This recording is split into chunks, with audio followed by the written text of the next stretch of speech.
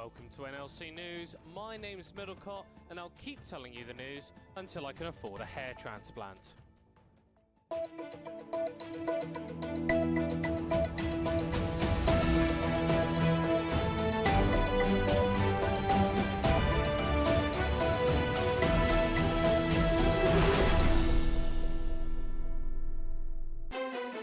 Don Jake has been handed a restraining order pertaining to several members of Bulldog and Verdant management after multiple reports of him Fortnite dancing menacingly outside their houses was made to the authorities.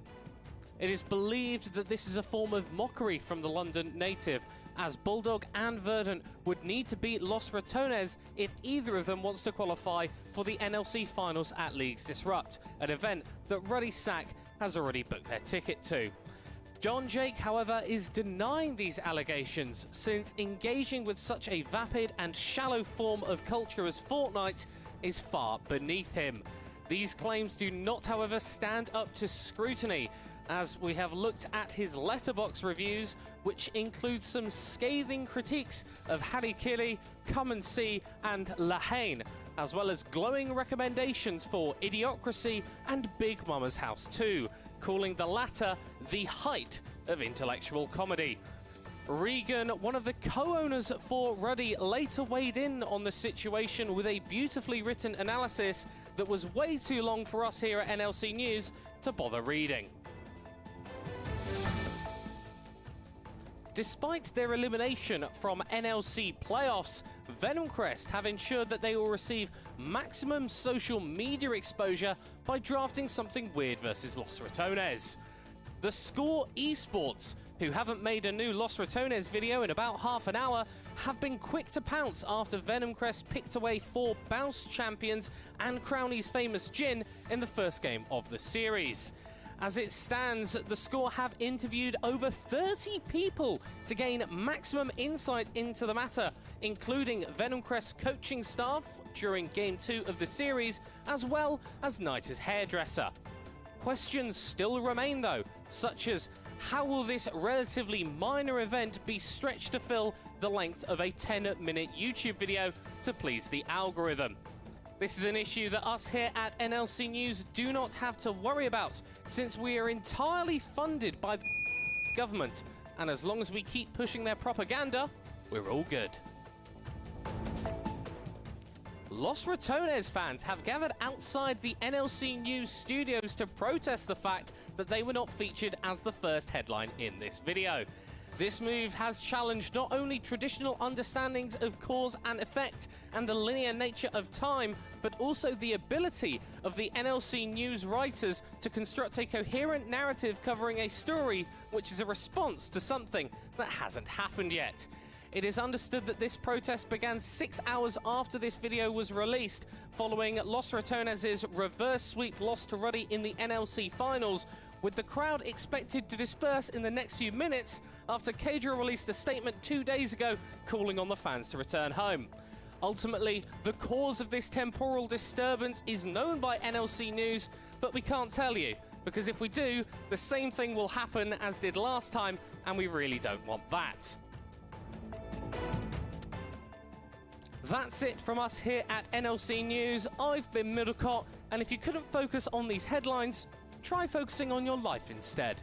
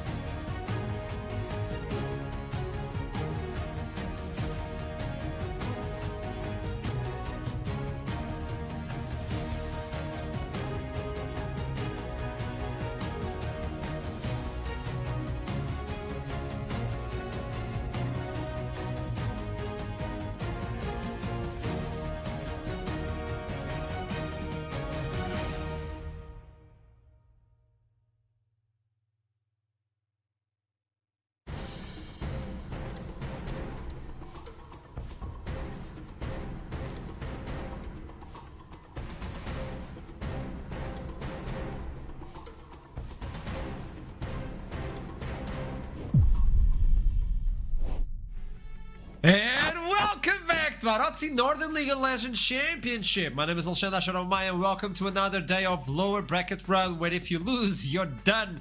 We're talking about one of the last ones before we move into Copenhagen. It has been a lovely road so far, but now it's do or die. And to actually do this, I need help. I need experts. I need Solarian Trouble to join on the desk.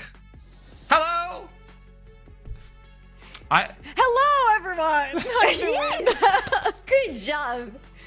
Thank you. Well, welcome both of you. How are we feeling for today? This is one of the last lower bracket runs for these teams. It's do or die. I always feel sad because I get excited like one is out. No, buddy. No? I feel full on sad because I look at both teams today and like I want to see more from them. I want to see more from both Bulldog and from Verdant playing more best of fives. But one of them is going out today and other one might be going out next week too. True. This is the lower bracket, buddy. You gotta pay the Los Ratones tax in the end. That's the lower bracket got so dangerous out of a sudden just because of one thing. Watch it. There you go. LR taking Nord taking out LR. Back in the day on the winner bracket, brought LR on to the 22nd of May after they defeated Venom Crest, which means whoever wins from today, Bulldog Esports versus Verdant, will be playing against them next week. That is going to be the last lower bracket run online because afterwards we move into Copenhagen. Tomorrow though, we have Nord versus the Ruddy Sack. Both teams will fight off and whoever wins goes straight into finals. And not only that, they also get a ticket for the EMEA Masters Spring Split. This is getting hot. Okay, hold up. Hold up, been hot here. Okay, Hold I up, hold. I heard Yeah. production is betting on whether I'm being muted or no. What is happening right here? What is Are you happening? muted? I Are you have muted? never been muted. I've never been muted, dude. This like literally me being muted is like the worst thing to bet on ever. I'm like an open book. Never muted. Never have been. Never will be. Never happened. We have no proof Bobano. of Travel League being muted. We have no proof. For those of you who have no idea what happened on the previous week, here you go. Verdant versus Chaos. It was a clean one. It was so clean that I'm not sure how many of us have actually expected it to be so clean because Chaos have showed a little bit of teeth. We gotta give them that, especially in game number 1. But after that, it was always Verdant being on top, Verdant being better with the drafts, much better with the drafts, and then Verdant going into the game and showing a lot of supremacy against Chaos. And actually, that was the redemption kind of best of 5, right? We saw them over in the upper bracket and in the groups. They didn't necessarily wow us, even though we thought they were going to be the ones to properly challenge Los Ratones. However, this was a series where they had a sub over in the support position, mid laner, Errol. So today, we're actually going to see them full force with Obstinatus back in his original role down that bot lane, right? So, yeah, he showed a pretty good face into Chaos. Was Chaos the hardest matchup they could ever face? Not really. Oh. Yeah. Venom Crest then versus LR. A lot of them expected something to happen. This was the game after the defeat from Los Ratones. I think they showed up. Hey, listen. They took Yeah. 5 Baus champions in game number 1. Yes. You will put respect on the name of Venom Crest because there were so many talks about taking champions out of Baus's champion pool, but no team actually pulled it off, and they did. Not only that, but Los Ratones picked 2 of Baus's champs in the first game as well themselves, so it was actually really entertaining to watch. Yes, and even though it was still a very clean series for Los Ratones, it was still so fun to watch, and a huge thank you for Venom Crest for doing what they did in that series, because nobody had the guts to do that. There's a VOD when the champion select was over. Baus says these words: "Are we cooked? I have no champions." So it kind of hit the mark. funny. They didn't get the game, but they hit the mark with that in mind. Yes. But for today, though, Bulldog Esports versus Verdant, we're talking about it. But where do we stand in terms of predictions? I like Hey, this. high five, buddy.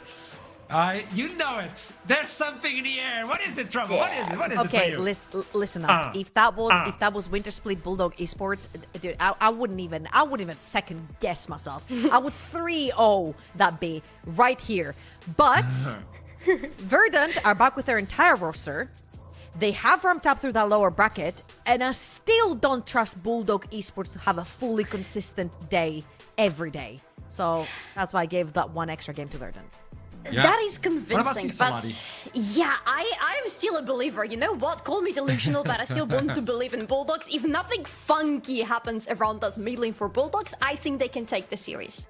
Okay, it's gonna be a fair one regardless of where you stand. You know this is going to provide a lot of action, and whoever wins moves on to next week. Whoever loses, you know it. You can talk to them on the chat, but you can also talk to us on Copenhagen. So buy your tickets. This is one of the last opportunities for you to do so. We don't have many of them left, and we have a lot of things set up for Leagues Disrupt.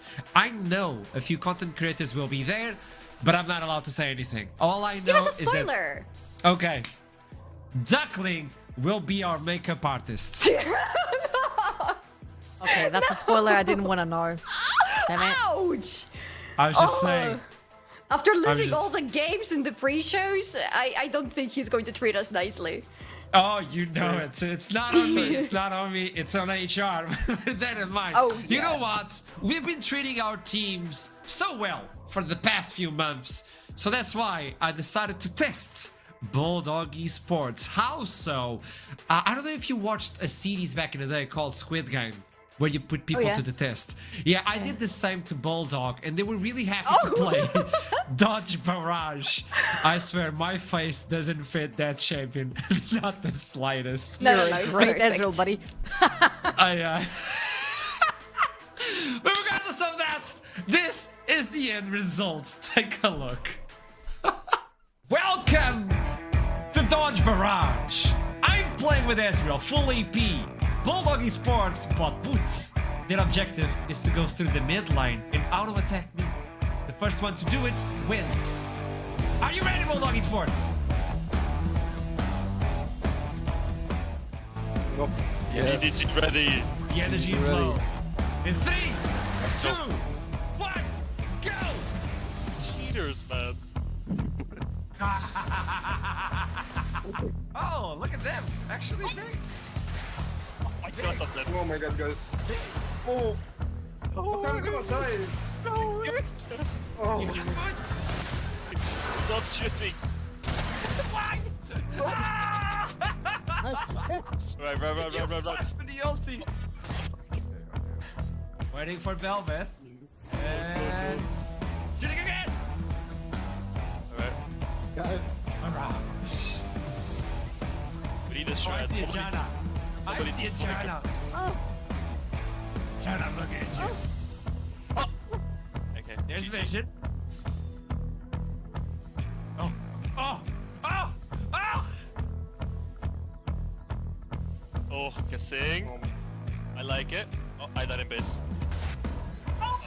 There's no way. There's no way that hit. No. Oh, Velvet. Oh, that's good. That's good. The ghost is on. The flash is used. Look at him. Look at the move. Why is my general 0-19? This will give you so much Yeah, more bro, fighting it's- capability on team fights. First time I'm Italy, helping sorry. you winning the split. Yeah, appreciate it. As I need feats of strength, so I get more swiftly ready. Yes, yes. Yeah.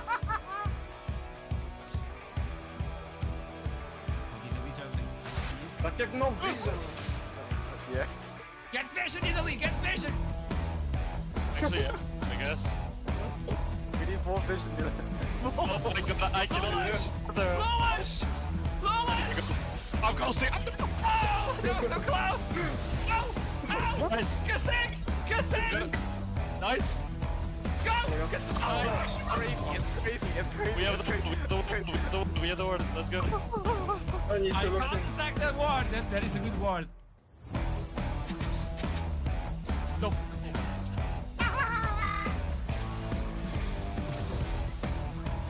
I only have 81 kills. Over. Yeah, give us another 100, we can get there. Oh. Silence. Bro, but now we see it, you know, because we have the word, so it's actually dodgeable. Oh my god. No, it's not. Focus. Focus. It's not dodgeable. Now I know how enemies feel versus Exofang Astria. Yeah. Oh no! Oh my god. Oh. Oh. So close. Oh. Kasing. Kasing! Okay, What? he made it. He made Why it. is he? He made it! Kaseng! You won it! You won it, Yeah, Kaseng. What do you want to say to yeah. everybody? The 31. What do you want to say to everybody, man? Cheater. What? Say my GG God. easy, even with the lowest movement speed and this bot called Belvev, you fucking lose it. Yeah, GG.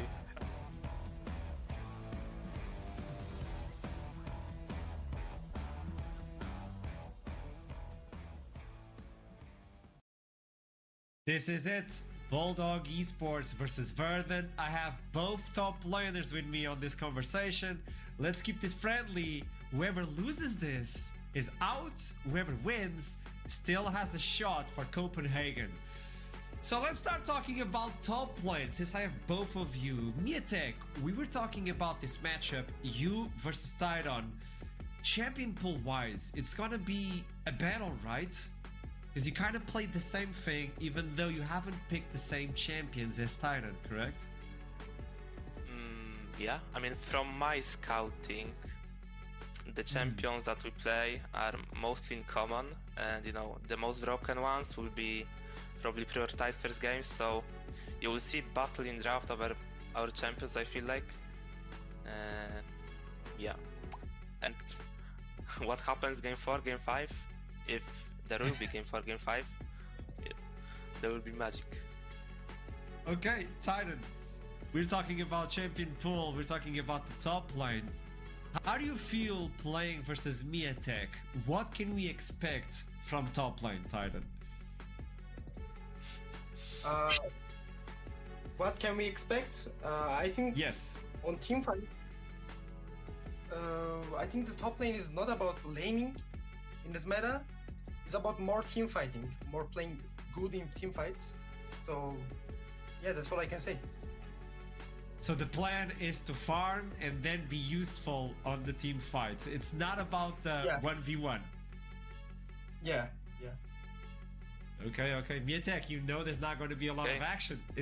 Maybe this is an opportunity for the split push champion. Tell me. I can take that.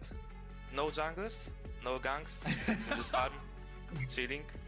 Yeah, bro. Sounds cool. Okay, I'll sep the pre-game, so there's no junglers allowed on top lane for 20 minutes. If a jungler appears, we gotta ban him. Okay, I like it. Tell me something, Tidon. What do you feel? What do you think you're best at top lane? How would you describe yourself as a top laner? As a champion or No, as a player. as a player? Actually, wait, you guys can hear me, right? Right now. I can't hear you. I Sorry. don't see. Okay, I got you. Welcome back. Can you ask again? I'm sorry. So, what do you think you are best as a top laner? I think my best is playing lane good and playing team fights good. That's all I can say for me. Love it. Miatek, where do you think you excel as a top laner versus Tidon? So he's looking for the team fights. He's looking for that farming, playing safe, and then exploding on team fights. Where do you think you're better? My good side is communication for sure. Like, I'm always saying to my jungle, no, don't come top. It's 1v1, don't come. In team fights, I'm like, here, help me. I love it. I feel like Miatek. bombs are like, Yeah. you know, my best point, to be honest. On laning, I can int, but then I will just shout in team fight and we win. It doesn't matter, you know. Chaos. I like it. That's a lot of chaos, Miatek. Tell me something. What is the big plan for today? Because I think when I look at both teams, they're pretty much even. I look into the top line, I think it's even as well. AD carries, it's going to be interesting. I mean, Xafeng is a beast and all that. Where do you think there might be issues today for Bulldog Esports, Miatek? I don't know where the issues will be because it's always random. You can't predict that. It's from experience. Yeah. I learned. But for me, personally, I have big motivation to win this game because for me, I am probably second worst top laner in league, and the worst I think is the boss. So we need to face them in the next series to find out. I love it. Okay, Titan, you are one step away if you win this from getting closer to Copenhagen. If you win this, you have to fight versus LR. That's gonna be a really complicated one. How much do you want to go to Copenhagen? What would be the feeling getting into Copenhagen? How much do I want to go Copenhagen? I mean, Yeah. I 100% want to go Copenhagen. I will give my everything for going there.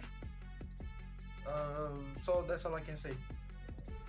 Okay, Titan, last question for you. When you look at the end of the day, facing off Bulldog Esports versus Verdant, what do you think is going to be the score?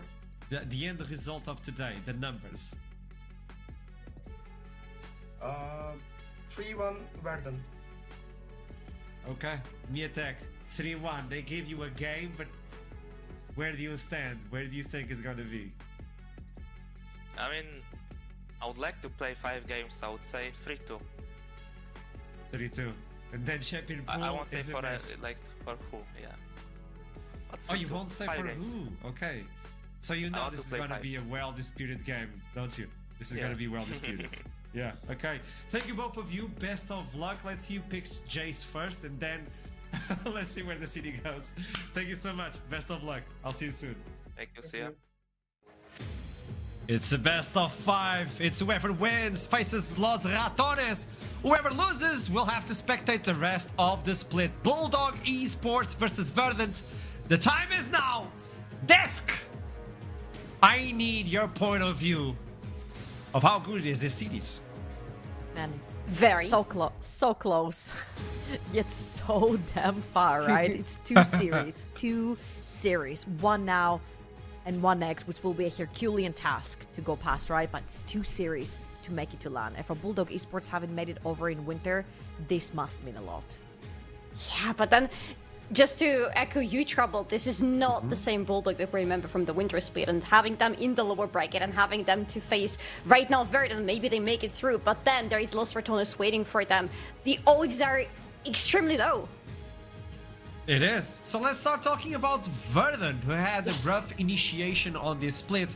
They showed a lot of promise and then instantly into the lower bracket, but this team is amazing. And today, they're playing with Obstinatus as well. So it's no longer at all. It's going to be Obstinatus, the support they're used to play with.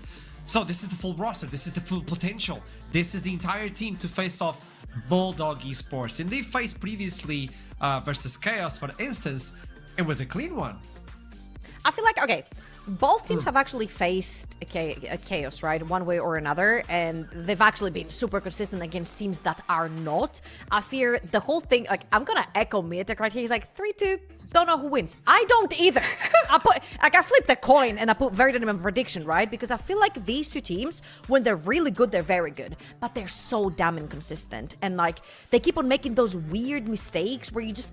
He said, when you ask him which one is going to be the weakness today, he doesn't know, because it might be mid, it might be himself, it might be bot lane that doesn't work, it might be jungle. Like, these are the inconsistencies that I cannot decrypt as well about both of these teams. Obviously, I know where they lie, but they just happen all the time. However, there is one consistency about Verdant that is going to be super important for this specific series, and it is the return of Obstinatus, because he is a very big part of the team, especially because this is a team that when you look at their games, everything needs to start from them drafting, which I bet we'll talk about later, but Obstinatus is a very big engaged player. If you look at his champion pool, he pretty much plays exclusively only engaged supports, and that is usually big for a team that wants to be fighting and for a team that is going into a very big lover of team fights, which is Bulldog. I agree 100%. If you get Obstinatus with all that engage and the capability of being that front wall to the carries and allow his Syncax, for instance, to just pile and bring the damage, Shiganani as well, all of those names just pile up. This is what they need. So Noodle is also a pivotal part on this team. And we're watching a lot of these replays, even versus Ready Sackward on the winners bracket. They're playing on the finals of the winner bracket as well. And this is what they're capable of achieving versus Chaos, as you stated. Interesting, it was clean. Tell me, Treble. I mean, yeah, Chaos started the best, right? However, Verdant, that was the time where they needed to actually turn things around. They hadn't necessarily showed us too much in terms of their strengths. This particular series, they managed to be a lot more consistent and a lot more aggressive, I want to say, in general. And again, against the team that is not of your caliber, and in the books you technically should be stomping, if anything else. They did take it on a 3-0, right, and it was particularly clean, but I feel like this is their actual first real challenge in a best-of versus a team that is of sort of the same caliber. We said last split, hey, Bulldog Esports might be the dark horses right here. They might be able to take it up towards Los Ratones. We said the same about Verdant when they just ended up together in the first group at the very beginning of the split. However, right here is where they need to start showing up. I'm expecting a lot more, particularly from Senkax, because I feel like Shiganari has been so lonely in terms of the carry department down below. Yeah, he's putting a lot of weight on his back, I would have to say. I think Shiganari has been the one to bring up the team on his back, as we have Quite literally. Yes, that is Shiganari, by the way, if you look into his face. He's sad because he's doing a lot of work, but look at the damage in the stats right now for this AD carry. Can I just point out one very interesting thing about Shiganari? Because this is Playoff Shiganari, and Playoff Shiganari is a completely different beast compared to Shiganari that we've seen before in the regular split. In the playoffs, Shiganari has been popping off. All the stats over there of the kill participation, insane. The damage percentage in the team, absolutely crazy. This guy has grown a lot right before our eyes. Yeah, absolutely. And I feel like a lot of the stats will be inflated by a series where you're stomping right and you go 3-0, and that's absolutely fair. But he was the primary force for his team, the primary carry, the primary damage for them. You see that he's number 1 and number 2 in damage shared and in DPM. So he was actually putting in the real numbers. But I feel like his damage share in particular, doing 32.7 when you've got a carry top laner and a carry mid laner in your team is quite insane. Yeah, and his gold percentage is not that high as well, so he does a lot with not that much as well. Yeah. It's economic, you know, it's like an electric car on the team, and it is the future right now. But when you look into his opposition, we're talking about Exofang, which is the wonder kid, I would say. And obviously, that is someone that we need to highlight, because on one side you have Shiganari with that percentage. This is Exofang, so it's not going to be easy to pilot within these cities, especially for the bot side. Okay, so Shiganari was number 1 in damage share during playoffs. This is Exofang's entire season. This is his entire split. He has been consistently above 30% damage share in his team. That's how important he is to them, and that's how much they need to try and play around him and minimize their mistakes. That is 100%. the difference between the two, because they both are super pivotal for the team, but in terms of Bulldog, you can see them putting a lot of resources into Exofang, because, you know, he's going to be the main character of the story for the majority of the games. For Verdant, it's not the same, and I really wonder how Verdant would look like if they decide to focus on their AD carry just like Bulldog does in the majority of the games. Interesting. So, as we move on and we talk about these teams on the head-to-heads, when you have both teams, what about the game duration as well? I think this is also important, because on one side, I do believe one team likes to wrap it up as fast as possible. The other one likes to take its time. It's a massive difference. 5 minutes in League of Legends, it's a lot. Which is, both teams really prefer scaling champions for their comms, and yet the difference in the game duration is massive. I mean, we're talking about the team that is the fastest in the entire league. That's the team that is the slowest in the entire league. And that's because they cannot play a proper early game to save their lives, Bulldog Esports. Like, they're so damn good in team fights, but when you have to, when you throw your early game to crawl it back, well, you need an extra 5 minutes at least, you know, like another 2 team fights at least. So that's where the 5 minutes come from. So let's introduce the boys. We're talking about Bulldog Esports. You know them, but this is the team. Yetek, Ludus, Cayman, Exofang, and Kaseng. They'll be in front of you. And so far, we've seen some surprises from them. Some positive, as you stated before. Some that are not that positive. What are we going to be seeing today? That's the pivotal question. What have we seeing so far as well? Let's bring it up. We've seen a lot of high highs and a lot of low lows from this team, and I have a feeling that today's series might pretty much bring out the same thing about this team, because when they team fight, they are insane at team fights, but sometimes they make such silly mistakes, and there is still so much to work on their early game. Yeah, I feel like Bulldog Esports, they don't necessarily live and die by their early game. We had our concerns when the lane swap meta was happening, and I felt a little bit dizzy in that early game. But then once that meta completely dissipated, stopped existing, we said, hey, this is their time to shine. Miatek on the aggro top lane champions, likes to 1v1, likes to play fist fights. And then Exofeng and Kasing, they do like to play for their 2 versus 2. So this meta is fantastic for them. It was made for them. Hasn't quite been the case. I have found their early games particularly super weak. They get lost on the map. Lulas hasn't been as consistent as in Winter Split either. So I'm actually afraid that if you throw your early game so hard, your team fights can only be so good to bring you back into the games. And we're talking about a team that actually loves those team fights, as we debated in the past. So when we talk about them, Trouble, I've been getting a lot of information from your breakdowns about the teams. So if possible, can you do the same for Bulldogs? Because if you like the team fight, let's understand a little bit deeper on what they like to bring into the action.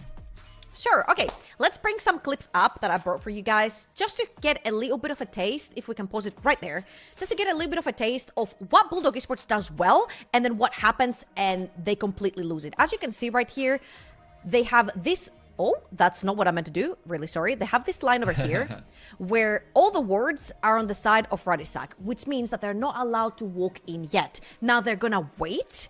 You'll see that at the end, we'll have a Renekton coming through here, creating space, and then the rest of the team will slowly make their way into the river. So as we play this scenario, it's like, okay, Lulas was checking to see what was happening.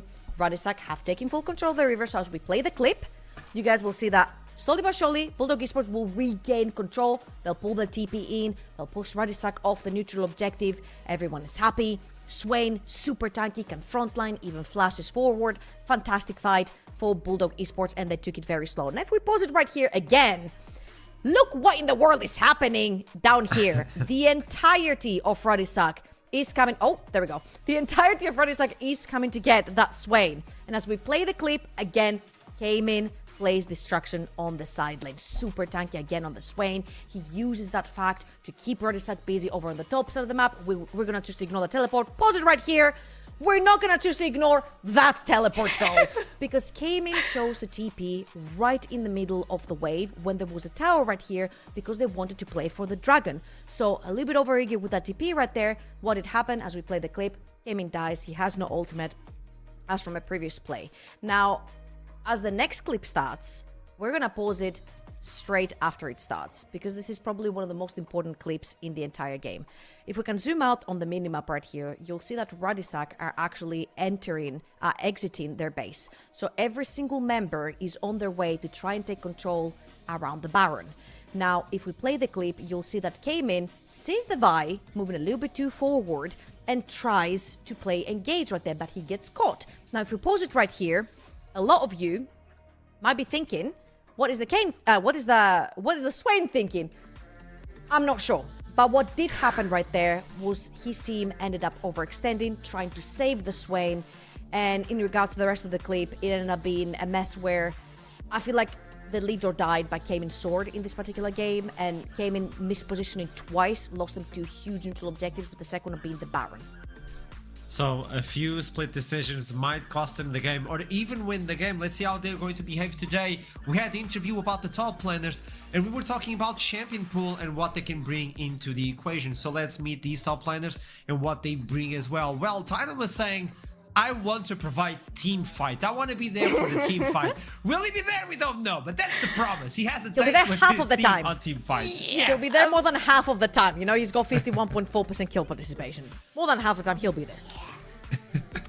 Can you count on that though? Because I don't know, buddy. Team fight, maybe the rest of the team will be team fighting, but these two top leaders, they will stick to their top laner duty, which is funny because they play very aggressively, but at the same time in their playstyle, very often we see, especially in Miatek's case, pivoting more towards the split pushing, more into playing isolated from the rest of the team. So for this series, my question to these top laners is going to be, are you actually going to group up with your team? Because right now it feels like it's going to be so crucial for either of you.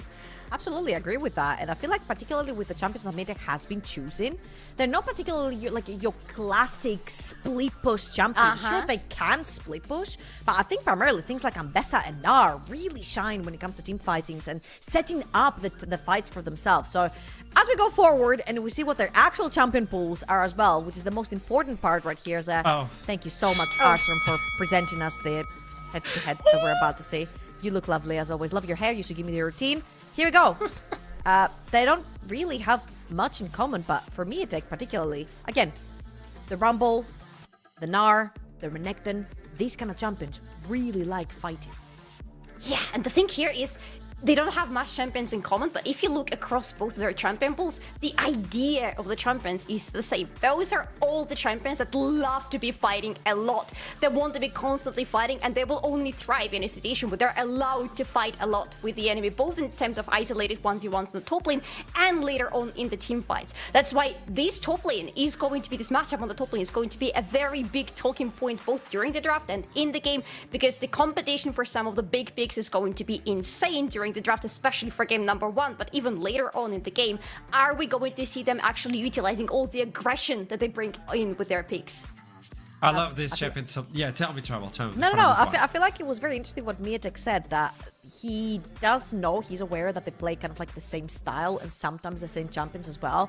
And he particularly said that they were gonna try to focus on taking the most OP ones first, to try and get them potentially like out the pool or use them to their advantage, right? So I am expecting a very heavy 1v1 going on in the top lane, since he did mention that his jungle doesn't really care about ganking top anyway.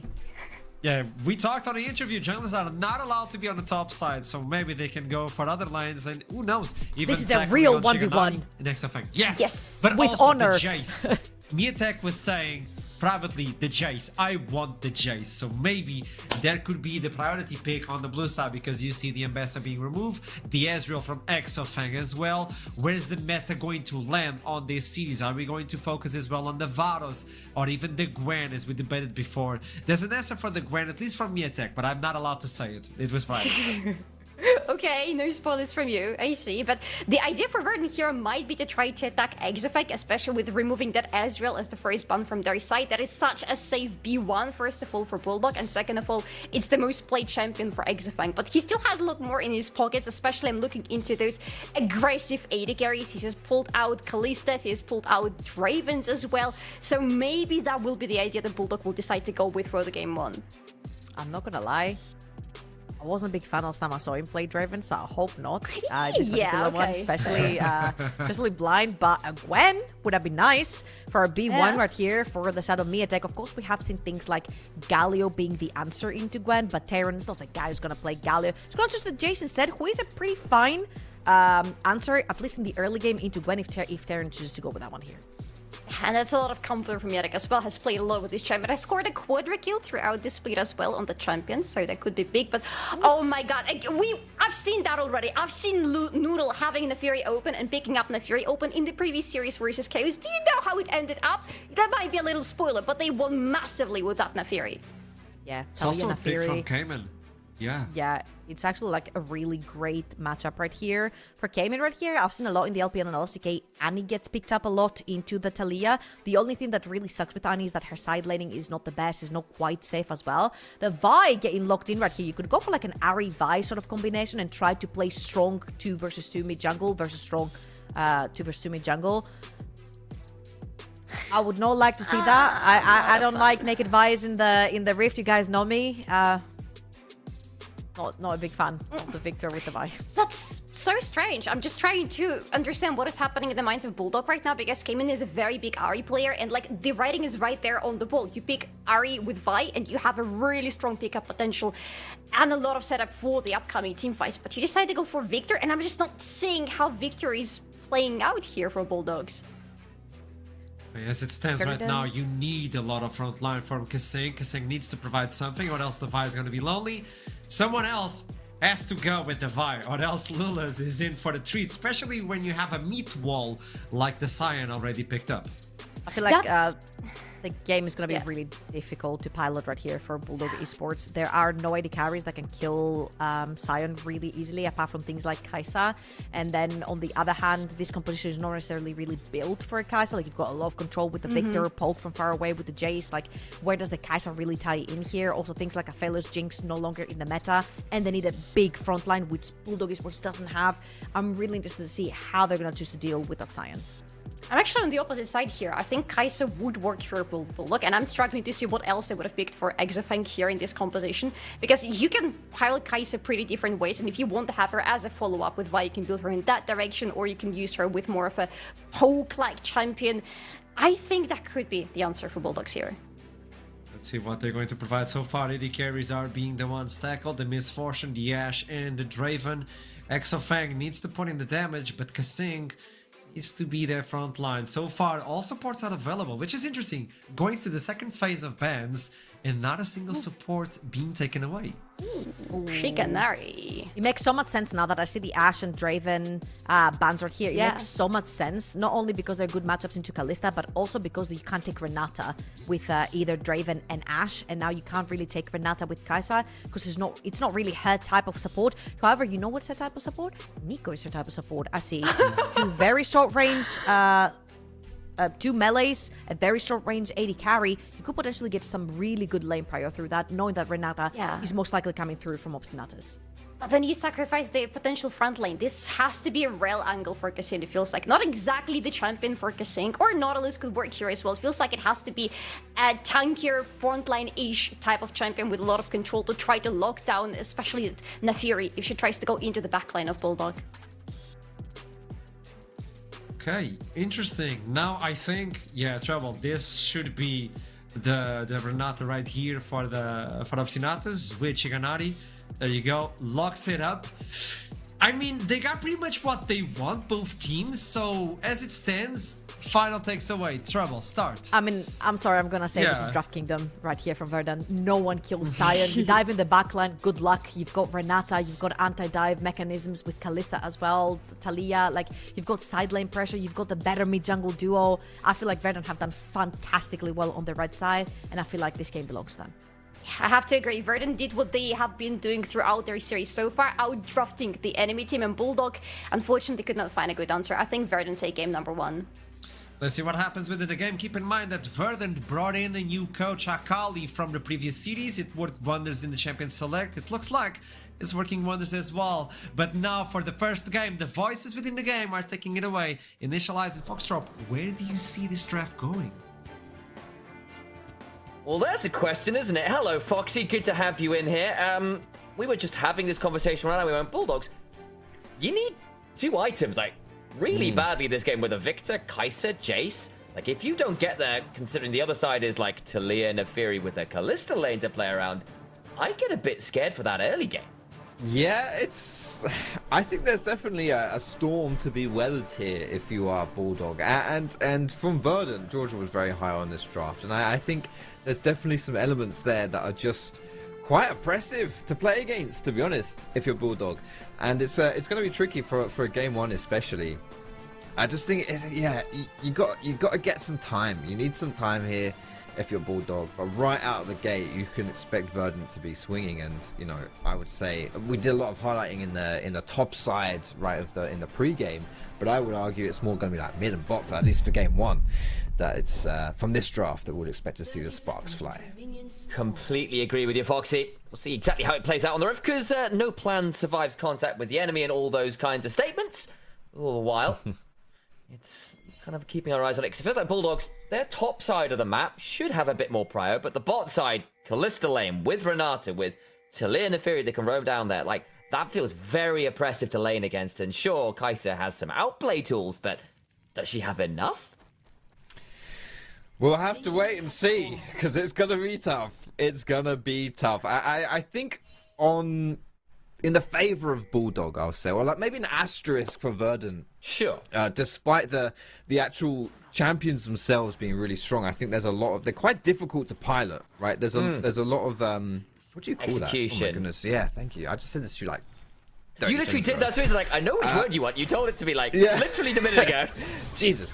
Yeah, but the likes of Kalista can be hard to pilot. Talia and the Fury are very strong 2v2, but not your standard easy 2v2 to play as well. A lot of skill shots, a lot of squishiness coming through there. So, yeah, I do think from that standpoint, that could be an asterisk moving into this game, and really does require some good hands to pilot the comp, as strong as it is here for Verdant.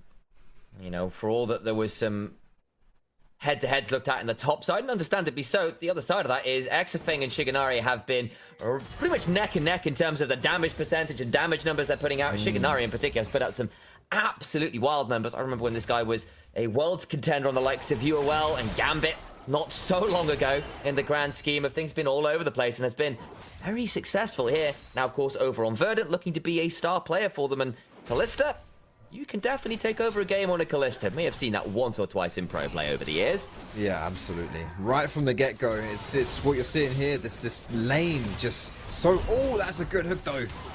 It's work from Kasing. Gets that one back, and you do have those tools with the Nautilus to find your all-in window. Still, the Rend after, puts Exafeng in a trickier position. The wave shoved under turret. Try and pick up as much of this as he can. It's already dropped a couple minions through unfortunate turret shots. But hey, sometimes them's the breaks when they get shoved into you. It's a good hook there by Kasing to blow Shigenari's barrier. This is the question now after the full clear. We can see both junglers have path towards bot side. Obviously, we still do have flashes up, which is the big one, but we might see a bit of action coming through the bot side of the map here. It's difficult, though. It's very difficult if you're Lelouch to make that happen on that Vi. Not exactly the early game kind of champion, but oh, here's the return hook again. Sonata's one eating so much of the damage. The ignite, there's the bailout. It means nothing. Verdant in the red. That's ironic. There you go. First blood. Of course, we should have expected this once we mentioned that early on. Yeah. This was going to be Verdant favored. I think it was kind of inevitable after we set those expectations. But I mean, normally you see a Nautilus be the aggressor, walk up and go for those forward plays. But because things like reactive hooking are making these plays happen. It's ridiculous. They got the barrier from Shigenari and then got the kill on Obstinatus. Noodle has got a little bit of a wrap around here on Cayman, but I don't think there's that much of an easy angle. And I agree with you. Some really good punishes from Kasing on some of those aggressive steps forwards. The double range of this Kalista Renata still very strong. And in fairness to Shigenari, is up a lot of CS right now. See how much Exafeng can pick up of this wave. But I'm imagining here half a wave or so in the lead. So that's keeping the difference between the AD carries pretty even. But when you're playing the Kalista Renata lane, giving up a free kill like that kind of sucks, not gonna lie. Yeah, on the plus side for Verdant, that kill did go over to Kasing with his ignite. So it's not going all in the pocket of Exafeng, who's going to recall now and buy his first items. Fortunately for Shigenari, he did have time as well to get a pickaxe straight up. So he's on a pretty decent spike at this point with the double longsword for Exafeng. But now it's all going to be happening in this bot side. If I'm the junglers, I'm looking there, especially like Senkux too, right? Not as a jungler, but the roaming potential with the Talia wall easy can get down to bot side of the map, and there's no escapes, no dashes, no blinks for Bulldog's bot lane to escape the wall. I would imagine, you know, big target on the bot side of the map here moving forward. You have to imagine, right? Even the Scion can do those very aggressive lane ganks where you start walking towards where the bot lane is and kind of just lane gank them by pressing the R button, coming on down. Lots of tools to potentially threaten the Kais from the Nautilus, and credit to Exafeng and Kasing for trading back relatively well so far, for all that, as we've kind of said, down that half a wave to a wave. But the early game, so far for the side of Bulldogs, pretty solid in a way we were a bit worried it might not be. We thought they'd be completely up against it here early on. Not to be the case. Give credit to Bulldog here. It's kind of funny as well, because it was mentioned on the desk about the inconsistencies of Bulldog. Very fair, yeah. And early game was one of the topics that was broached. But yeah, already so far, not looking too bad. Of course, despite getting that early kill, there's only so much you can do. Okay, we're getting the 3v3. The first move from mid will be crucial. It might be a smite fight. Oh, one by the Kalista Rend always makes things tricky. Weaver's Wall not coming on in, but came in on the other side looking for it all. But he's split off 1v3. Bailout comes on down to Shigenari, who will melt away. Not in time. Turning around, Obstinatus. Wish he was a little bit more obstinate as Kasing hooks the wall, can't find the angle round. But that is 2 additional kills to Bulldog. Sure, you got the dragon. But Bulldogs get that mark towards the feats of martial mastery. At the very least, great set of kills. Brutal stuff here for Verdant. Yeah, they get the dragon, but all summoners are blown. And they should be winning these fights. They should also get that first move from Senkux. Just doesn't happen as Tyron now. He's going all in. Tyron goes to the all-in, lands that big ult, flash for the thundering blow. Noodle has got the level 6 flash for the decimating spike into the Hound's pursuit. And there's no escaping that one. The dog's a little bit too fast for Jace to get away from. Yeah, no running away right there. Was it Mietek who said in the pre-game interview something about 1v1 no junglers, that Tyron be in trouble? Seem to remember that being thrown down a little bit. Seems like he lied to us. That was a 2v1. What are we talking about? Clearly, yeah, okay. It's a breaking of the rules. Yeah, but that's it, exactly. You're right in all chat if you're Mietek, like, you know, jungler no ball or something like that, but he was getting smacked before Noodle showed up. Let's be real. Let's be real. You don't give him the out. That's all I'm saying. You had that one. Still, unfortunate moment from Mietek, who had been getting a decent shove topside, not so much anymore. Reset from Bulldogs brings their bot lane towards the top end of it. I suspect that means they want to play for these grubs, and when you are the one with the Jace, can see why you might want to play towards some of that additional structural damage courtesy of the grubs amps. Both our top laners now towards this bot side of the map with no ults or teleports, so no real way to come and contest. Going for the little proxy farm here, Baus would be impressed. The Warden's mail first item, no, I don't think he would. No, you know what, I take that back, yeah. That was probably a lie in terms of the exact amount of approval the Baus would give. I give you that. Yeah, but position-wise, of course, you know, this is the thing. If you're comfortable in your lane, and I think Verdant know as well, like with the lane swap that came through from Bulldog and the lane priority in the top side, that Bulldog members should be in the top side of the map. And with that in mind, you know, Noodles now moved down bot side to take this jungle too. So at least they're getting something here, Verdant are. They've already taken Dragon, so you can't handshake the objectives at the same time. But it's good to recognize when you can't contest something, don't overforce it, and just take what you can on the rest of the map. So, look, that time goes wise. How's just the handshake? Clearly, not willing to engage in aggressive negotiations so far. A little ironic for Renata in general. Pulls away for now. Grubs were picked up by Bulldogs. That's a sort of trade of the objectives early on, with the first dragon going the way of Verdant, for all the fight afterwards very much didn't. We're seeing a Catalyst build on this Victor. Tears in for the Jace. We know exactly where these champions are going, and it is 2 items. We've mentioned it before. I suspect we'll be mentioning it a couple more times after this. Yeah, but it's just, this game's already defying some expectations for me. Agreed. It's just, yeah, so sure, 2 items are still a thing. Definitely something we want to keep our eyes on, but so far Bulldog have just really turned up the heat in this game 1.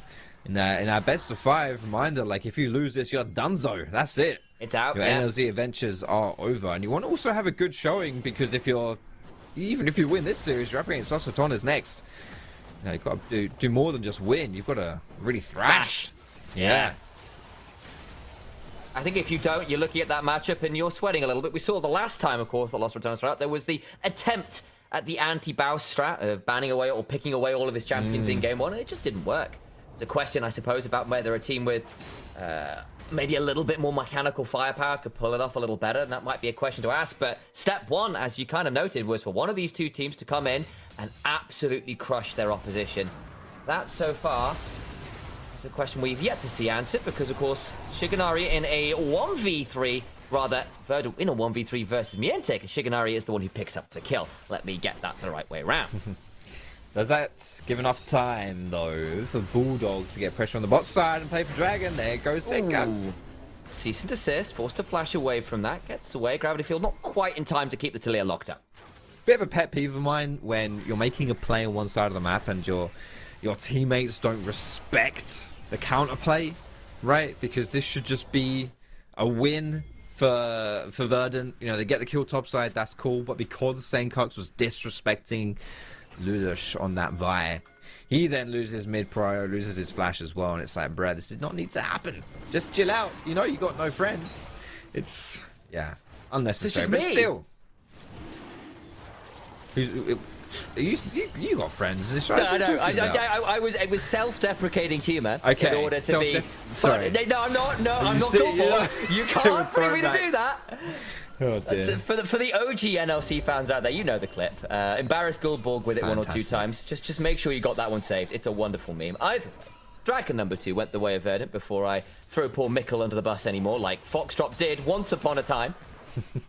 Now, towards the spot lane, I think we've got a little 3v3 brewing. Noodle will try to eviscerate forwards. There's the Vibe. Of course, doesn't have the op, but the death charge comes on through. Obstinata's in danger, but he's flashed towards a Vibe. In comes the Weaver's Wall, teleporting from Cayman. It's an absolute catastrophe down here, as everyone's here and throwing out skill shots left, right, and center. Noodle manages to eviscerate over the wall, and no one dies. A lot of stuff burnt, but no one was willing to stick around and fight to the death. Oh, Kasing flash hooked the wall, unfortunately. Yeah, that lost then, that kill.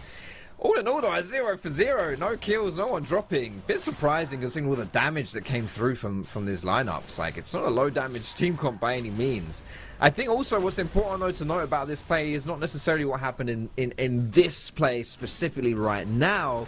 It's what's going to happen in the next play. Because, crucially, there's two things here to take back from that. Shigenari, you've got your flash, you're chilling, you're good. Whereas everyone else pretty much in that fight, at least Exafeng, does not. Secondly, Senkux. He joined the play with his Weaver's Wall, whereas Cayman had to buy a ticket from the Teleport Airlines. Now, those tickets, they're not particularly spenny, but they got a higher cooldown. You can't buy those too frequently. There's not great hours on them, right? You just don't know when the next one's coming. Exactly. It's unreliable. Like, they're like buses.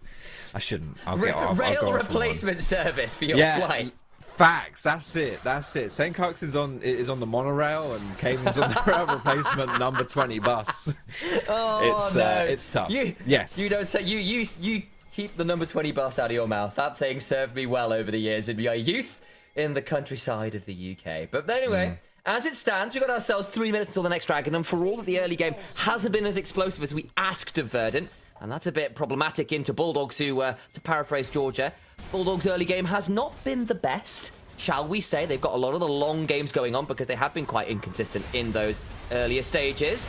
But they have, at least in this game, been very able to pull the trigger well. Tehran, though, was coming on in with that ult on a lane gank and turns around to Exafeng, who went very deep. The moment I open my mouth, Bulldogs end up giving it away a little bit there. It's a 4v3. And they've lost their AD carry already to make it the 4v2. Noodle fucking daggers that one and have to pull away. Cayman. I don't know about this one, bro. I don't know about this one. This is Cayman. My days is a decimating smash. Kasing gets hand shook away from the turret. He's cleared out enough of the wave, I think, that he gets away with it. Lost a bit of his health bar, but Cayman also steal and stands well firm there. Managed to do a great job of holding on to that turret. I got very nervous for him. Yeah, me too, dude. Me too. 4 versus 1 with a Scion to tank the turret. Ooh, he got away with it though. Didn't even have to flash. So clearly he's that's why he's out there and we're here sitting in our rooms talking about the game and not playing the game. But definitely a bit of a squeaky bum moment for Bulldog fans. Does walk away. He does survive. But it's the punishment from Verdant, right? It was the flash difference, really, at the end of the day, right? Exafeng goes down. He couldn't flash away to survive, whereas Shigenari could. All set up from that earlier play. So that evens up the kill score, brings the gold lead only a few hundred in the favour of Verdant, and I think that is something we're starting to talk about before the violence occurred bot side. And again, great lane gank with that ult from Tehran to get on down there, but you are only 500 gold ahead with a Kalista comp, and on the other side, you are starting to get some items coming in now for Bulldogs, and that gets a little bit dicey in terms of the scaling. Handshake there onto Lulish, but doesn't turn into anything more quite yet. My eyes have to turn instead to this dragon spawning in a minute, because that would be sole point for Verdant, and there's their way out of the fact that the early game perhaps not as dominant as they were hoping. And the difficulty as well, like for a Kalista, it's good with the champions that Verdant have drafted.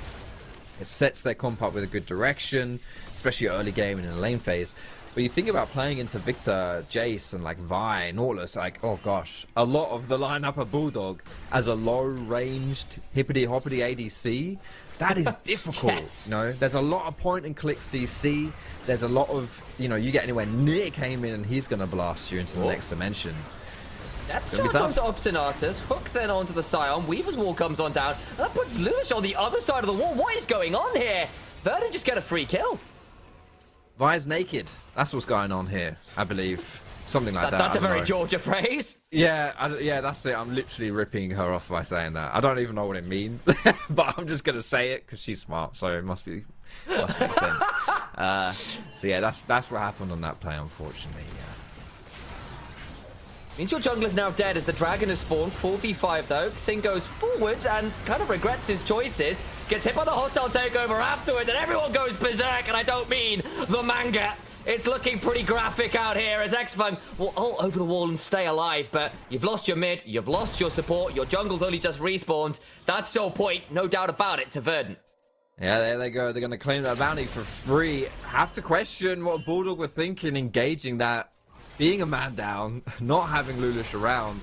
Lulish won't even try and go for this steal either. He's just going to be cross-mapping this, going for that Herald. I don't know if he takes this, though. Like, it depends if Verdant are committed to denying it, because this dragon will die, and they certainly have numbers to potentially do something about it. But I think no, it's just going to be that trade instead. But not good here, not good for Bulldog. They're really starting to fall behind, and this lead is winding. Let's have a look at this one again, because Xing hits Noodle, and that's great, but this is a 3v4. Bro, they're literally on the screen. It's not even like, oh, it's a 3v4 because this guy popped out the bush. No, he's right in front of your face, Brett. Watch him, just count the health bars. Yeah, where's the Sesame Street video? No, look, here's the count. We go 1. Yeah, not good. Not good there, Bulldog, mate. Back to math class review. Well, unfortunate moment there from Xing, who a bit of a perplexing play, I think is the way we'll put it kindly. Not their best moment. That's now sole point for Verdant. They have accelerated the gold lead. While the early game might not have been fantastic, this mid game has been much more what we were hoping for. Now you got 2 kills on this Talia. The Kallista's doing just fine. On the other side of it is this Nefarious 1200 gold up. And it's just found Xing again, who is not having a lot of fun. The Hound's Pursuit comes on through. Shield there, Depth Charge on turns around. I have cast a Curse Noodle, and I do apologize. You have been turned into dinner. Xing, oh my, how did you get away with that, dude? You did not deserve. He was doing a greedy recall on a ward. Hadn't swept the bush where he was sitting, but still finds a way to survive. That aftershock really saving him in that. That's actually huge. That's a shutdown as that Mirtek. He's got a flash, but the problem is he flashes onto the seismic shove! Senkux is a mind reader, and Mirtek, unfortunately for him, does not have anything resembling the mental fortitude to avoid that read. That's turret, and burst turret at that top side to Verdant. Senkux read him like a book in that one, no problem. Oh boy, Mirtek losing his turret as well there, like you mentioned. That is a big kill, that is a very big kill. Beats a strength as well, it's late, but they earn it. Oh, it's always, yeah, you're right, you're very right. And respectfully this time around too, Verdant are positioning in this lane knowing that, hey, we just dedicated members top side, let's not overextend in mid and get too greedy. Sensing a slight, what's it like? I was going to say parental's the wrong term, that kind of worked. I was thinking what's the same word for teacher? Authorial, we'll go with that one. That's the term I've decided to use. There probably is a better term. But there's that disappointed teacher energy there. Like, remember, guys, don't overstep in mid lane. You're cross-mapping elsewhere. The exacerbation is there. Exasperation. There we go. My words just aren't coming out right. I've managed to choose the wrong ones 3 in a row. As Xing, you were just there and dying, almost dying, not so long ago, right in that spot. And that one is an ignite that will help pick that one up, and they get it straight towards Atacama. Yeah, okay. Deja vu a little bit. This time around, though, Verdant do pick up the kill. And that should set up this Atacama. I'm not sure there's too much that Bulldog can do about it. Lulish is in the area, potentially for the steal. With the new Atacama as well, the flowers aren't there. So a steal actually does mean a little bit more, but he's not going to go for it. Bulldog are going to sack this one. And look at Tom. Mirtek is pushing. Should be answered by the teleport, but that's, yeah, pretty much just a free Atacama right there. No response to Bulldog. The other side of this, though, at the very least, is we've got actually Weaver's Wall coming on in. That's not what we're going to talk about, but it denies the Herald, tries to drive it around and go elsewhere with it. Going to do a decent job of getting it towards bot lane, perhaps, but it only gets trapped on a wall there, and good Weaver's Wall there on the denial of the attempted counterpunch. Minute and a half, by the way, at the top of your screen until Soul available for Verdant. We know that is going to be a fight, make no doubts about it. Second items are coming through, though, for Bulldog, so I think this should be a relatively competitive affair. Yeah, if they're not too far behind at this point, which I don't think they are, but it's going to be difficult. It's still going to be a very difficult fight to execute, and I'm just, yeah, I'm worried. I'm worried here for Bulldog, because if they don't contest this dragon, like, you're absolutely going to be, yeah, facing up against a Soul, and that's just not it. That is certainly not how you want to go about winning games of League of Legends. I just think Xfeng is going to be the guy, right? You've got to focus on him. See if he can make it happen. Cayman as well now is on 2 items. You know, they're pretty squishy on the side of Verdant. If you catch people, you certainly can blow them up. Our eyes on it. 30 seconds to go. It's Bulldogs in the river first. They've not managed to get all of the vision. In fact, there's some fantastic wards in their jungle right now from Verdant. Just look behind that pit. So many good teleport angles. So much idea about how people are going to get in towards this. Mid-lane control we're phoning over right now. Came in off the one side, and Mientek teleporting to the mid-lane tier 1. 2 items and everyone that matters. Finish up the Mira Manor as well here for Mietek. Very tanky on Tyron, but apart from that, not so much. Not so much. I think this crab is actually a relatively big pickup here for this fight, but Verdant just going to let this one go. I think that would be... Oh, a mistake. Here we go. Flashes. Kasing hooks the wall after as well. Both supports. Missing key skill shot. Decimating flash on the 2. That gives Noodle the opportunity to go forward. He's got so much damage with these items right now. Lulas down to half HP. The hostile takeover. Another decimating smash. Sets up on the side. Big shove. At the back end of it all, Shiganari acts like one of them there. Reapers to death and heads on over towards the dragon. They've killed off 3. Soul is theirs unless Lulush can pull off the miracle steal. But it's into a rend. It's just not going to be easy doing, and Obstinatus about to spot him out. Yeah, gonna have to wave goodbye to this dragon here, Lulush and Bulldog. That is now Soul you're playing versus the Mountain Soul. All the points I made about Verdant not being that tanky, down have a relatively squishy lineup. Yeah, we forget about those now. And it's just, yeah, it's a toughie. It's a big toughie right here. And Verdant coming back on this one, considering they really goofed the early game. Still just, oh my goodness, in complete control. Now, the important thing to watch in this fight, watch Scions decimate and smash. This is illegal, literally. I hear sirens, dude. It's not just Solari's mic, hot micing on the show. How do you get caught by decimating smash? Again? As Victor, as Vi, when you have your summoners up, you can't be doing it. You're not allowed to do that. And that sets them up to get caught and die. That was pretty problematic. And again, I remember when we came into this game saying, oh, we've held this top lane 1v1 matchup, should be really important, but look at the comms, it's going to be about bot lane. And then we come into this critical soul fight, and it is the top laner of Verdant, Tyron, who does exceptional work there with 2 critical Qs. Now he's also going to be with this Mountain Soul.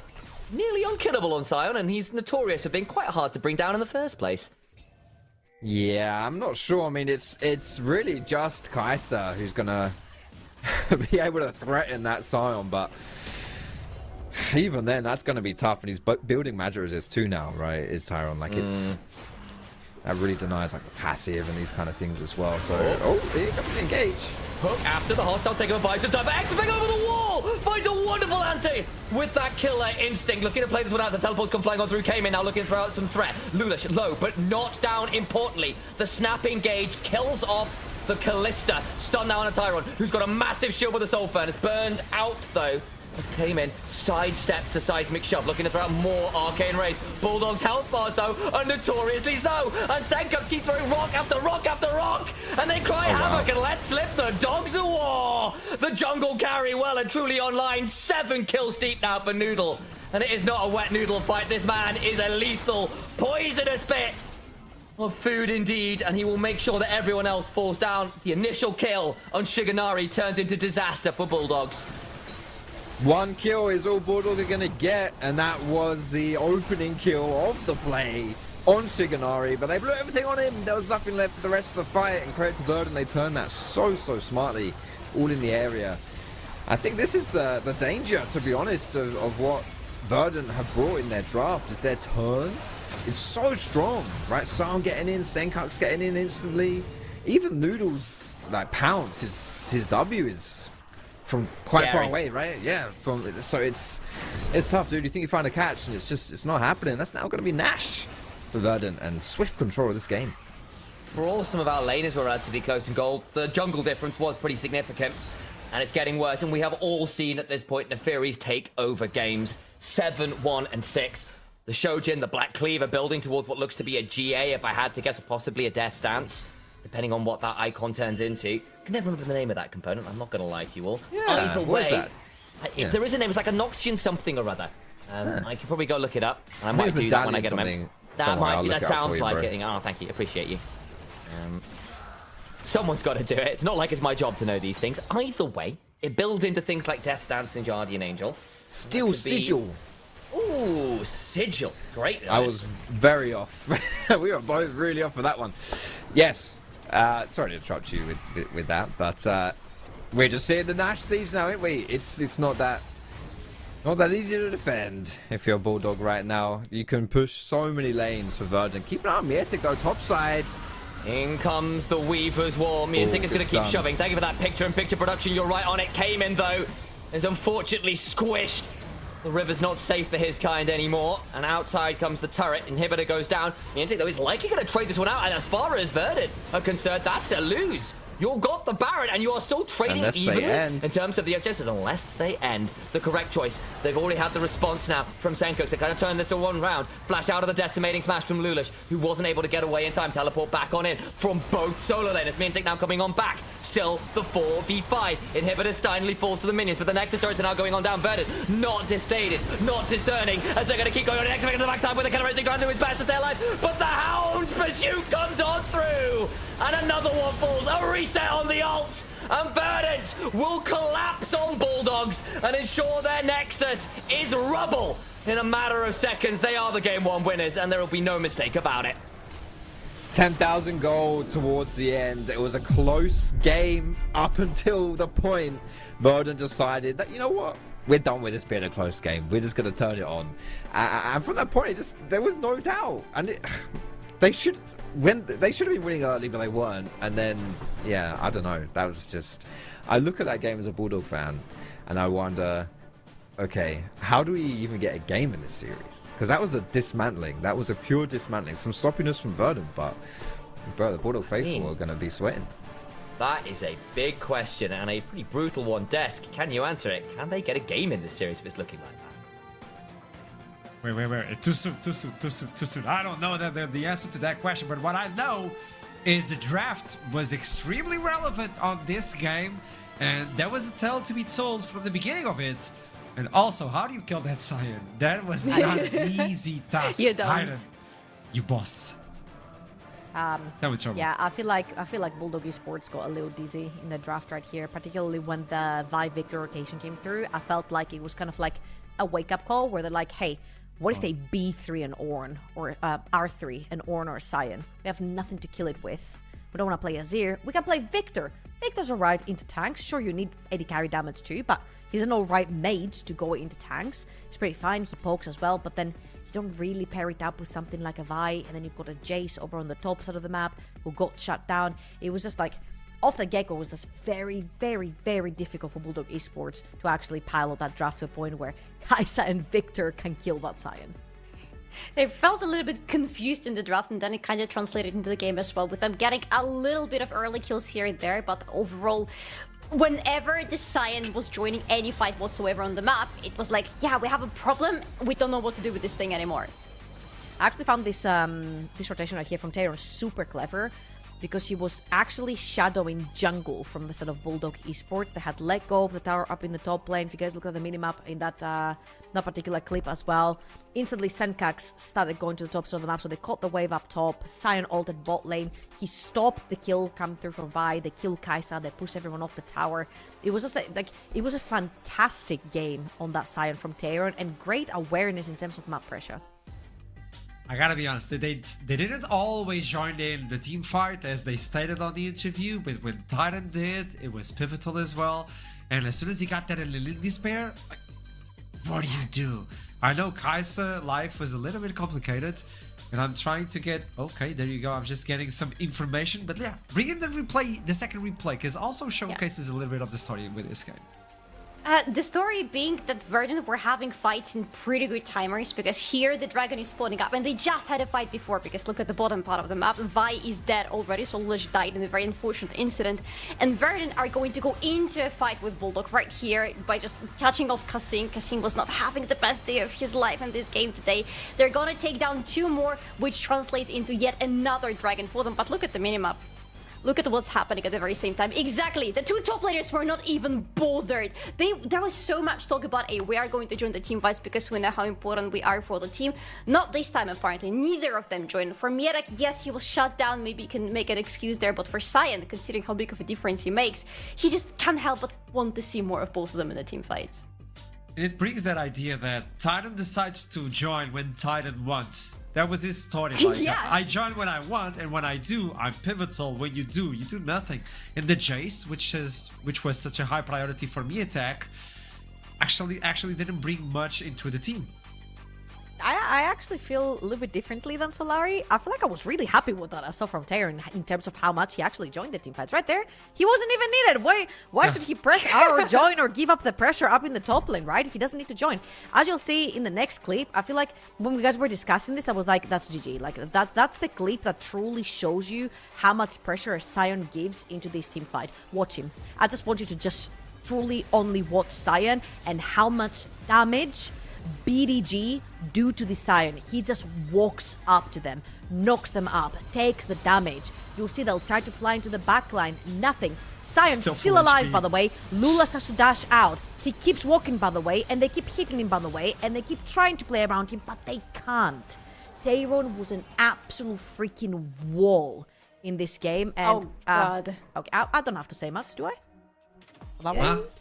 the story is told. The story is told. And, I'd rather be everything Renata in aligns. this game, I guess. I'd do more damage. Oof.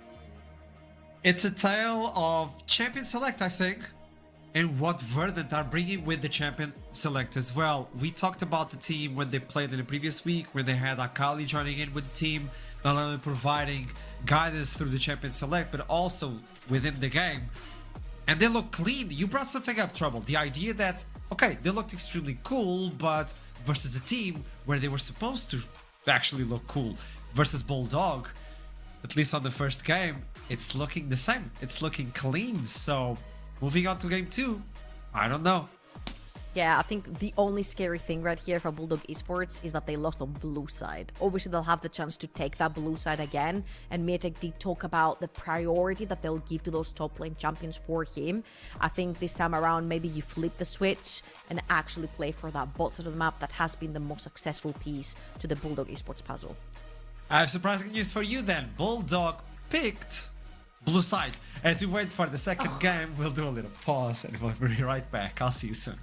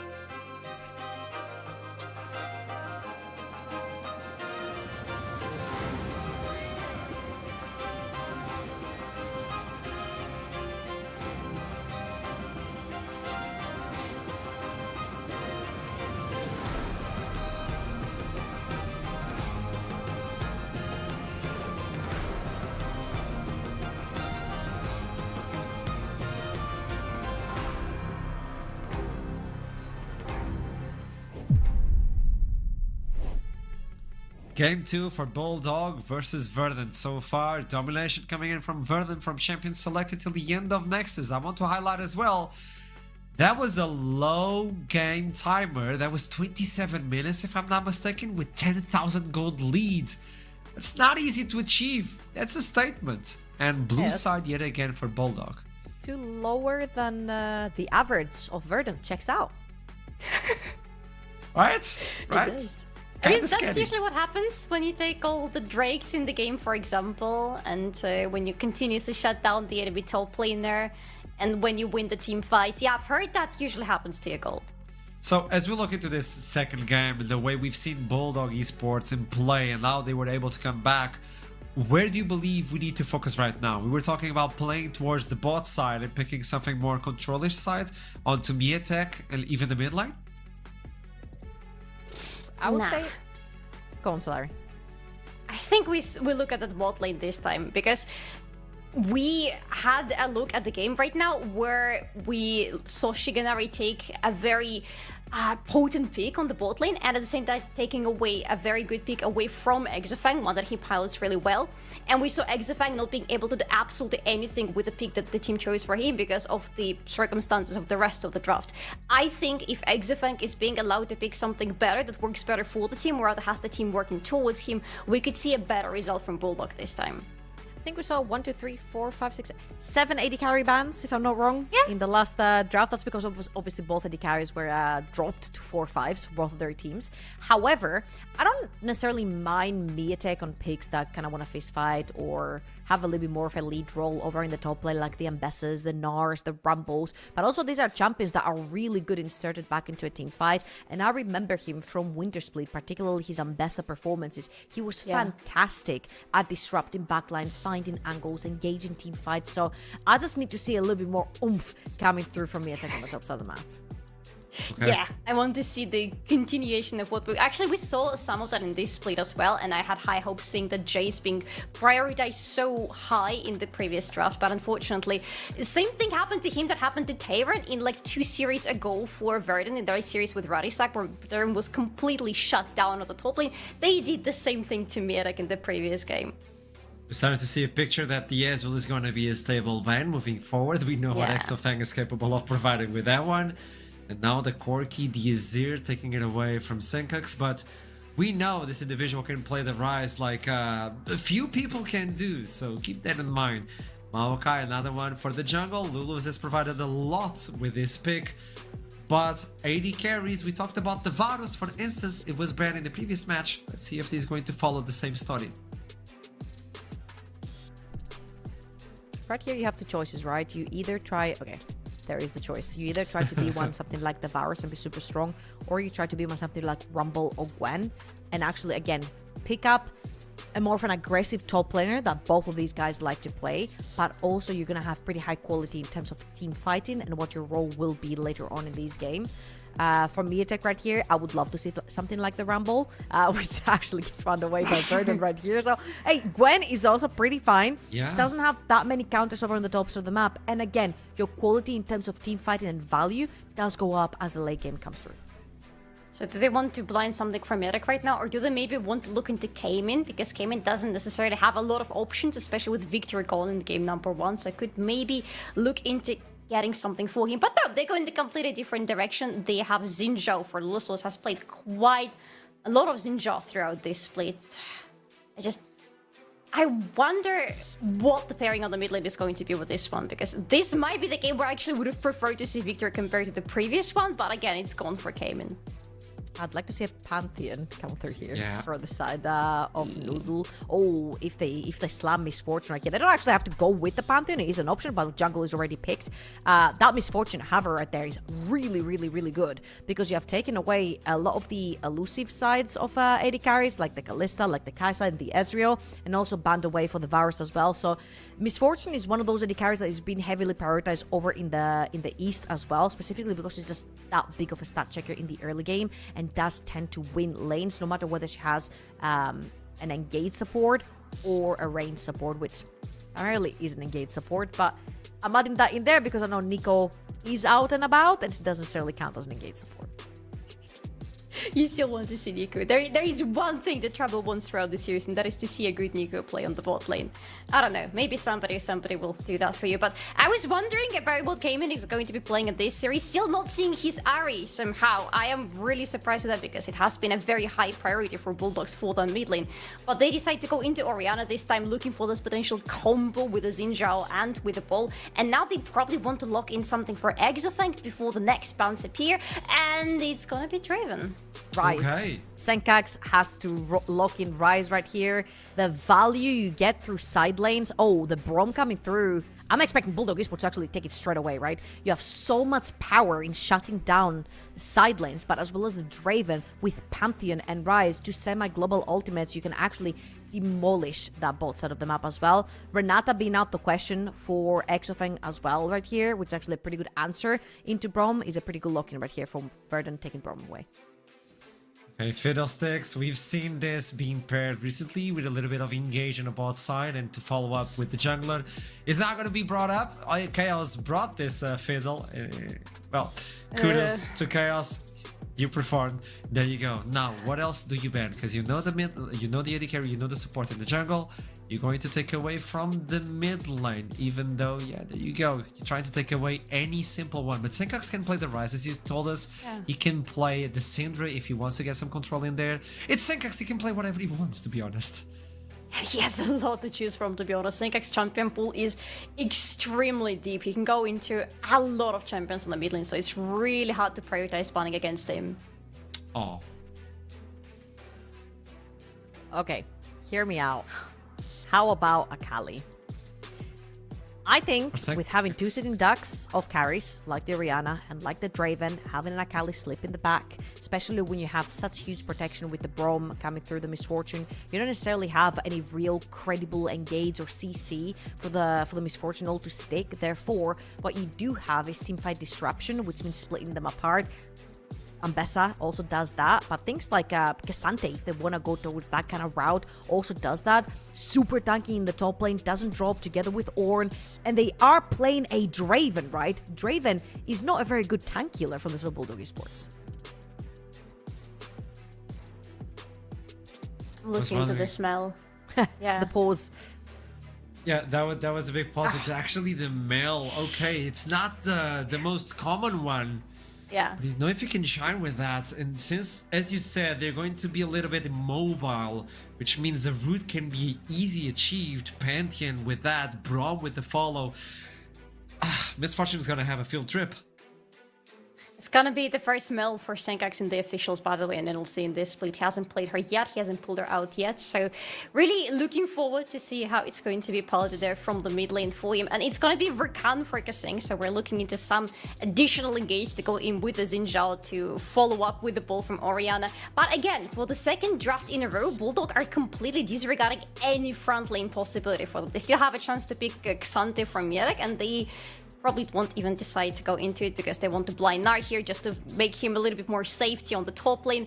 But without the Mega Gnar form, the team fights are going to be so hard for them if anything goes wrong with the initial setup with Orianna and Xin Zhao. I'm actually a bit confused right here with the Mel. Malphite's gonna get locked in on the other side, and that is the setup that we take. That's the new proof comp that we always talk about, you know, like a Java and Orianna, Malphite with another big AoE falling right on top of that. I'm still a little bit disconnected on what the Mel is supposed to be providing the team right here in terms of a Rise potentially where you could really hard attack onto the side lanes. But seeing Astarion is taking another back foot right here, he's gonna go towards another full armor build. Orianna's not going to be able to touch this rock as well, so that's another huge front line for Verdant. I am worried. I think I'm going to give this one to Bulldog Esports. I'm not sure what this Mel provides, and I think I really like Xin Zhao and Orianna much more in terms of setting up for AD carry and creating some distance within the team fights. Not as easy as to take down the first one. Tell me, Solari. Yeah, I think I'm still gonna go with Verdant on this one because, as I said, I'm still a bit worried about how it's going to look for a Bulldog if Verdant decide to force them into a back and forth. Okay, so it's a split in the disc. Let's see what happens within the game. So far, Verdant with one win. Can they push it to a 2-0, or will Bulldog bite back? Take it away, Initialize and Fox. With pleasure, Archeron. Wild old drafts here. We saw the MF lock in, and I kid you not, Foxy then went, I guess you kind of want to lock in a counter to the MF now, and not 10 seconds later there was the Draven, but then we saw some counters to the Draven. We're looking at things like the Malphite that's going to make Xfang's life very, very hard here, and sure, you've got Shinzo, you've got a lot of good skirmishing tools here from the side of Bulldogs, but I think both me and you are a little nervous how the Draven's going to play out in these team fights. It's gonna be tough. I think this is another quite a tough draft for Bulldog, to be honest. It's like, I think this Malphite ruins a lot of your composition. I would say, on the plus side, that Pantheon works really well with strong solo laners that you can, like, you know, Grand Starfall on, or like just really pair up with. It's a super strong 2v2. And there isn't that on Verdant's side, right? It's much more grouped up and teamfight orientated. But to that extent, I would say the Verdant draft is so easy to play. So easy to play, right? You just basically press buttons. Yeah, legit. That's it. That's it, and you're sorted. But yeah, the ease of execution really is going to come down to you know, Bulldog's ability to pilot the Draven, to enable the Draven, and to get him to a point where this otherwise potentially unkillable Malphite becomes killable.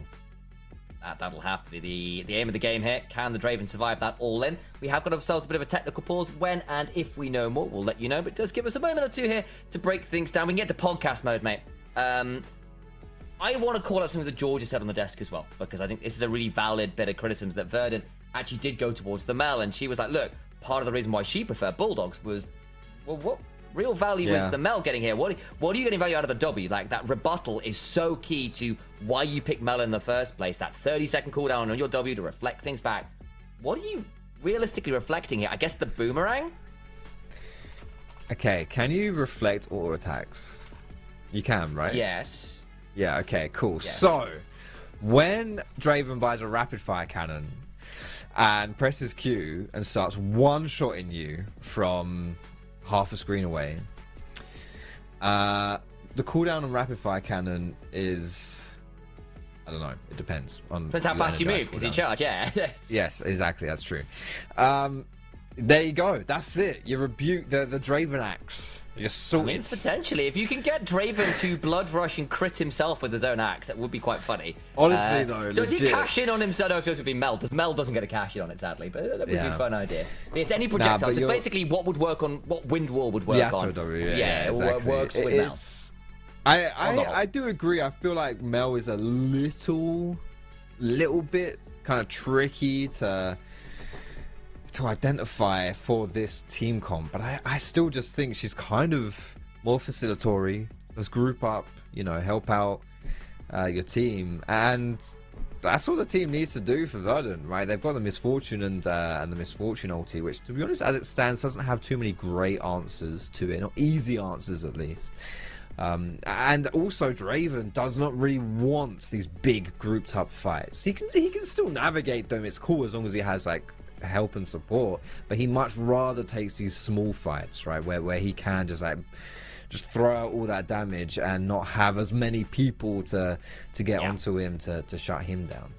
So I did just go looking up a bit of an interaction there because I was curious, because obviously the way Orianna Ball interacts with Wind Wall is the Wind Wall will block the ball when you use command attack. It doesn't send the ball back to you, just sort of stops in place. So it's why there's a famous Orianna versus Yasuo 1v1 that was between Rookie and Faker way back in Season 4 when Rookie was making his name. It was a really exciting play where Rookie kind of won the 1v1, if I remember, and that was quite exciting. But onto the Rift we go. Keep our eyes on it, because basically what will happen with that W, should we get there, is Kasing's been hit by a Q. I think we're good. We're good. Okay. Will be that the Orianna Ball basically stops next to Mel, but won't do any damage. But speaking of Mel, the Counselor from Piltover is eating a fair amount of damage there. Eats a win, becomes lightning, and with the timer ticking past 1 minute, if she did want to reset, it's going to be a little late to the wave here. Orianna's walking up. Came in, thought about... Nah, not going to find anything. Thought about trying to potentially deny a recall or something. If he was 5 seconds earlier, he would have hit it there as well. But no, yeah, that reset should come in time, but the push will be in Cayman's advantage. But to be honest, that shovel's always going to be in the Orianna's favor anyway. Bot lane's where it's all at here, Initialized, mate. It's all about that bot lane, and we knew that because we had such an in-depth feature on the top laners in the pre-game. we had the graphics. We had the boxing matchup. We had the sound effects. The Archer. Yeah, like that. One of the ring girls. He dresses up well. Like he cleans up all right. He's a chameleon, that man. Honestly, the Ezreal, the Ringo, like he's all about it. But yeah, they jinxed it basically. So obviously now we're just going to get endless bot lane matchups like we did in game number 1, and obviously with the Draven, I don't think there's a champion that is more, magnetic than very than true. him. And that will be something to keep our eyes on big time. And again, don't get me wrong, Exafang and Shiganari, well, also we got some stats heads up because of course their damage numbers are pretty insane. They're like number 1 and 2 in terms of the damage shares. They're like damage a minute in the league. They're 1 and 3 in terms of damage percent. Let me get that right around. So they are certainly doing a lot of work for their squads, and make no mistake about it, they may well be asked to do so again here, even if it's less about the team fight carrying here, a little bit more about that early lane priority and knife fighting we are expecting to see down here at some point soon, especially considering I've seen Lulish and Noodle both pathing down towards this bot lane in a surprise to absolutely no one who knows this game. Yep, as we saw in game number 1. I think it's just going to be a full clear for both junglers as well. Again, no cheeky shenanigans like skipping camps or anything like that to get an early gank off, which you do see sometimes when you're looking to really get something going early on. You can see Verdant as well, putting that ward down. I think this is an important clear if Kassin can get it. This is big now. Yeah, that's big. One of them should still have their ward up. Oh no, because we've got Sweeper and wards. Yeah. Okay, so there's no vision. There's no more vision right now for Verdant bot side, of course. And that's... might open the door for the Zinzao to make a play, although he's pinging the top grab, so don't think that's going to happen. Kind of aware they're being shoved in bot side, and he'd be fighting a losing matchup around that Pantheon, expecting the Panther to be around bot side, and I think that's probably fairly fair. And they'll head instead towards that top side Scuttle Crab, so no violence bot side. But Lulish kind of aware that he wasn't going to win any scuffle around that crab. Top side, Mia takes about a turn Mega, but the early seismic shard, really obnoxious poke as ever. Lulish is top side here with a red buff. Are they debating a dive? I think the problem is with the early Doran's ring, some value onto the health bars is good. Exafang, you're about to face check a Pantheon. Are you sure? The answer is yes, and they'll stop Noodles back. It's relatively big, actually, tempo now in Ludish's favor. You imagine he's going to recall and run straight back to the top side where he started. And we'll see if that that's not going to change anything. They're both going to get out at the same time. Almost completely mirroring each other as well. Yeah. Even in their extracurriculars, not just with their jungle farm. And what's their ranking so far, Professor Foxtrot? Where are they at? Are they passing grades? Oh, pathing, the junglers. Yeah, I'd say we're at a solid like B+. Okay, for passing now. grade. There you go. A little bit more work to do. You need to do the extra credit, get a gank off, get a creative path off, and then maybe we can start talking about upping that grade a little. Noodle and Lulish now topside as well. Get a little bit violent with Lulish. Gonna find Noodle as he face checks. Wind becomes lightning. Can look for the 3 talents right. The shield vault comes on through. Gets a flash. Audacious charge forward. The knock-up coming on down. Terran with no mana as Viente can hop once. Wind becomes lightning again. Flash for the auto. And there's the A grade for Lulish in the jungle. That's it. B to an A. Easy peasy there for Lulish. Red Noodle like a book. Dangled Mietic like a bait on the rod as well. You just knew that was so tasty, right? At 30% HP, Minina for a Pantheon. He's going to show up there, of course. And Lulish skipped his camps to get there in time. And what a skip that was. First blood here for Bulldog. Nice work from him. We'll be able to go back towards his Gromp and look to clear out. We'll be probably about 10 seconds behind in terms of that clear as a result, but they know what's going on. They got a ward on the Raptors, courtesy of Cayman getting that roam on in, so bot lane should have an idea about where that Pantheon is and what he could be doing over the next 30 seconds or so. See, right now, probably not too much happening. Once we reach that level 6 mark, I would be surprised if too much happens in the top side. Especially once we get like another complete item from Taeron if he decides to go for those Ninja Tabi, which it would be brutal if he did not. Especially against a Draven when the team fights happen. Then Nar really starts to lose some of that pressure that he otherwise has in the lane phase. I'm still a bit surprised though. We've not seen any bot side action whatsoever. Not even a sniff of it. And I think for Bulldog, like especially when there's a Draven in the game, you want to get a little bit creative. He does warp the game to him, right? You have to acknowledge that there's a Draven in the game and play towards that. Like cashing out early game is so important.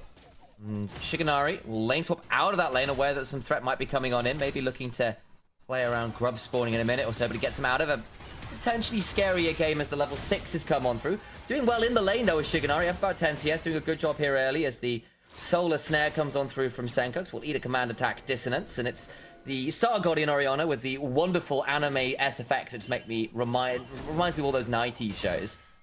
Yes. Sailor Moon vibes. Yeah, big time. I mean, that's what Star Guardian is, right? Let's be real. That is true. That is true, yeah. Yeah. It reminds me of the thing it was directly influenced by. Like, wow, what an incredibly deep cut, Foxy. I never would have guessed. League of Legends just reminds me of Defense of the Ancients sometimes when I'm here. The second edition, though, obviously. Of course. Fun fact, did you know Baron Nashor is Roshan spelled backwards, and Roshan I actually is genuinely Dota know that. That's wonderful. There you go. That makes so much sense. There you go. Not even subtle sometimes. Yeah. Sing is topside here. So is Noodle. This would be a 3v2, and it's being zoned off this wave. It's pretty good news for Verdant. They land the Winter's Bite, and the concussive blows begin to stack. So have to just again drop this wave. That's rough stuff from Bulldogs, and the jungler's only turning up now. Yeah, the price that Verdant pay for this is Bulldog getting that dragon. And I don't think they're even going to be able to secure these grubs either, which is kind of the intention of being here. Oh, Sonatus is going to get a little bit chunked out. Because Lulush has hauled his ass from bot side to top now, and he's here to contest. He's level 6 as well. Shiganami's in trouble. Still holds onto his own flash and his own ult. Doesn't burn it till quite yet. Obstinate forced to flash and try and stand behind, bro. I'm not going to matter as they get the kill. Mientic is donated it. And that's a kill onto this Gnar, who we asked to be an additional threat. Or this Malphite could have gotten a little scary. So far, so good. Other side of it, though, is Xfeng now at nearly 200 stacks, reminding the execute on the Draven. Scales off the amount of glory he's got, so coming into some of these mid-game fights could get a bit dicey. Tyron will be forced to ult away from the Shockwave. The Unstoppable Force meets the stoppable Shockwave, I suppose. Grand Starfall comes on in. Crescent Guard comes on down. Blocked on up, but there's a level snare! And Kassin goes down. Now Lulush in a bad spot. Caught in a 1v3 across the board. At least take another grub. But where he's about to die as the whirling death comes on through. Lulush won't quite get it. Does get the cash in, though. And that's beautiful stuff. Continues to pick up axes. And Senkux is just dead. They come on over and pick up the rest of the grubs. It's a messy fight with ults flying from everywhere. But it's Bulldogs that come out on top with a mighty gold lead and the cash in we've been asking for. That's the big one right there. Money in Draven's pocket. He's happy about that. Plus 400 odd gold now. He was behind 500 gold to Misfortune before that fight. He's now up 700. Yes. That's a big old play right here. This started off as a bit of a pet peeve of mine.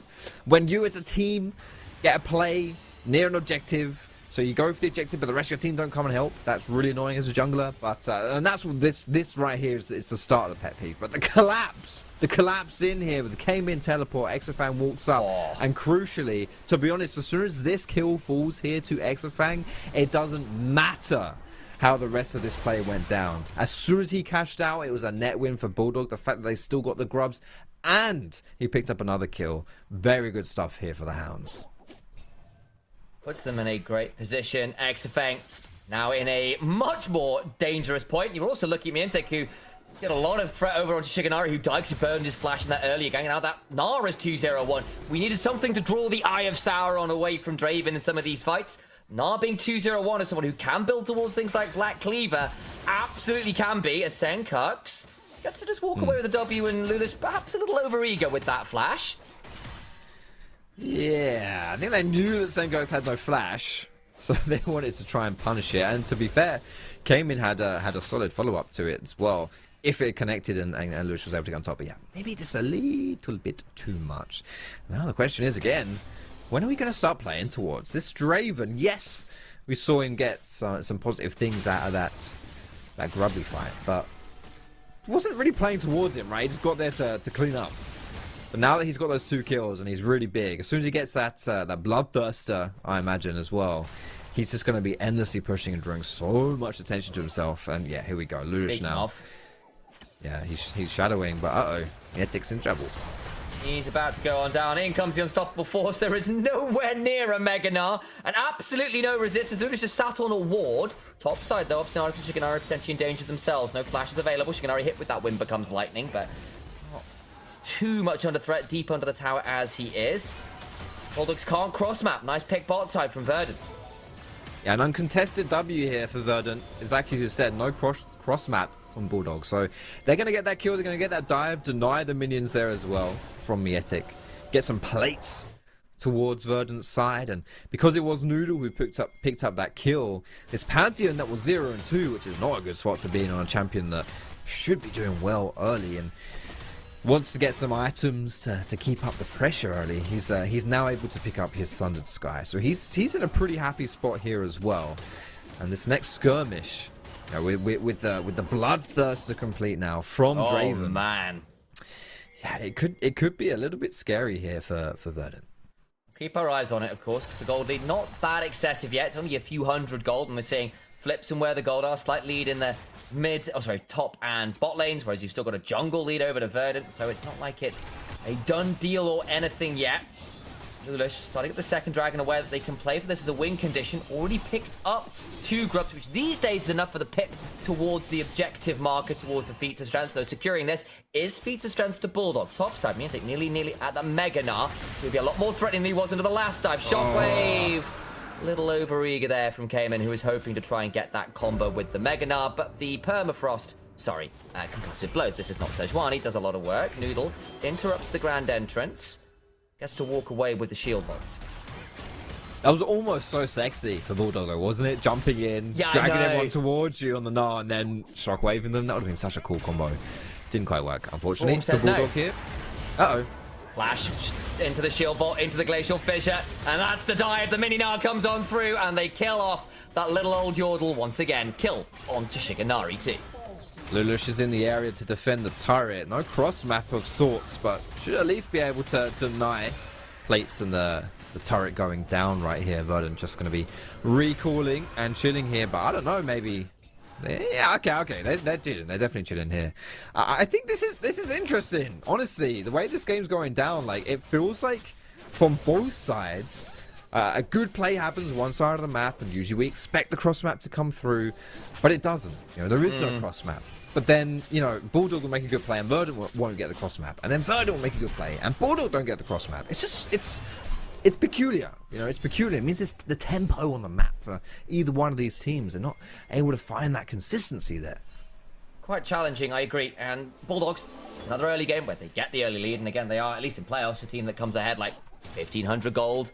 At 15 minutes, and yet their win rate when ahead at 15 is only 33% because their mid games are sloppy. And we are seeing it here. They are getting punished on cross maps. They're getting punished as 1v2 with Mietic again being attacked nearly at Mega Gnar. Don't know whether it'll get there in time though, as the CC is pretty good. Finally gets through onto the Mega. It's only a one-man stun, gets the Gnar back into the wall. But he just can't run far enough away. Keeps throwing some of those thunderclaps out.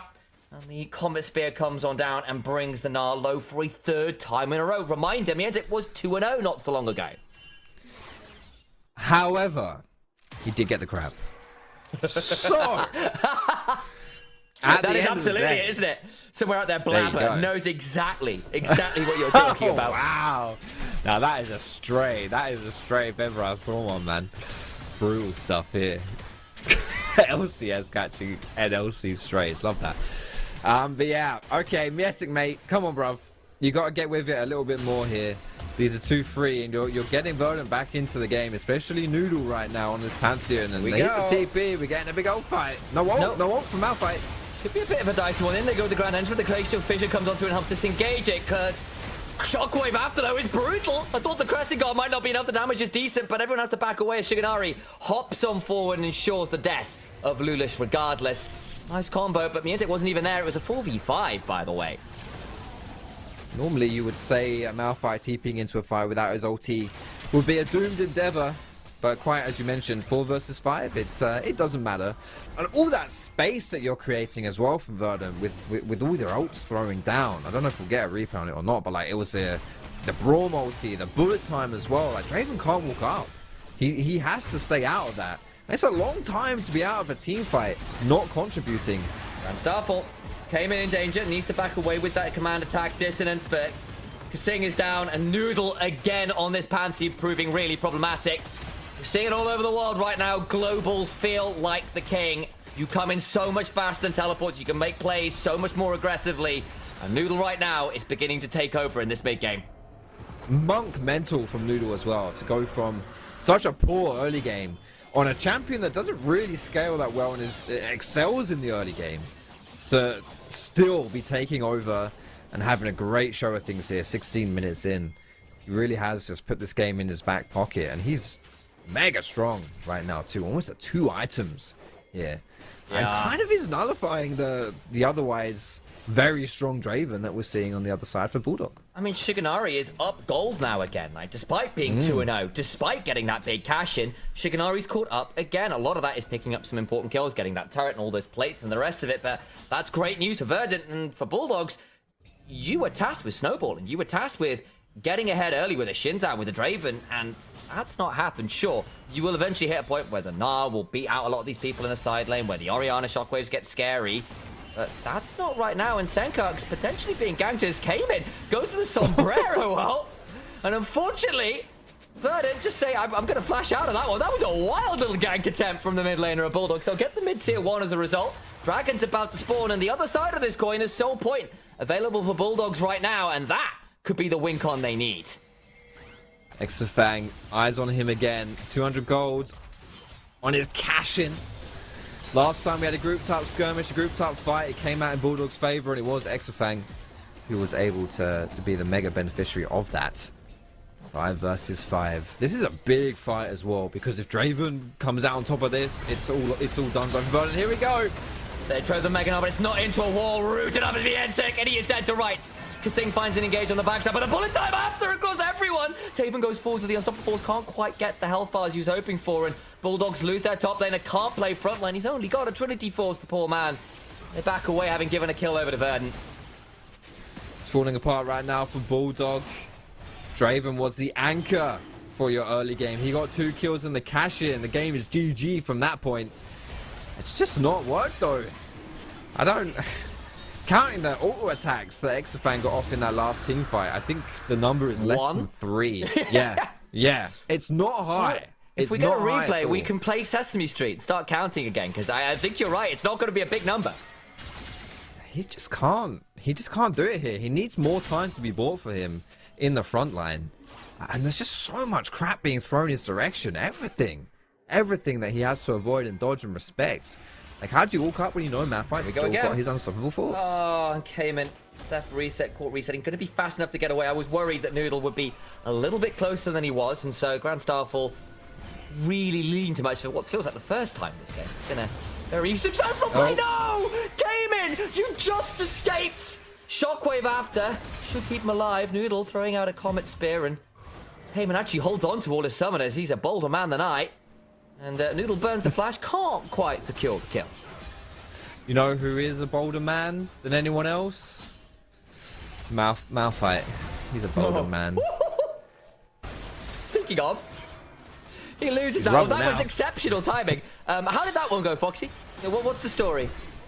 Well, he's a rock, he's a boulder. That was the... I failed you, Master Wayne. Sorry about that one. That does now make a lot more sense in my brain. I am normally pretty good with that.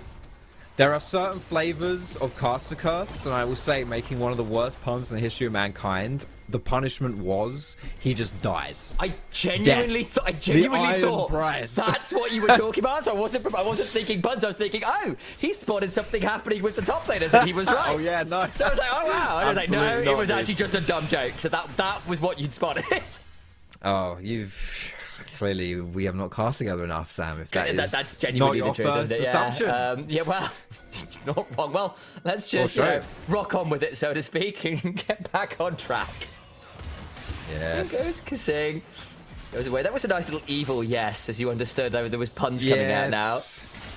Yes, we are facing a difficult time here where we have to transition into League of Legends. It's I know, tough. right? Every caster faces it. Job. You must be strong. Yep. Kasing jumping forward. Now the difference between him in this game to last game on the Rakan to the Nautilus, he can actually jump out. He can jump out when he jumps in, so be able to keep himself safe for a little bit longer here. Metic is forward. Mega. How long has he got? It's now going down the mini hours. In comes the bullet time. And it's not a very long time at all for Bulldogs to survive. They lose 2. Jungle down, support down, Atacana. And Bulldogs, this mid-game has been, let's make no bones about it, disastrous. Not good stuff. They're opting into these fights. It's another 4 versus 5. Metic was so far up. He was close to that tier 1, halfway between tier 1 and tier 2 in the top lane. And that fight happened in Bulldog's jungle. Man, it's rough. It's rough. The decision making here from Bulldogs has been subpar, but Verdant so good on the punish every single time, and now it's the kills and it's the Atacan. And there's a few of us here who are beginning to eat our words quite fast about what we're expecting out of the series. I had it as 3-1 for Bulldogs. I thought, you know what? They've made it this far in playoffs. We know what they did in Spring, Verdant. What are we looking at? They've had some weird moments here. Yeah, they had the role swap, which was a bit awkward, but are they really that good? And they're coming in, and right now, outside of the early games, which I think haven't been that dominant, the mid games have been really, really good. Noodle's been so active. Shiganari's such a threat, and Miantek's about to have his Mega Nov run out again. He has just not been looking at the mini-map. And Noodle definitely has. Lulish at least there to save him this time around, but to back away. He's the only one with a gold lead, though, is Miantek, and perhaps makes me eat my words just a touch here. He's the one threat, it feels like, on Bulldogs trying to play side lane, but you're doing it into a Pantheon. That's never an easy feat with the ult available to counter. Okay, I have a lot to say. Let's hope nothing happens too much. If it does, I'll cut it off with chilling. Okay, firstly, itemization on Miantek. We talked a lot about Black Cleaver, right? He's gone for the Sterak. So this suggests that he wants to group up and be a frontline for Draven. Yes, Black Cleaver gives you armor shred, which is great for Draven and great for the 1v1 in the side lane against Malphite. But ultimately, it's not terrible to have a Sterak still, because you do want to create space for him. You do want to buy time for him to get his auto attacks off. Speaking of, I'm going to pause here because I just know someone's going to... No, okay, we're chilling for a little bit. Speaking of auto attacks, I counted Exofang's autos. How many was it? From that last team fight. He got 1 on the blue wall. Oh my god. And 1 on the Malphite as he was running away when all his team was dead. So effectively nothing. Nothing. He needs to have this space created for him. He needs that front line. Let's see if Bulldog can do it. 2 fake autos in a team fight. That's it. Soul point again available for Bulldogs. Foxy called it out. He's absolutely right. There needs to be space. The Sterak's Miantek might offer it, but the Mega Gnar is already in, and it's timed down to about half already. Verdant patient here, waiting. Solar Snare just wide onto Kasing for something more here. We'll look to put out damage. Can this Mel, who's 4-1. Here comes the Grand Starfall. Pantheon starting things up. Cayman goes gone. Lewis trying to fight space with the Crescent Guard, but they're turning around already. Unstoppable Force flashed away from. Turned it around. The 3-man knockup. Kasing trying to get some safety. The Shockwave is good, but the damage is not. Tavon on the other side are going to do some value as they get another stun to Miantek. Nearly back at the Mega Gnar. Can look for something more. Command attack, dissonance, whirling death. Flash on forward to Shiganari, just about survives. Can't secure the kill. Noodle with huge assault though. Left alone. The consistent damage, that's a lot more than no autos this time around. Shut down. Flash forward for the ultimate. Gnar gets that one. Another cash in for Exofang. And Exo will mark the spot where Suncook's is surely to fall. He'll throw out a rebuttal, but I don't think this motion is passing in the council. Nox's execution in here to show a very different kind of government. Goodbye. They didn't give it to him though. They gave the kill over to Miantek. But that's fine. He got a kill. He got a cash in that team fight. There weren't a lot of avenues for Verdant to whiff these team fights, but they found one. They found probably the only one where every single ulti goes wide. It's all wasted and Exofang is able to get untouched. Check out the Unstoppable Force. And the bullet time right here. Okay, Tayron, Shiganari, what are we doing here? So far, Exofang is pretty well zoned out, but boom, the whiff! The whiff on the Unstoppable Force. The bullet time does jack. It's nothing. Absolutely nothing. And now it's the Exofang show. You have to get on top of him. You have to get on top of him to stop him. No one is able to do it. And once he smells blood, he takes it. He flashes forward. And it's all over for Verdant at that point. No more really big tools to interrupt the Draven anymore. The Glacial Fissure, the ult's down. Miantek's back to Mega Gnar again. We find ourselves with Soul Point for Bulldogs. The Gold Lead back in their favor. It's been back and forth and back again. 3 items for Exofang. Gets very scary indeed. Looking like building towards perhaps something even more defensive here with the Null Magic Mantle and the Cloth armor in there as well, decided he needs to play frontline, and I can't blame him right now. He gets it. He understands the assignment, and this is it. Just space for Exafeng, and also you need to find a way to avoid things like, you know, the Braum ulti, the Misfortune ulti, because if they're thrown on Draven, he just has to wait. He can't tank them up. He can't walk through them, and that's the window, right? It's the window. Can Verdant kill enough people while all that's going down, so that then when the ultimates are over, it's all finished, that it's 3 versus 5, for example, and so Bulldog can't then do the re-engage. Because if not, you see what just happened in that last fight. And yeah, we've now got Armor Pen coming through from Exafeng. He should be able to deal with this front line a little bit better. Not ideal, but a little bit better. Still, though, Baron now a consideration. Trying to pull Verdant over here. You've got 3 items on Shiganari too, it's worth noting. On one of those is an Infinity Edge. You hit a big bullet time while people are caught on the Baron while all your resists are shredded. That'll be lights out. Mid lane tier 1 a consideration for Verdant. That's part of their issue right now as well. They've not managed to get many structures down yet themselves. Lost that mid lane tier 2, lost the mid lane tier 1. It makes it a lot harder to get priority around these objectives in the mid lane.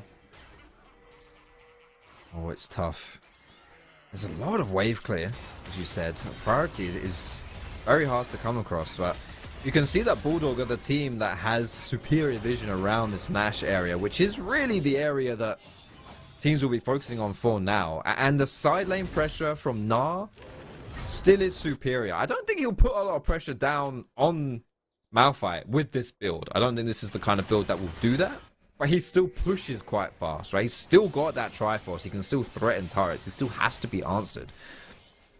And Malphite does not want to be stuck in a side lane against the Gnar in the 1v1. He wants to group. He wants to find the engages. Find that crowd control. Bulldog, a good spot. Deny vision, set their own up, and force Verdant into a bad face check around this Nash. Has to be the idea. Still, not a done deal yet. Sunkuk's quietly been doing quite well on this, Mel. We were a bit worried there wouldn't be that much value at the W. So far, getting quite scary. Remember their ult there. Be really, really nasty. Burning Radiance Force in the queue as well. You can do quite a lot of work here if you find a good moment. Amen. A little split off, but has got a blast cone, so should be able to back away. But hang on, they've just had the resets. Kame has been left alone. Needle's going to be so fast here on the Pantheon. That base movement speed is pretty scary, but they won't all in. Didn't know where anybody else was. And of course, we knew that Kasing had just reset, but Verdant, not so certain. Mietic has the inside track onto this bot, tier 2. With that Triforce as well, he might just take this one before, yeah, and the Demolish. I think this one's donezo. This is a good win right here for Bulldog. Tayron comes as well, but he's too late. I don't think Noodle can answer. Yeah, this is the worst of both worlds right now for Verdant. You know, you're putting your jungler down to try and potentially answer the Gnar, but he's up 2 levels right now, and you've just conceded control over Nash, which you just 30 seconds prior had to work so hard to get timing with Bulldog's back timers. It's tough. They're being put around the map here, Verdant. It's a tough stitch for them, and the Dragon's coming up now in 40 seconds. This will be the next big fight. That fight may well decide this game. 30 seconds on it. Pressure around the mid lane from both teams. Again, that mid lane tier 1 still standing. It's such a thorn in Verdant's side. Kasing goes on forward, Mintic hopping over the wall. Nowhere near Mega, but begins to get a lot of autos out. Has got a Wit's End completed now for a lot more autos. Crescent card down. Still got a Shockwave. Senkuk's split off from his team a little as Noodle goes on in that bullet time. Not good enough. Terra for the flash up. Knock up as Exafeng executes him with the whirling death. A knock up onto the Malphite. Mintic goes looking for the ultimate, can't quite find it, but they turn around with the unstoppable force. Down to the X-Wing and flashes away, stays alive. Still doing some damage. Goes on forces. Mintic's got a shot. That's Starex Brock. Shiganari gets one, but goes down. Another D3 Talon Strike knock up. Another grand entrance. They finally bring down Exafeng, but it's a 3 for 2 in favor of Bulldogs. Importantly, they've still got their smite. That's Soul. Ocean Soul, in future, if fights go as close as that one, the Ocean Soul will tip it into Bulldog's favor. We'll take another look at it, because Exo is always the man in these fights, but the bullet time is an important one to watch. It doesn't really do anything, and because Verdant are somewhat split here, they don't get to combo the Malphite ulti, the Braum ulti, the bullet time. They're all staggered. They don't all come through at the same time, and when you're fighting like that, you're not all grouped up, it's not all in sync. Exafeng can just take his time and pick off targets almost one by one by one. He still basically dies by accident in this fight, just taking residual damage from champions. But it crucially gets another cash in, another kill, sitting pretty here on this Draven. He is. Good radiant volley there from Shiganari. It helps bring down that Draven, which is a big deal. Gets a big old shutdown. 1,500 gold the lead now is this Mel, who's building towards something with an NLR. Has stopped off for an Oblivion Orb here as well to try and manage some of that healing. The Draven proving a little problematic with that Bloodthirster. For now...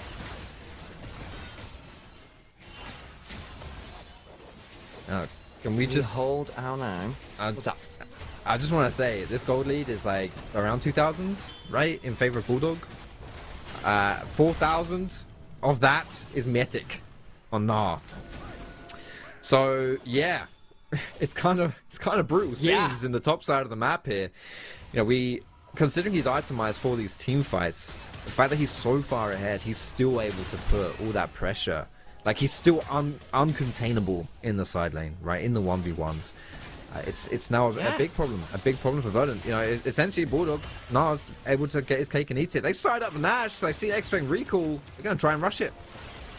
HP is it on? No idea.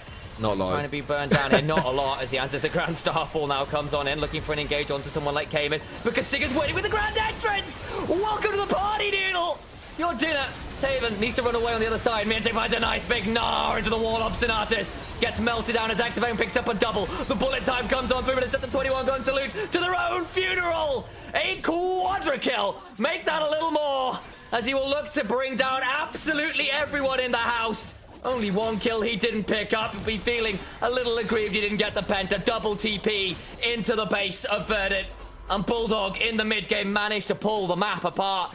The Gnar, despite being attacked time and time again by the Grand Starfall, stands tall. And 4.6k lead he may have, but the base will now crumble for Verdant.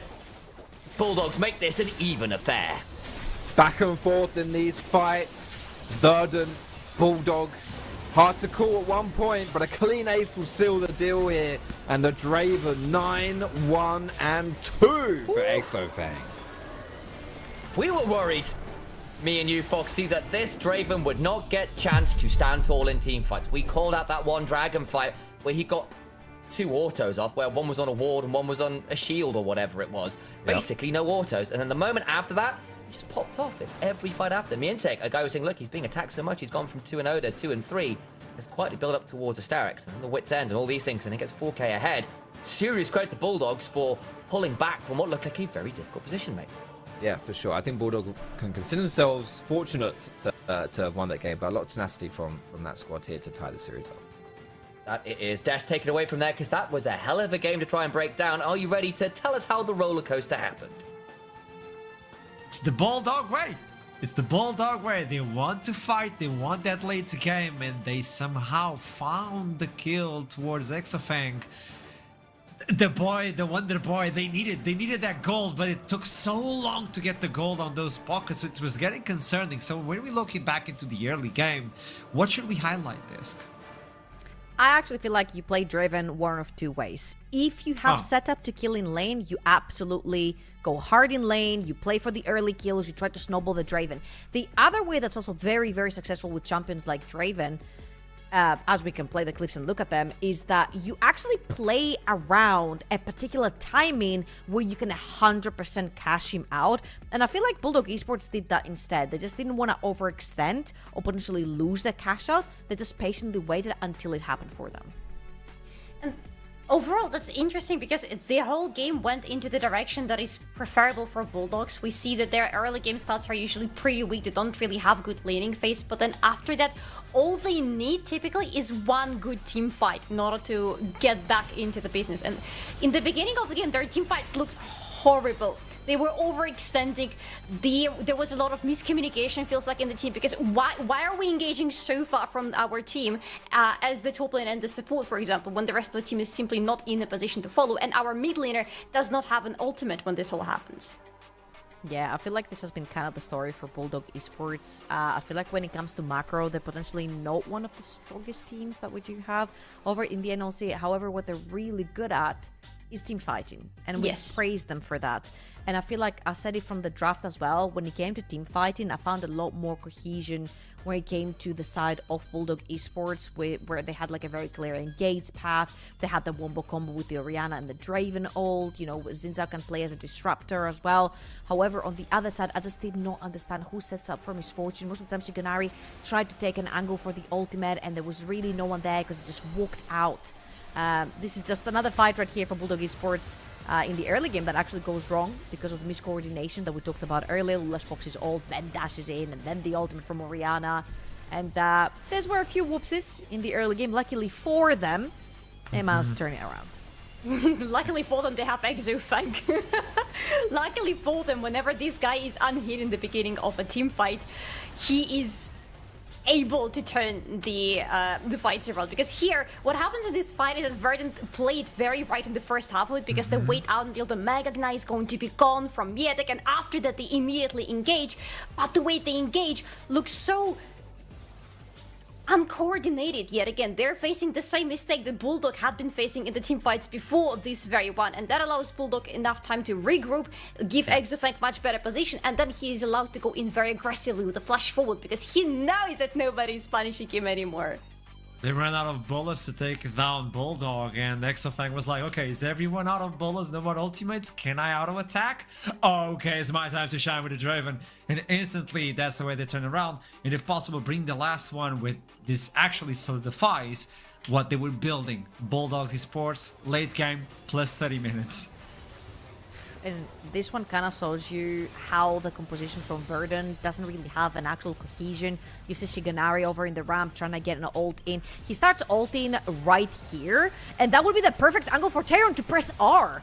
But they're just not coordinated at all. The only way that you can set up for a bullet time from Misfortune is if Malphite actually knocks people up in the air, which is something that cannot be reduced by any sort of tenacity matters, and that would be your only setup for a bullet time. But that wasn't quite the case. Verdant were not on the same page, and Bulldog Esports just run them over.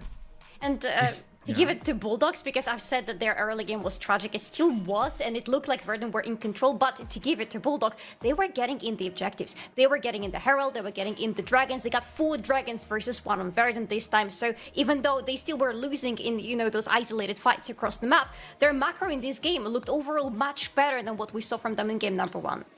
It's not easy. They were capable of saving those stacks for Draven non-stop. Exofang was never in danger until he was able to cash it out, which is not the easiest thing to do with that AD carry. And as soon as they got to that late game, plus 34 minutes, well, it's done.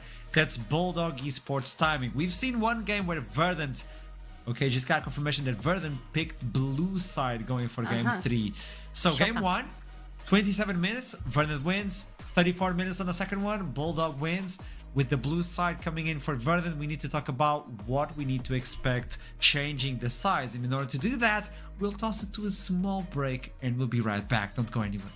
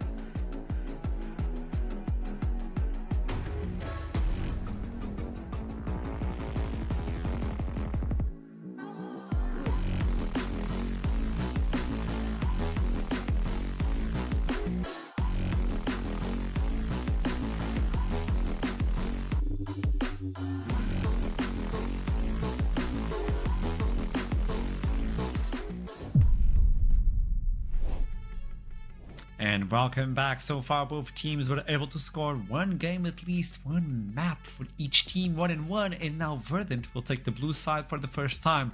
I want to understand, in your vision, how this may affect the champion select. So far, I gotta say, Gwen has been open throughout the entire champion select. No one wants it, no one bans it. Confusion. Okay. I think Mythic does play Gwen. He has showed it before. Now, whether they want to prioritize it or not, I feel like when there are no counters to it, you can definitely play it. But I feel like things like Sante can go in and kind of like neutralize the pick, same as Poppy as well. So I feel like they just don't want to fall into the trap again where they get quote-unquote sciened by the other side. However, Verdant right here on the blue side, they can actually prioritize it into getting something like an Azir, for example, for Senkax in the mid lane, or potentially something much stronger for the bots of the map, something like leaving a Varus open perhaps as well for Shiganari. Yeah, as much as I am confused as well as to why Gwen hasn't really popped up at all, and maybe we're going to finally see her as the champion pools are getting shrinked more and more as we go further into the series. It feels like prioritizing something for the mid lane or bot lane, but I'm specifically looking at mid lane is going to be more beneficial for Verdant being on the blue side right now. Thing is, Senkax can play a lot of things, first of all, but second of all, a lot of those things that he plays can also be pretty easily blindable, and at the same time are going to have insane value if you go with them on the blue side. Yeah, and you need Senkax to be a weapon of mass destruction. We saw the Mel, and the Mel wasn't able to deliver that damage that we are used to see Senkax, so they have to play as that weapon we've seen them so far. Maybe this blue side will change a little bit on that. You were talking about champion pool, Salari, and we've seen the Talia, for instance, being removed, the Victor as well, so the champion pool for Cayman can be shortened, and we talked about that being probably a weakness from Cayman. Let's see if that is going to be the answer for the B1 for this third champion select. As I'm aware, the champion select will start soon. And there you Good go. timing. Smooth. Oh, you pressed the Good button. job, host. Lucky. Let's see what happens now, because everything might change since they swapped the sides. And all of a sudden, Yone is the one being banned in first one. I'm thinking B1 Azir right here for Verdant, unless Bulldog Esports take it out. Yone and Azir are like, tell us all this time, they're literally the same champion. It's AD Azir versus AP Azir, pretty much. And it's one of Cayman's most played champions as well. And together with things like Sejuani that are left open, very, very scary. Oh, well. Azir is out too. What do you know?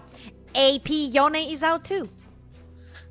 Yeah, same as Ezreal. Exofang is not being allowed to play that champion. And to be fair, his champion pool has been pretty much removed at this point. With Ezreal banned in this game, all the champions that Exofang plays or has played in this split, he has already picked in the previous game. So we are looking into him going into more of champions he played in the winter split. So something like Zeri, something like Twitch maybe. So those are a bit more unconventional things, but also things you can't really pick in the first rotation unless you're crazy, which Exofang is a bit. We have seen a couple of Draven picks in the first rotation, so definitely up his alley if he wants to do that. Yeah. Now, the Jhin is something that I don't see in play since he's so much of a hyper carry momentum, but the court key for the first time is going to be available. Insta pick for Verdant blue side. What do you pick for Bulldog right now? Because red side allows you to take 2 out of the equation instantly. Do you want the jungle, or what do you want? Do you want to go Ahri for Cayman this time finally, because we've been ignoring this so far, and go something like Nocturne for Lulas? Feels like a good opening for Bulldog.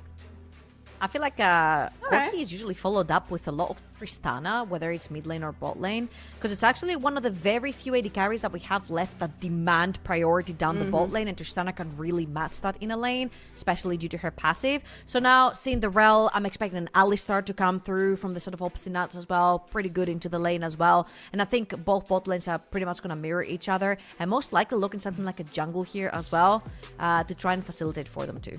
Sejuani for Noodle. Noodle has played a lot of Sejuani, I gotta say. Maybe not necessarily so much in this split, but this is one of the champions he seems to feel pretty comfortable on, especially if they go with a melee top lane for Tavern yet again in this game. That is going to have so much value later in the game for Verdant.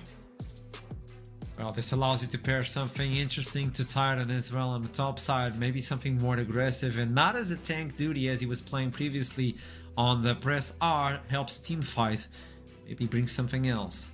Renekton. There's something Hope I'm scary. wrong. Yeah, Oh, there's yeah. something really scary if they're locking Alistar right here.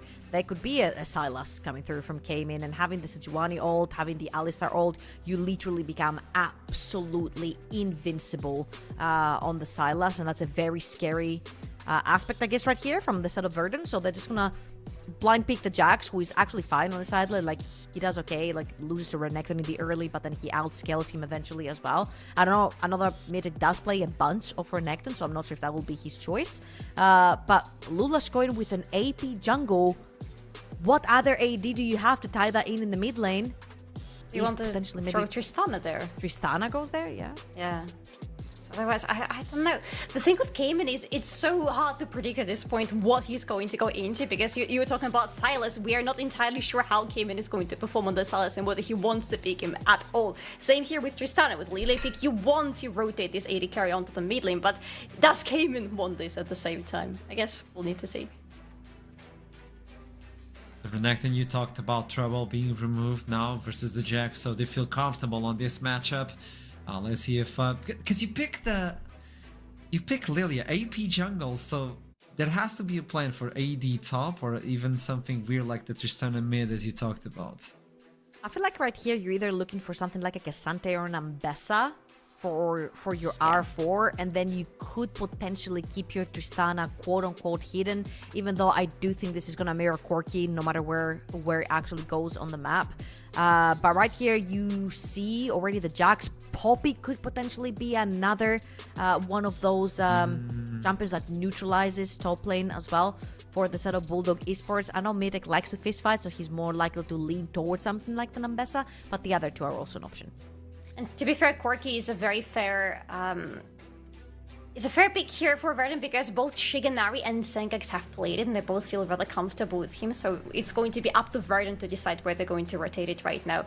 But yeah, Xante for Mythic makes sense. Mythic has played a lot of Xante throughout his career, probably more than pretty much any other champion.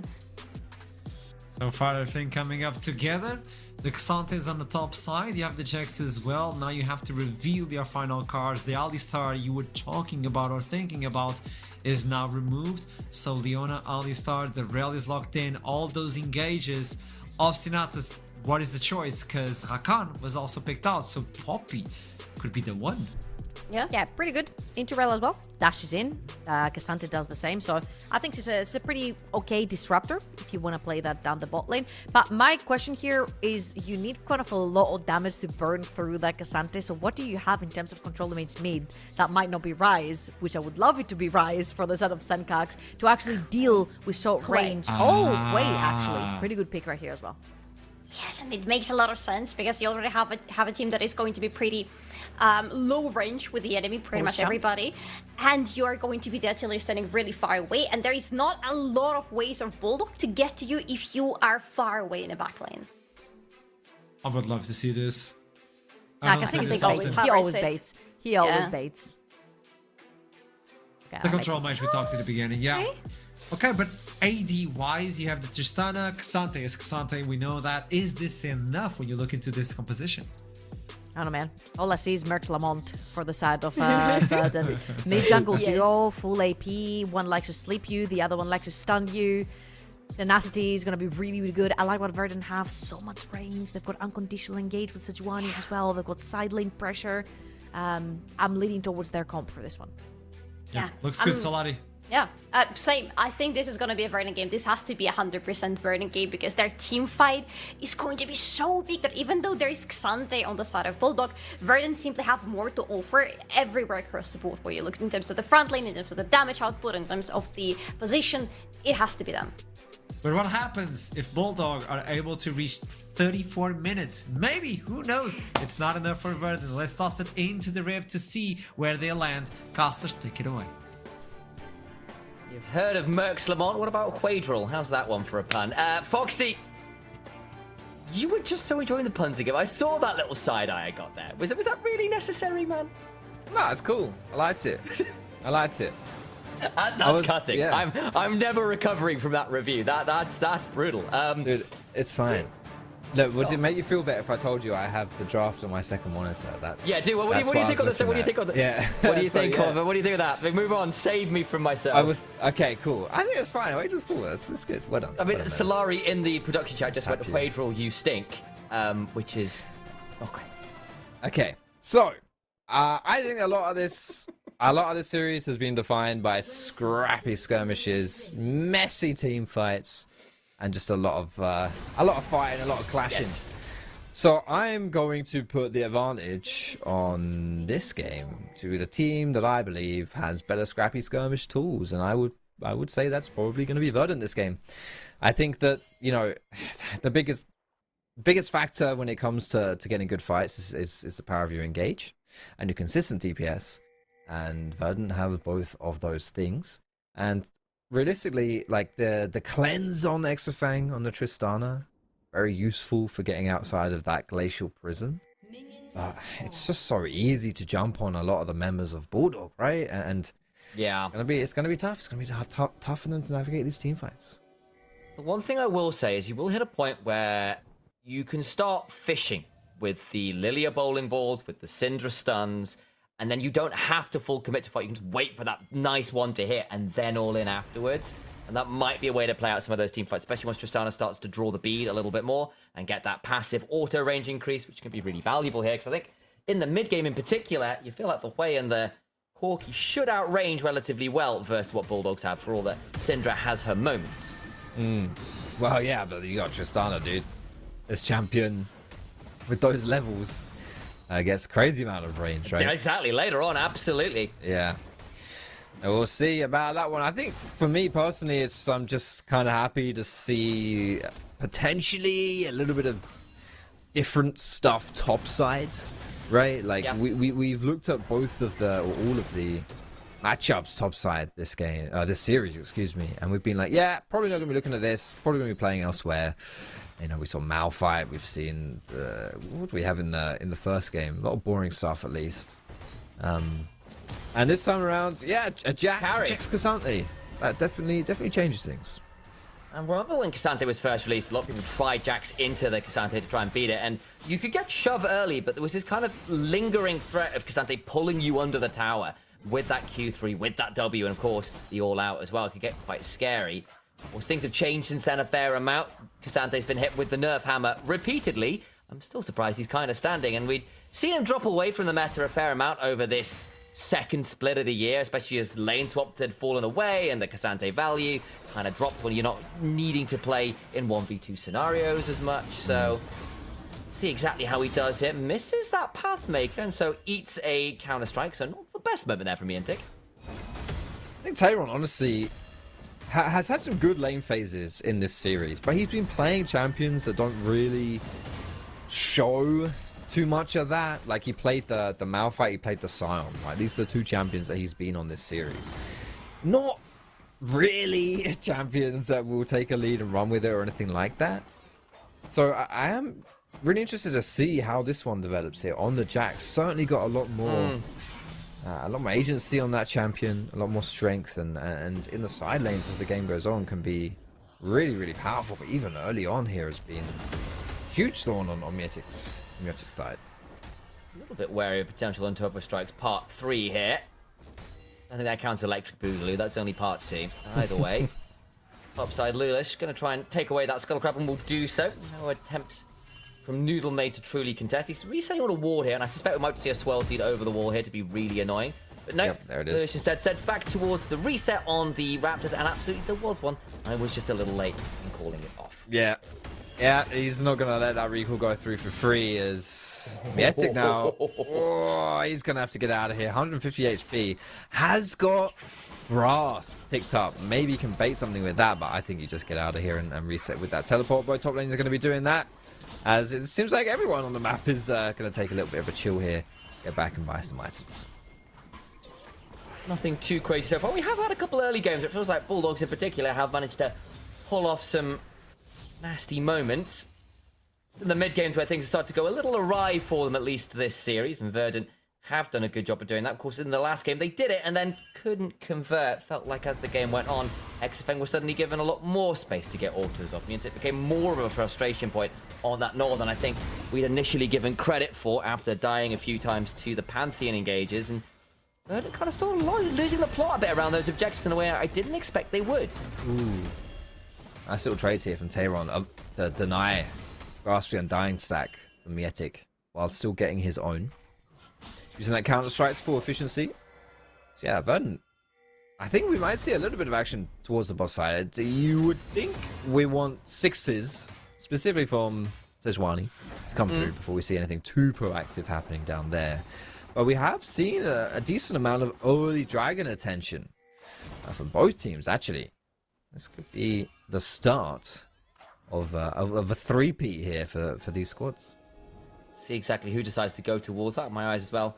We'll turn to Lulish as the game goes on. I think both games he's been at least out-farmed a fair amount by Noodle. Game 1 ended up only doing 4,000 damage on the Vi, which felt pretty lean, to say the least. Speaking of Noodle, he's slipped into that tri-brush there, and Exafang puts the wards down and spots out the Sejuani. He was not willing to Arctic Assault forwards there. Would have been a little bit risky, and some good reactions would have kept him safe anyway. Spotting out Lotus topside, though, Bulldog, or excuse me, Verdant know that he's there, right? They saw him with the Jax, they face checked it. So yeah, this should be the answer right now. Going for this early Dragons. Lulish is going to sack it and instead go for Tayron. Gets all out. It tries to hop away with a leap strike. Flash on forwards for the auto. Puts down the counter strike. But Lilia looking like she'll be donated the kill here. Footwork used. And first blood claimed, buying as much time as they can. So this wave will even get more and more lost as it's crashed into turret. And it's problematic because teleports were just blown a few minutes ago at topside. Yeah, Tayron does not have his TP. He's going to die, and he's going to lose all of those minions under the turret. As you say, there's an extra wave that got crashed there too. Not good. Not good here at all for Verdant's top laner. And on Jax as well, you know, this is a champion that wants to be able to get a lead, to get, you know, his spike of like Triforce as well. He can be a very, very obnoxious champion to play against, but he has to be in the lead to do that. We're going to go for a lane swap here instead for these grubs. Not looking too hot right now for Verdant's top side. Not looking fantastic, at least on the other side. Sejuani managed to pick up the early dragon. The bot lane doing pretty well here for Shiganari on this Corki. Up a fair amount into this Tristana. Just off the laning phase alone, and that's good news there. Of course, things like the Poppy can be a little obnoxious to manage as a double dash champion, so sometimes you have to be a little bit wary about the trades they take, and so far so good for Verdant in that regard. It's that top side of the map, though, that does raise the eyebrow a little bit, and a Lilia that begins to run away with the game tends to stay running away with the game. You kind of hit that first item and sort of explode in clear speed, and Sejuani sort of cries a little bit about it and can't do too much. Starting up the second set of objectives, though, is Noodle, trying to get both sides of the map on that front. Getting first dragon and first grubs would be, or just grubs as they are now, would be big, as I think they're going to get away with it. Bulldog not having an answer for this at all. Even Hui's come up here. This is now a 4-member strong play. 2 grubs now falling for Verdant. Yeah, nothing to respond for. No answer for Bulldog, and ooh, it's tough to give up all of those early objectives. I mean, Senkux turns up and does what every D&D player has done since the dawn of time when they play Wizard, and casts Fireball and runs away. That's about all he does. There's not that much to be seen. Clearly rolled low on the dice that time around with the damage that came on through. Another Pathmaker that goes wide, not reading Iron quite right there, but either way, the wave still shoved in and came in surround. You can't counter-strike a lot of Syndra's damage, but they won't fully commit to the little roam play that came in looked to see with a possibility. I think this play would work if Lulish is there as well. Problem is that Lulish was trying to make a play topside. Yeah, well, there was nothing going there. Absolutely nothing going there. If you understand the Verdant have control of the top side of the map, then instead, again, this basic cross map. And I guess that Bulldog didn't want to concede that cross map play. Instead, we're looking to maybe get a contest and a kill for themselves. But in the end, not working out. Ends up being just a little bit of a waste of time. Well, for Cayman and for Lulish. Senkux getting a decent mark there. Throws a few stains onto Senkux. Shout out to Expedition 33. And does a lot of work painting people in the mid lane. Best he can. Not too much we've seen there, really. As the moment we say that, top side, there is some action. as Obstinatus flash heroic charge into the wall. And Exafang, nowhere to go. Do not pass go, and certainly do not pick up 350 gold, because that's going into the inventory of Obstinatus. Ooh, Kasing cancelling the reset. But what a combo from Obstinatus. That's a big play and big implications here as well. Losing the wave in under the turret. And take a look at the difference in bot side. 1,000 gold advantage now for Shiganari. Woo. From what? Just from CS, and he didn't even pick up that kill. It's kind of tragic here, actually, for Bulldog early. Just had to have their mid laners flash blown, as well as Noodle came looking for an engage. Eats a bit of a chunk afterwards as well, so important flash down here. The Syndra notoriously immobile. You can only scout of the week realistically in one direction, unless you've thrown out your ult or something early to put balls absolutely everywhere. So no ability to play snooker as yet. As a result, vulnerable to any return ganks. That is the question, isn't it? Do we see the return gank from Verdant? The punish came in without his flash. I would say that is a pretty good target to go for, as you mentioned. Low mobility on that champion, just relying on her feet. Well, she hovers, doesn't she? But no movement abilities. Yeah, no need for shit. Like, Nami can buy shoes, doesn't have feet. True. At least Syndra flies, Cass, right? doesn't use shoes, and then Cassiopeia, like, why is she the one that doesn't get to buy shoes? How does that one work? Is mid lane, though, ult's being traded. We might have to pause on our discussion on the unfairness of Cassiopeia's inability to buy shoes or wear them as hats, as in they go anyway, as Noodle with a flash Arctic Assault picks up the Syndra. Nice turnaround there. Bowling ball just wide on Sankux there, but nice punish there from Noodle to get that Syndra down for the count. As we said, no flash, and that time, no life. Yeah, you called it. Syndra, no escape. Easy pickings right there for Noodle. And this dragon is spawning in 4 seconds time. Cayman does not have teleport. I'm not sure if Verdant know that. They probably should have timed it if it was in vision. If they saw Cayman go for that TP, they know that she's not around. She won't be available for this play. But because of Senkuk's having to reset, it's essentially the same, right? Same as being dead, not being around. We're going to get a big contest right here. Ultimate is available for Noodle. Just come off cooldown. That's a big one. Keeper's verdict goes wide, though. That's important. It's interrupting the potential engage, though, from Kasing. That's a wonderful looting lullaby, though. Obstinatus down. Magnustorm drags Noodle back, and he'll be dead for the count as well, as Exafang hops on forwards and gets a reset to be able to hop somewhere else. Tyron has now turned on up, gets scattered by the weak, though. We'll get that important shutdown and the dragon as well. Bulldogs, nice team fight from them again. Very well played and executed by Bulldog. Mentioned that a lot of this series has been these scrappy skirmishes, these fights around objectives. And it seems as though Game 3 is going to be no exception. We're not going to buck the trend today just yet. Lulush, for me, was a superstar in that one. Even though he kind of got caught to begin with, was able to find the redemption with the Q and the flash and the wilting lullaby. It was all very nice stuff. And Bulldog getting that dragon and getting those kills. Puts him in a decent position now. Lulush, a player who, as the Panther was down 1,500 gold, had a really rough time on the Vi, takes that Lilia into his own hands and is beginning to run away with the game a bit here. 2-0-1, lots of stacks on that.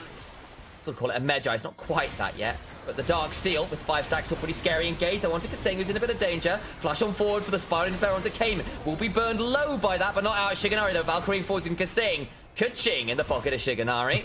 Another Scout of the Week comes on through. Force of Will available for Cayman.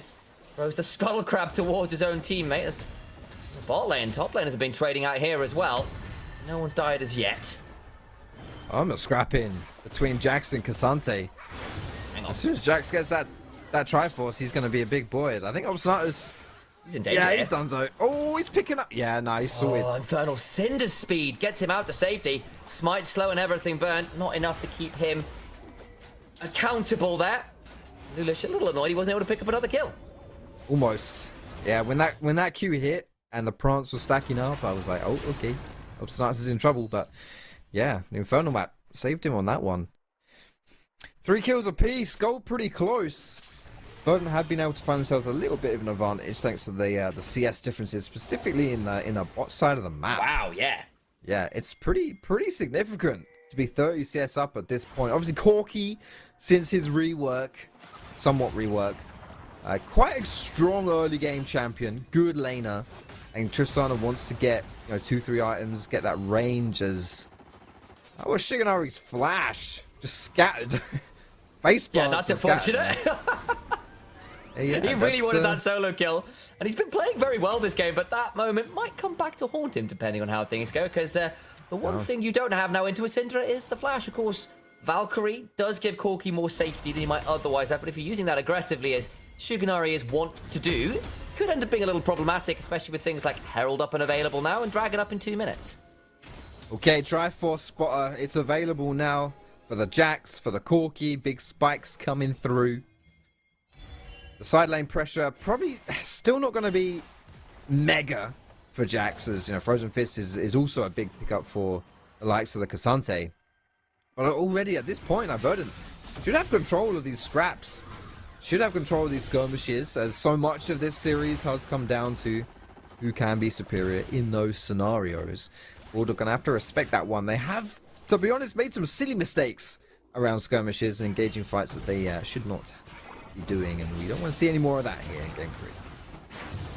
So, Herald goes the way of Verdant. That's their objective marker towards a feat strength. Now it's all about that first turret. Syndra, potentially at risk here actually on the minimap, as Poppy and Sejuani looking to link up with the Corki and threaten this under turret. I think Cayman's going to need to back away here. Wants to try and defend the turret and prevent that first turret going on down, but Verdant decide against a potential dive. I wonder whether there might have been an angle there, but decided it's too risky. Outside that turret, nowhere near at the same level of HP discrepancy, so I think Verdant willing to play a little slower here. Yes, it could be in a bit of a pickle right here. He's far away from Kansas. And Toto I don't see around either, so it's looking like poor old Dorothy is alone by themselves, and the Wicked Witch of the Jax, that one doesn't work so well, but you know, he could have been very scary there. Could have been. You can see the consistent damage for Jax is definitely superior, but yeah, Miatek. Yeah. Yeah, exactly. It's on the way, but still not quite enough. Question might be for Jackson, does he go for something a little greedier, you know, to help him just split push and actually push waves down, maybe like Hydra item, these kind of like bulk, these kind of things. But I think as it stands, it may seem like I'm talking a lot about the top side, but I do think a lot of this game might hinge on how that side lane goes, right? Whether Jax can put enough pressure down in the side lane to really put that pressure on Bulldog and make them struggle on their objective setups. That they can. So, in goes Herald. Charge onto that mid lane turret, buys some space. Dragon now spawned. It's a Dragon a piece right now. Turret holds. But it is Bulldogs corralled back into their own jungle, forced to try and face check into a Poppy, into a Sejuani. Way and Corki there to open fire as well. Their phalanx well and truly set up right now, and it's on to Bulldogs to find a chink in the armor. Scout of the week, sent up for a magnet storm though. That's not a chink, that's a full-on breach. They bring down Shiganari's Corki. Senkuk's in danger. Exafeng hopping on forward, but he's in a 1v2. Not enjoying a damage of Tyron in a 1v3 on the other side. Makes it a bit interesting. Miatek now in himself, trying to chase onto Senkuk's. Gets the slow, misses that step on forwards, came in low, gets to flash on out of that spiraling despair and of course the severing bolt, but Noodle Arctic assaults and brings at least one more down. It's a messy state of affairs, but Bulldogs are the one that are coming out on top, and Senkuk's on very much the wrong side of the map. Speaking of Kansas, you ain't in it anymore, Huedril. It's the last man standing. 4 deaths make that 5. Bulldog picking up the ace. Eventually, there it goes. Took so long that his teammates respawned. But yeah, winning the team fight and getting this dragon here. Maybe there's an asterisk on that last comment, because Ludish is all by his lonesome. Yeah, I think he should be able to get this one. Should be chilling. As well, but be dragon number 2 now. He's in the river and he's a jungler. I think he's okay. Should be able to smite that one down and gets on out. I think with enough members around, it was a little bit too risky. Instead, Verdant decided to play for the turret in mid lane, which did get them feet to strength. Let's have a look at this replay, because this combo is sublime. Disgusting. Great scatter into the magnet storm, into the sleep. Bruh, this replay is already over. It's done. Right? 2 seconds is all it took for it to be over. Just a great, disgusting combo. Something that Verdant will have to respect moving forwards, because it's gross, man. And it's very easy to get caught by a scatter of the week like that. Great execution from Bulldog.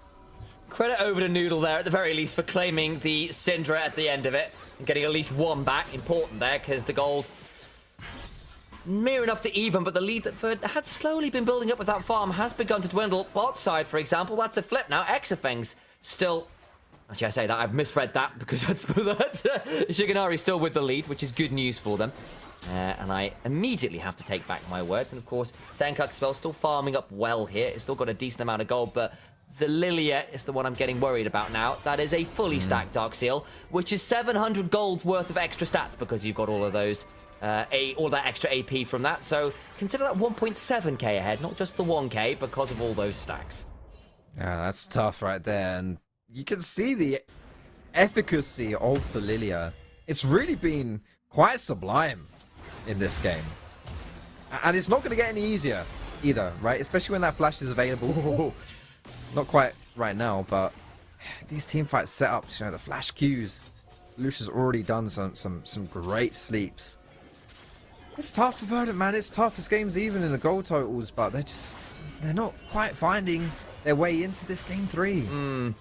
And Bulldogs have always been superlative team fighters. Managed to wrestle their way through interesting game states. They've had decent early games this series and across playoffs, but the mid games have haunted them.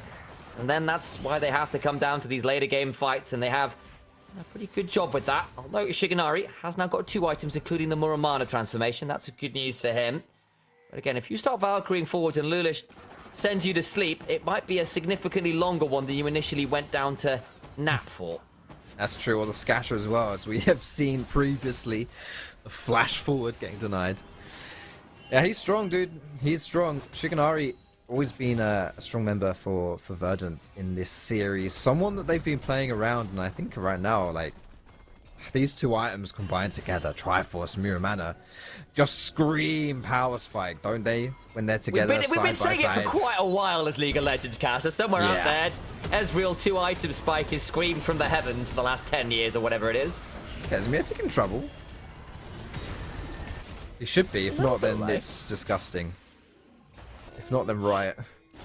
Riot, maybe, but it's hit by the Severing Bolt. Senka's going to continue hunting forwards, but he's out of cooldowns. He's managed to chunk Miatic low, but can't find the full combo to bring him absolutely out, but still decent enough.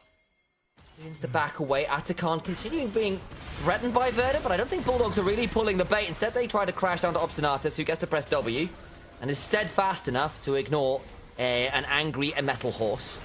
I wish I was able to do that. That sounds like quite a cool skill. Either way, Shiganari chunked a little bit there by the Syndra, and steps on forward, shoved into the wall, and the turnaround, that horse is glue! Dunzo, here comes the TP from Miatic. It's not done, Lilting Lullaby, it's only on to 1, but they might want to finish off Tavon, who flashes away. In comes X-Fang, when hopping on forward, didn't find exactly what he was looking for. So the kill goes on to Kasing, but the health bar's still pretty chunked here from Verdant, so I don't actually know how much they can get out of that. I don't think they get anything out of that. I think they have to concede, if anything. Tough state for Verdant. Even when they win, they lose. Even if Kasing was alive to follow up the combo that came through from Bulldog there, then that would just be another wipe. The Atakan and quite possibly the game as well. Bulldog's team fighting in this game 3 has just been something else. They have so much damage, and it's all spread out as well, right? So much AoE damage specifically from oh my goodness, Lilia, holy moly, Lilia and Syndra. Yeah, that's why so many members of Verdant were low, not just one. And you've now got to the point where Cayman's gone for this Nemesis endorsed build of the Blackfire into the Cosmic Drive. You have so much ability, Haste, your ability to keep looking for Scout of the Weak stunts, to set up for people like Kasing, set up for people like Lulish and Miatic. Makes this a lot harder than it might sometimes seem on paper for Verdant to stay safe. 8 seconds until Infernal Dragon. They have got that mid lane tier 1, but it's Bulldogs in the river first, teleporting in. Verdant are going to be forced to face check here. Here comes that TP, as you mentioned, came in. Don't want him to walk too far forward now. We have seen that before in the book of Came In. Seen a few chapters of that one. Certainly don't want to be reading that right now. Verdant looking for their in. They found him. Oh, it's Kasing who's in danger. Gets a Shattering Strike, flash away. The Locket buys some time, but he dies mid-blast cone flight. Tavon on the other side tries to find an engage. A flash away from X-Feng with the cleanse keeps him alive. Dragon, though, still up and available. Being started as Verdant trying to play out this 4v4. They're the ones in the river now with the better health bars. But all the while, Bulldog still feeling they can play. Got the lilting lullaby back up, looking to find some pokes. Scout of the week doesn't quite land me as it goes to step on forward. Shigenari split off from his team, though, making this a bit of an awkward one. Continuing to trade on out. Verdant backing away. Dragon coming down to a bit of a flip. Pathmaker use. Sejuani secures it. All out from Niantic. Flash on forward for the Iceborne Gauntlet slow. Looking for a Q3. He's in a 1v4. And without the stats, finally falls. Bulldogs, for once their vaunted team fighting is not enough. They lose the Dragon and an additional member. Verdant are pinging towards the top side of the map here as well. Atakan might be in their sights. It's probably a little bit too much, but when all said and done, still positive team fight, and the Dragon going over to the green dudes and Verdant. Finally, something positive for them happening in this game, which is looking to fall a little bit away from them, right? They've always been competitive in the goal totals, but the way the fights were going down and the positions on the map, the tempo, it just wasn't working for them. But they found it, they made it happen. Great fight for Verdant. The green dudes might be locking in a green light to go in this game.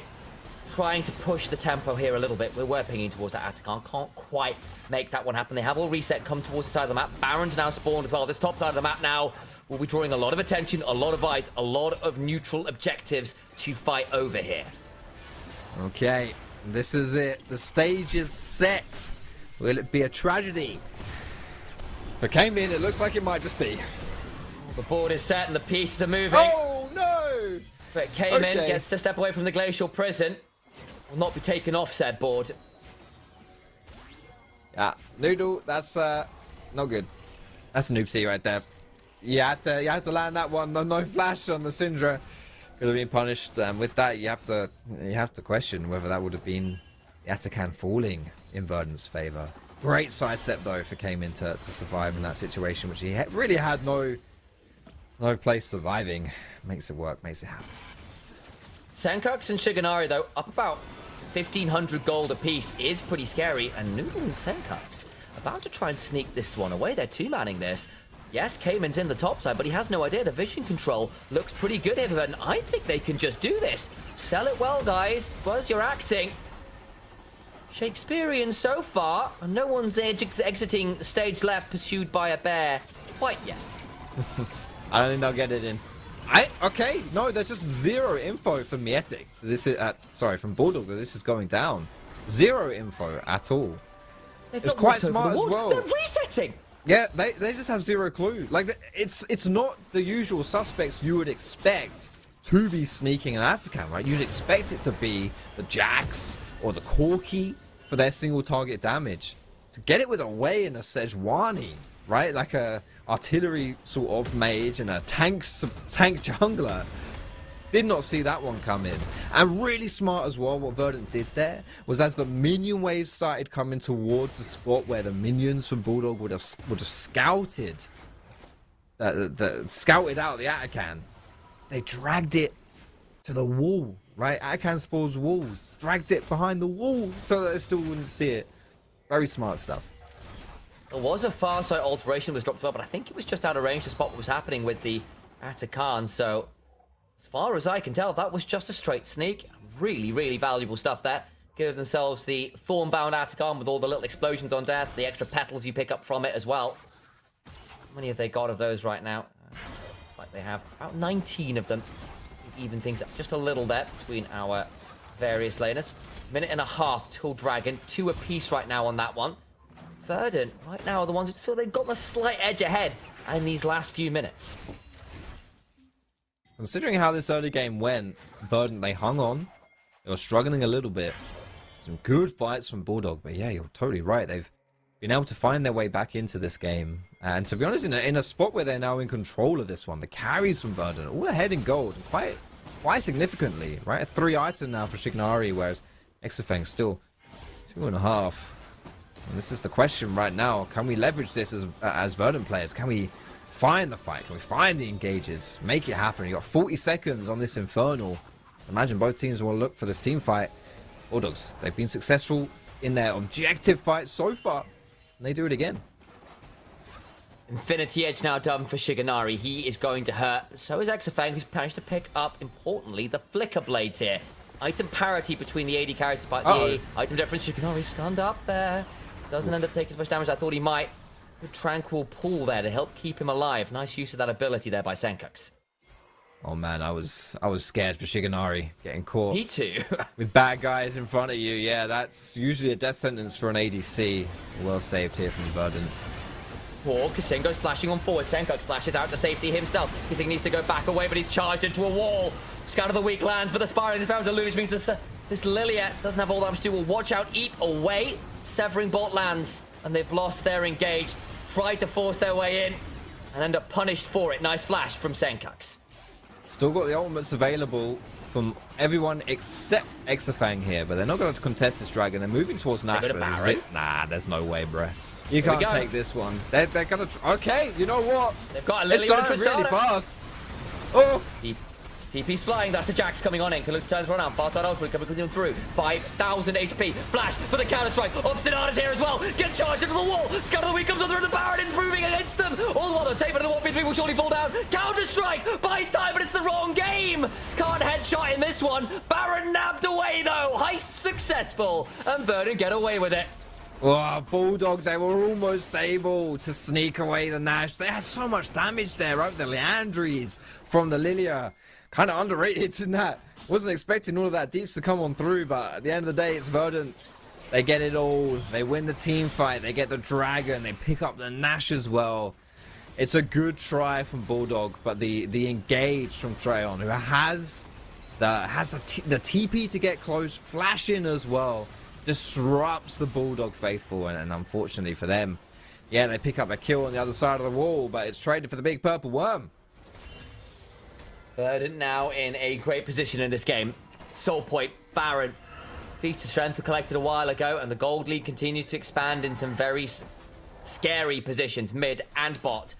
Now, concerningly ahead for the side of Verdant as far as Bulldogs are concerned. For Verdant, feels like they're finally in control of this game.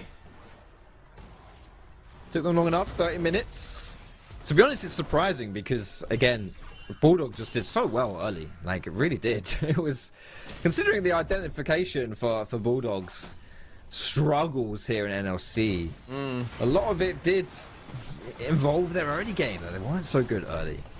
But they've just been, they've been solid. They've been solid early this series, but Verdant, credit to them, have really stuck around. And at this point in the game, you have to feel they're in a pretty solid position in the driver's seat. 2,000 gold ahead for Shigenari, 1.3 here for Senkux as well. Just difficult scenes right now for Bulldog.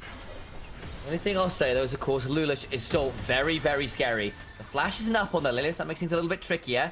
But as you're starting to get more items on Cayman, more items on Lulish, the incidental skill shots begin to hurt a bit more. Looking for an engage, though, into mid lane. As Miantek is pretty tanky. Gets to back away. A little bit blown there to bits. Happens Cayman's TP'd and immediately hit with a spiraling despair. And Syndra has no chance to unleash any power. She's too sad for that. Noodle gets to slow down. Arctic Assault on forward. Miantek footwork away towards the minion wave. Flash looking for something more. Can't get the permafrost proc you were looking at. Another footwork gets to back on out. Man down.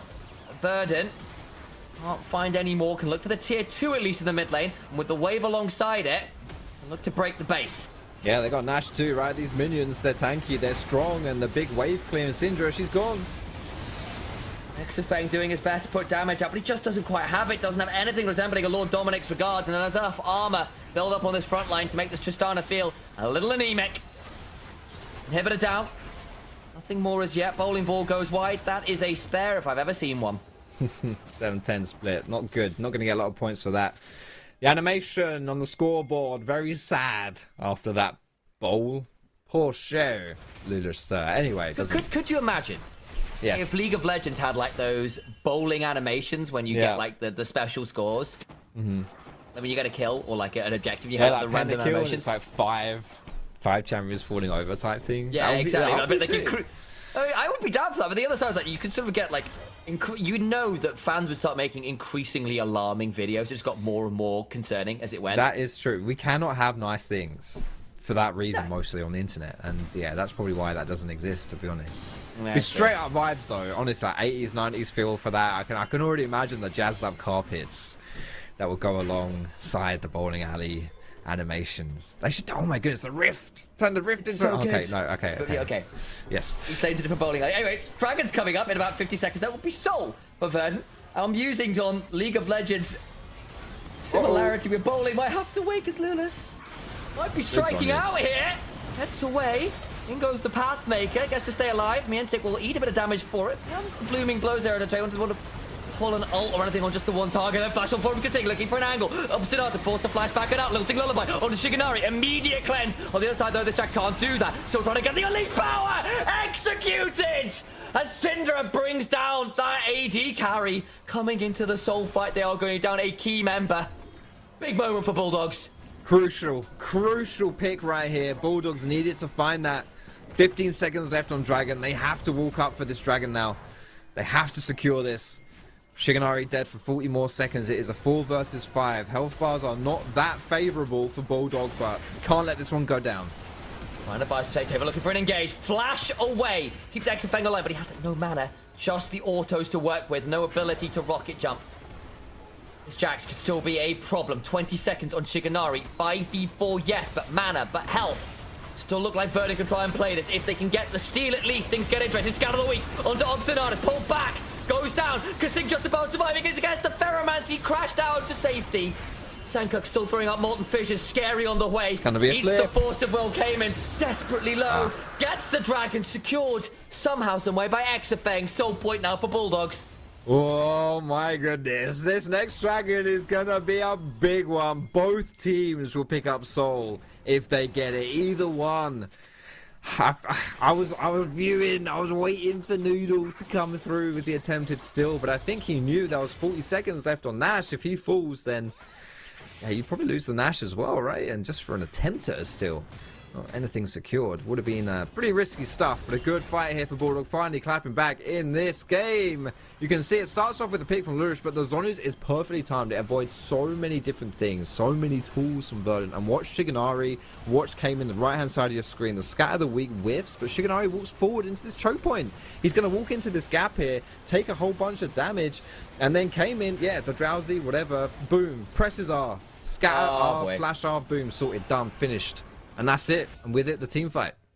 Syndra hits the outplay button and Shiganari can't flash before the R is pressed, and Cayman now has a death cap as well. This Syndra, when she was reworked, it was more into a scaling mage. She got another one of those stacking passives we've seen on the likes of Aurelion Sol. Baron, though, just been started about Verdant, enough musing about Syndra. Down to half HP. Bulldogs looking to come and contest. How aggressively do they want to play this? Still being aggroed.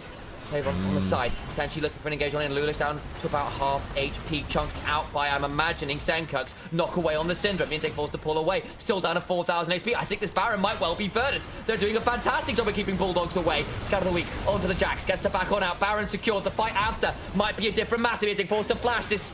Cassante just not tanky. In comes the redemption, buys it down. Now Noodle's in danger. Tavon gets to jump on the back. Somebody's left in a 1v4. Forced to flash on out. Came in desperately low though. And Bulldogs can't find anything. Baron secured by Verdant on the late resets after Dragon. Bulldog dropped the ball a little bit on this one, giving that over for free. But to be honest, they're fortunate it wasn't more that they lost as well. Verdant taking them so low. And because of this, with the recalls coming through, Verdant are actually looking to get some pretty good pushes here. This topside turret, this is one that's going to fall.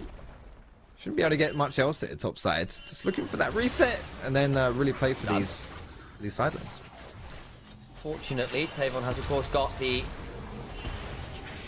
Mercury, as it's the Chain Lace Crushers, that's the name of the upgrade. Oof. So it's pretty fast here. Trance passive off your Blooming Blows can make you alarmingly quick at this point in the game. Third mask coming in for the Lilia, by the way. We'll be going towards the Bloodletter's Curse. Still hasn't upgraded the seal into Medjai, so didn't have faith in himself. I could have got away with this one. I think you could have gone for it. I really Hindsight do. Is, yeah, but this is the thing. You know, as soon as you buy it and turn it into Medjai, you're cursed. Just Yeah, die. absolutely. Yeah, you just instantly fall down, right? So, I guess that's yeah, that's easy for us to say right now. But it's been a tough one. Been a tough one right here for Verdant as a whole to find their footing in this game. But once they found it, they really just ran with it. And even when they're set behind, right, that fight around the Dragon didn't work out for them. Bulldog came out on top, put themselves on soul point, not looking good for Verdant at all. But they still stuck with it. getting that Nash and through that here, really pressuring Bulldog. Looking like they might move themselves not from soul point, but to match point in this series. This Sing off to one side, maybe looking for something. Can't quite find it. Gold lead is pretty decent right now for Verdant. You can see it in the mid and the bot. They are very, very scary. Hell, this Jax is also now with Sterex on top of everything else. Not an easy state of affairs for Bulldogs, for all they have still got some terrifying members of their own. Inhibitor turret under siege. The Poppy Copter comes on up, but won't find safe landing. No one forced to evacuate right yet. Weevil potentially looking for a Glacial Prison angle. That control ward being taken out by them. Redemption comes on forward. Spiraling Despair just used by Senkux. Burns out Niantic to about 2/3 HP, but in the picture-in-picture, thank you, production. Tehran picking up that inhibitor turret. Split push successful. Precisely that. Don't get the top side, but I don't need the top side. Okay, we've got... Okay, we're going to TP into mid. I was just curious like what's going to happen from this one. Yeah, we got the inside track onto the dragon. This is going to be the big play right now. Okay, big, because it's 3 dragons apiece. This dragon, it's soul. Whoever gets it, it's soul. And it's a triple infernal for whoever gets it as well. So much damage. Oh boy, this fight is going to decide the game. Game number 3. Verdant Bulldog. All coming down to this. 41 minutes on the clock. 7th dragon of the game. Buckle up, folks. Keep your hands inside the vehicle while it's in motion. This roller coaster ain't over yet. Still got one final drop to go with. Niantic stacking up the Q off the dragon. Just posturing right now. A climb up that final drop. Shikanari steps on forward. Jax is going mid. Jax is going to win the game. Sturgeon came in. He's hit with a spiraling despair. Doesn't quite get burned. Jax is leaving. He wants to make this the backdoor. Converted. Keep them accountable here. Soul about to go down. They don't know. Someone's got to reset. Bulldogs. Oh, what have you done? The dragon for Nexus turret strays. Niantic trying to keep out of there as Cayman trying to run away. Looking to reset. Lilting Lullaby onto 2. Noodle goes down. Final Nexus turret falling. And Jax keeps bonking away. The Wrecking Crew is here. He's got a counter-strike running. It is Nexus for Dragon. And Verdant take those. We talked about that fight. Whoever gets soul, that's going to be it for game 3. Well, it went about as opposite as we could have predicted there. Oh man, masterfully done by Verdant to dangle that Infernal Soul in front of Bulldog, force them into it. And just, oh man, the backdoor from Jax. Triforce Jax, yeah, he's not going to have any issues going through those turrets, demolish as well. And that's it, that's how the cookie crumbles here for game number 3. I mean, that cookie crumbled, but it crumbled everywhere. I had no idea where that game was going. I've got crumbs all over my desk now. Des, can you fix this? Can you get me a new cookie? Explain how this game went. Wait, do I need to clean the desk? Do I need to give cookie? I'm confused, but yeah, confusion Do on both. the highest order. Both? Nah, Knuckling is the cookie, by the way. With this in mind, Verdant are 1 game away from moving forward to take down VDG. And what a game it was. Let's start from the beginning, if possible, Desk. Bulldog Esports were winning early game, which is not the usual. Yeah, that doesn't normally happen to Bulldog. If you see them winning, you see them winning later in the game through team fights and having a terrible state of events during the laning phase. Here it was quite the opposite. I gotta say though, a lot of their wins in the early game were still because they were managing to find those smaller skirmishes and pilot them really successfully, especially thanks to Lulish and the Lilia's ultimate. So some of those fights in the early game were good, but then it all started crumbling down. I feel like this was the most fun game we have seen, first Yeah. of all. And I feel like the replays are going to reflect that as well, because we just didn't know which ones to keep for this one. So this one starts with a fantastic Scatter of the Week, followed up by an incredible ult by Kasing. And here we're all thinking, okay, geez, this is over. You know, Bulldog Esports actually getting ahead in the early to mid game. They're really good at team fighting. They have reached that breakpoint. They've got the 2-3 items. Like, they're actually cooking right here. Like, you see Kasante and how strong he is as well. He can disrupt the fights. But unluckily for Bulldog Esports, you know how when they reach that 34-minute kind of average game time, it's like their win spot. It feels like if they're below or above that, it's a bad thing. They have to be spot on. You either end at 34 or the 34 ends you. And now I know that's the big one. Now I agree there's a specific timing for them where they can engage and unleash their power.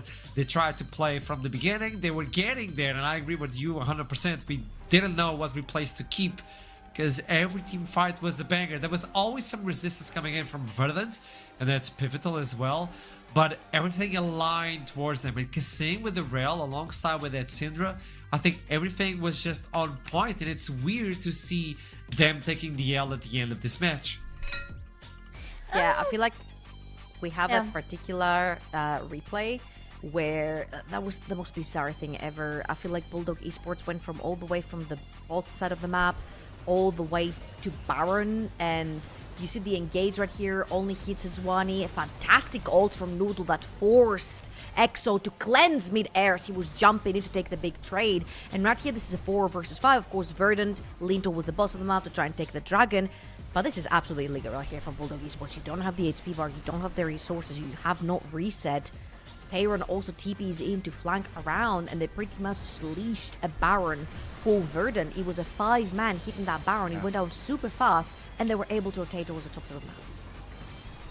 And I wouldn't say necessarily it was the point where things started turning around, because I feel like it actually happened a little bit earlier with some team fights that Bulldogs were actually not able to pilot correctly.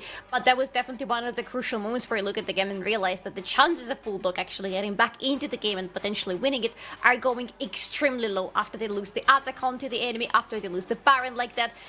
And after that, all their fights were so weird, for the lack of better words, to be honest. And it felt like they completely lost the point of what we even want to be doing on the map after they lost so many objectives to the enemy, and we're so close to losing the last one, which was the Dragon Soul. Well, There you you go. wanted weird? Enjoy it. We have weird right here. Obviously, there's nothing weird going on right now. It's just both teams trying to take control. This is going to be Soul for both of them. I think the caster set that up really nice as well, saying, hey, this Soul, this Infernal Soul, is most likely going to be game-breaking. They kind of weren't clairvoyant enough as to in what state it was going to be game-breaking, because right here, Verdant, they're playing with time. They're buying time for Tayron, who's inside the base, 80 jacks with 4 items at this point, if I'm not wrong. He eats towers up in seconds. And right here, even though Cayman managed to get that TP back, that's a 10% HP Syndra. I'm actually surprised that Tayron didn't actually jump Cayman to kill him and then end the game. But hey, I guess he has the correct priorities and I don't. Yeah, he said it. He wants to play for the team fights, and when he has the shot, he goes for the split push and ends the game. When you look into this one, a lot of damage coming in from Syncax as well. This is something that we highlighted, that Shiganari and Syncax need to be on those carry roles to bring in the damage and hype in the damage from Verdant. And as soon as you see the difference from the male towards away, where you can just bring artillery from the back, it showcases at the end of the match. It's not like BDG played bad, it's just that, well, Verdant were able to bring it back at the end, even with the Soul, an Infernal one at that. Well, that's it. That's a reap, and with this in mind, it's match point picking it up. The information that BDG picked blue side for what could possibly be the last match of the day. Any sort of sentence before I toss it to break? Ari for Cayman, please? I don't care if it's B1 or anywhere. Can we finally bring her out? Because this is illegal what's been going on for the whole day. I like it. It's like the secret agency, the secret weapon, like bring the Ari. This is it. This is the moment. This is the opportunity for BDG to come back and bring this into Silver Scrapes, or Verdant to move forward versus Los Ratones. I'll see you soon. Don't go anywhere.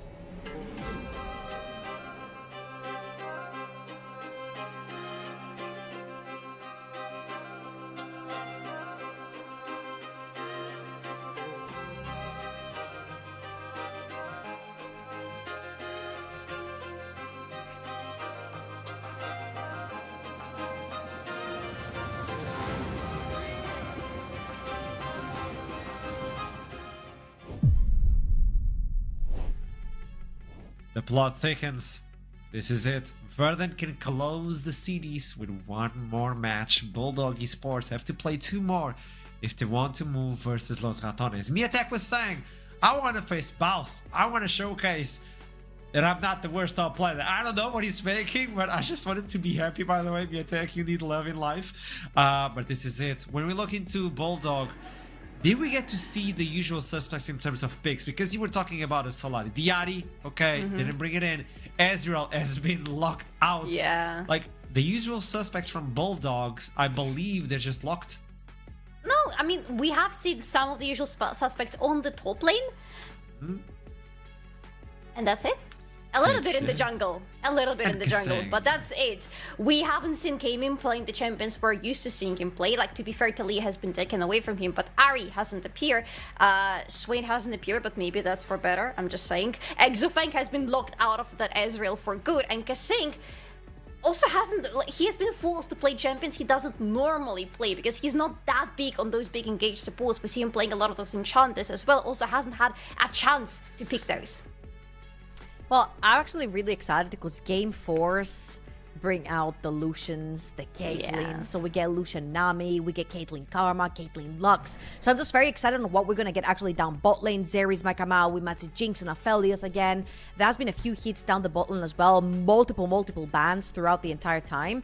But it's been so much fun to see that it hasn't necessarily just been a bot D for this entire game. We knew that Shiganari and Exofeng are huge cogs to both of their team's machines, but I feel like other people have had to step up. But right now, it is time to put all their eggs in that bot lane basket. IMO, again, Lucian Nami, Caitlyn Karma. This is going to be really fun. Yeah, maybe we can get to see a little bit of more that Lulu. Lulu has been rising a little bit. I've seen like people talking in scrims that Lulu can get back into the meta, and we're just seconds away from Champion Select that could wrap it up. Now, I gotta say it, Treble. So far, you have been clean. Not a single mute on the day. So, congratulations. I know it's still early, but congratulations. Let's go into Champion Select. There's still a... Oh, thanks for believing in me, guys. I'm on your side for the first time. Let's see what happens. Bulldog Esports versus Verdant. Ezreal, probably one of the priorities. Varus as well with their priority. We'd like to see the Lucian and the Nami. Ezreal is going to be either banned out by Verdant, which is probably what is going to be happening. If it doesn't happen, this is going to be the B1 for Bulldog. Full on, no thoughts. I'm thinking Skarner Maokai might have a huge role to play in this game, number 4. A lot of the other like super prominent champions have been taken out. I would rather see things like Maokai and Skarner before junglers start jumping into things like Viegos and such, specifically facilitating for their teams. Again, I'm looking to see if you're gonna get like a cheeky early Lucian, since he has like two really strong pairings. I think one the Milio and the other one being the Nami. You can actually ping pong between the two, and he's equally as strong. All you have to do is just change Keystone for that matter. But Ambessa taken out as well here. I love the idea of Maokai, by the way, because Lulas has played Maokai quite a lot, and that is one of those few champions left in his pool that we haven't seen so far in this series. So if it gets left open, this could be another potential for a B1 for Bulldogs. Yeah, I'm thinking that you leave the Varus open, and now Verdant is forced to pick between Maokai and Varus, but that's not the answer. I think now they take away the Maokai and the B1. Let's see what's the priority for Bulldog. So far, it has been Ezreal, Rumble, and Maokai. Tell me trouble. I think you take the Skarner here, unless, of course, you want to tackle the whole Gwen conversation that we've been having for the entire series. But I don't necessarily see the teams really gravitating towards that Gwen, so I'm thinking potentially the Skarner right here would possibly be like one of the strongest junglers you have left in the pool. It has to be the jungler, though. Yeah. Well, whatever they decide to go into, this has to be a jungler opening for Bulldogs. And then Verdant also with the jungle probably open up a mid lane conversation, but okay, Maokai for Lulas makes sense, has played a lot of it. No, reply-wise for Verdant. Oh, okay. Because I was thinking, Kasing loves Leon. It's one of those last hard engage supports that can stop things, but Alistar, if I'm not mistaken, is still available. We've seen some overs from Alistar, but no pick so far. Okay. No, it has been banned. It was banned in the previous series because we saw Verdant prioritize some other things, but yeah, it's still available. It's pretty much only Leona and Alistar, so it's going to have to be a handshake on the bot lane now, with Bulldog picking Alistar for Kasing, unless they have a specific plan for Exofang. Because Kasing can also play good engages, and there's trouble set already with Lucian. There are some really good pairings with Aphelios if you want to go in that direction. You can also pull out an Enchanter on the bot lane. But okay, Alistar it is. Fair enough. Alright, I feel like right here you might want to slam something like the Rise. I don't remember if Kevin plays it that much, but you kind of need to solidify yourself onto that mid lane, get a lot of push out. Especially since you have the Maokai as well. Try to play for side lanes. You've got the Alistar to set up for that bot lane as well. Unless you want to bring up an 80 carry, which I doubt at this point. There's like one, many left, and two, we might start dipping into like AP territory for the bot side of the map. Ooh, that would be a first for Exo. Okay. You can take the counter onto the stop side right now, get rid of the picks. I find it interesting that you take out the Ambassador to then pick the Renekton. That would be a straight away. There we go. Aatrox is now the answer for Titan. He doesn't want to fight, but with these two, Titan, you have to fight. You're the laner. You have to be fighting a lot on the top lane. You have to be fighting a lot for the prio on the top lane early game, especially for Mietek. This time, he cannot allow for what happened in the previous series to be shut down early in the game on the top lane. He needs to have prio with his Renekton. He needs to be ahead on lane. Otherwise, he's going to be a big liability for the team later. I'm just really liking what Verdant are doing right here. Aatrox is playing to 3 melee champions. Very easy to hit your spells right there. You got the backup of the Ivern. Like, the scaling on the side of Verdant is speaking for themselves. They just need some sort of early game avenue to play through. Like, they have to find an early game avenue to just bridge that early to mid gap until you get to the point where Ivern has got the 2 items, Aatrox has got the 2 items, and so on and so forth. So I'm expecting to see there's something super strong coming through in the mid lane for that early game from Senkax, or just I'm thinking of like a generally early game good bot laner, but seeing the Leona right here, I'm even thinking you slam in something AD mid, such as a solution, and then you take something like a Ziggs for Shiganari down bot. Or maybe you take Caitlyn for Shiganari down the bot lane. Straight and you have a very aggressive bot lane, you have a lot of range with that Caitlyn, you have a lot of prio on this bot lane as well for Verdant and a lane to work towards. I don't like this. I think this is like if the Alistar hadn't been picked right here, like Illusion would absolutely shred through that bot lane that Verdant do have. But I can't say if they had to pick the Alistar because it's locked, right? So it's a great response that there. You've got the range with Caitlyn. I don't particularly like Caitlyn lanes when you cannot outpush your opponents very easily. And right here, Exofang, not only does he have the front line for the Jinx, but he will also have the push down the bot lane because the Rockets really clear waves really quickly, and it's melee into melee with Alistar, so they'll be fine in terms of the matchup. There she is. But Where do you There's send no her way. though? yeah, I was like, nah, Kasing, stop baiting, Oh. bring in the Rise. I think this is one of the first times we're gonna see Cayman with the Rise. Rise. Yeah. Definitely hasn't played in this split though. Don't remember about the winter split.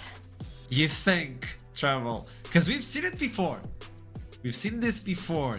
There's a thought that the Syncax Annie might return. He used it versus Los Ratones. It's pretty good into Rise. Cassio is also really, really good into Rise. Like a Verdant right here, their composition is absolutely insane. I am not the biggest fan of Caitlyn, but I see the reasoning right here for Verdant. We said we need an early to mid-game bridge, and they have to play around that Caitlyn Leona bot lane. Like you take that cleanse or that flash from Jinx, and then you just keep repeatedly playing through that bot lane, trying to get that Caitlyn ahead. However, if they do fall slightly behind or are even, I think Bulldog Esports scale super nicely into that lane. Yeah, that is going to be this has to be rather Exofang's game, because if Exofang gets behind, if Exofang gets ahead, of course, and then Jinx, that is going to be a big trouble for Verdant, because Jinx in a team fight scenario with these two drafts can pretty much destroy Verdant on the spot. So it is going to be up to Bulldog whether they can work around their AD carry this time, whether they can set him ahead, and if they do, that's going to be a very interesting game to watch. Well, with this in mind, both teams are ready to take it off into the Reef. This is a good opportunity for Verdant to close out the series and move forward. Or maybe Bulldog Esports can show us something new. Take it away, Costas. You talked about the Cassiopeia. There you go, Initialize. You have it. I clearly have summoned something unintentionally, and I'm not sure whether I need to apologize yet, but they bring it in. It is a specialty pick. We'll see whether it works out here coming into what could be our final game of the series. I am, as it stands, proven very wrong. I was expecting a 3-1 for Bulldogs. I was expecting Verdant to maybe stumble a little here, but they've got players back in the right roles. They've actually been playing out very well in the mid games. There's been some fumbles around those later game objectives, but I think they've been drafting well and setting themselves up for success. And people like Shigenari, people like Syncax have certainly been scaring people in those team fights. Absolutely. And I think their tenacity has also been very impressive for Verdant. Like they've found themselves in pretty tough situations in a lot of these games, right? They're not just stomping through and winning and snowballing. See, or last anything game, like right? that. Yeah, precisely, right? Exactly. They sometimes fall behind, but they still just find a way to keep their heads and to grind it out and get these wins. It's been quite impressive the way that Verdant have executed these games, and we'll see if it's enough to bring this victory here in game number 4. They want it to roll Ignite. He's getting stuck here. A turret shot for it, but that does now mean potentially you can force this Jinx to start lane with a little less HP than you'd like, and Obstinatus on the support a little happier to have dropped that HP than the Jinx. For the Ignite? That's a Dubstep, thing. it's a message that has been sent. Yeah. Look, it's already lost 20% of its cooldown. This is fine. Minion's not even here yet. Yeah, well, genuinely, it sounds like Giga Cove, but genuinely, to keep Exofang in lane at this HP and have that advantage, especially when you're playing a Caitlyn, who can poke quite a lot with that superior range, it's decent to have that health advantage, for sure. Is it worth the cooldown of your Ignite? Well, Ignite does have a relatively low cooldown as far as summoners go. It's one of the lowest, so potentially, to be honest, potentially it is worth it. It's a little whack to see, isn't it? That is definitely one way of putting it. There was, probably kinder ways and worse ways to say that one too. Is all the while, though, because of that HP chunk, I'm going to be backing away on that one a little bit. Thank goodness. The cowbell noise is super annoying. Saving us from that one. Good thing. Just starts it up. All right. Yeah, this is going to be a tough matchup for Kami mid. Cassio is used to be a very prolific counter into the Rise. She's got such good lane harass, whereas Rise needs time to scale, not the greatest laner. So we'll hold that thought though, because Lewis has found his first gank of the game. X-Fang. Now, in a bit of danger, Obstinatus maybe forced to jump over the wall, not having fun. Senkox is here! You went over, I'm not sure you would like that one as the Twin Fangs come on through, but not quite enough poison to bring the tree down. That's so illegal, dude. That's so illegal. He had no way out of that play. He's got no flash. You cannot let him out like that. Oh, bro, that is smart. Smart play. Well played by Verdant on that one. Good job by them. Do what he can here as Cayman speeds himself up.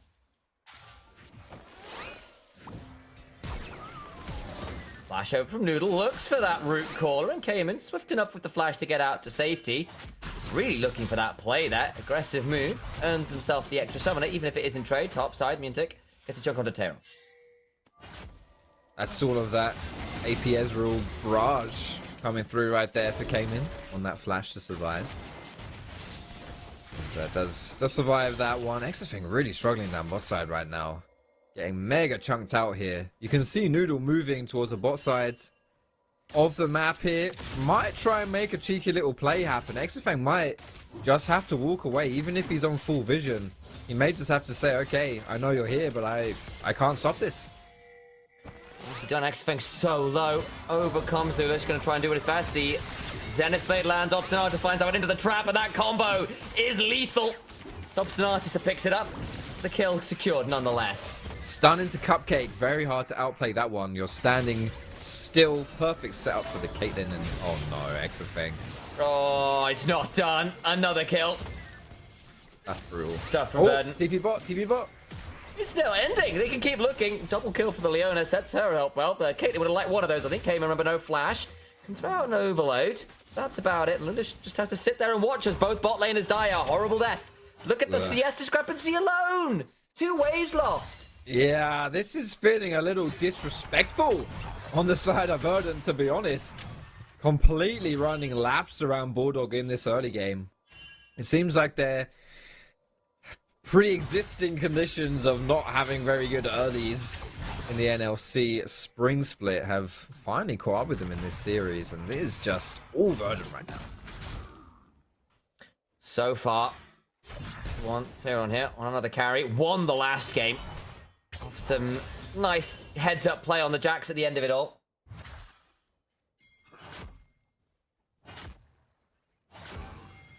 It's going to be chilling away here with the Fury build-up for Mythic. Yeah. There we go. He's waiting for that 6. He's going to get baited. He's going to get baited. Ooh. Scary. Noodle's here to help shove out. Won't turn to too much more. There's the trigger seed. I love that we both heard the pause and then both went to speak at the same time. We're clearly on the same casting wavelength in terms of this pause now needs filling. And I can only apologize for choosing to do it at the same time as you. I mean, that's it. We're like buses, bro. You're waiting for ages until Is this number 20 again? Is this what's going on? Number From game number 20 replacement bus service. Game number 2. It's back. Here it is. This is to show people who've been here the whole series have been paying attention to the cast. The rest of you should have been here. You missed out on a wonderful joke. That's the thing. Is going to be not having so much fun. This is not a wonderful position. Gonna have Obstinatus delivered. Point blank into his face. They're going to try and turn it around now onto the Alistair, who's caught in a lot of grass. And that'll be Noodle picking up the feats of warfare there for Verdant. They just need a tower or a few objectives. All right, here's the thing. Here's the dealio. We got 3 kills for Verdant. Got 1.5k advantage. But look at the kills we're on. 2-0-1 for Leona. 1-0-1 for Ivan. The 2 champions on Verdant's side that don't need gold, don't need items. Fortunately for Bulldog, despite this catastrophic early game, all of the gold has been funneled into, to be honest, very fortunate targets as far as Bulldog is concerned. Might play in their favor as this game goes on as they try to force that comeback. You know what? That's a really interesting conversation on the Ivan. Because actually, Iron gets a decent passive auto, so just around. I might have to hold on Ivan conversations for a second. That's all right. Okay, there's grub spawning. So my question then becomes, I agree for like first item, right? Like Caitlyn getting first item early would be amazing. She'd have got a 20 CS lead. You could really double down on that. Would love to have the gold.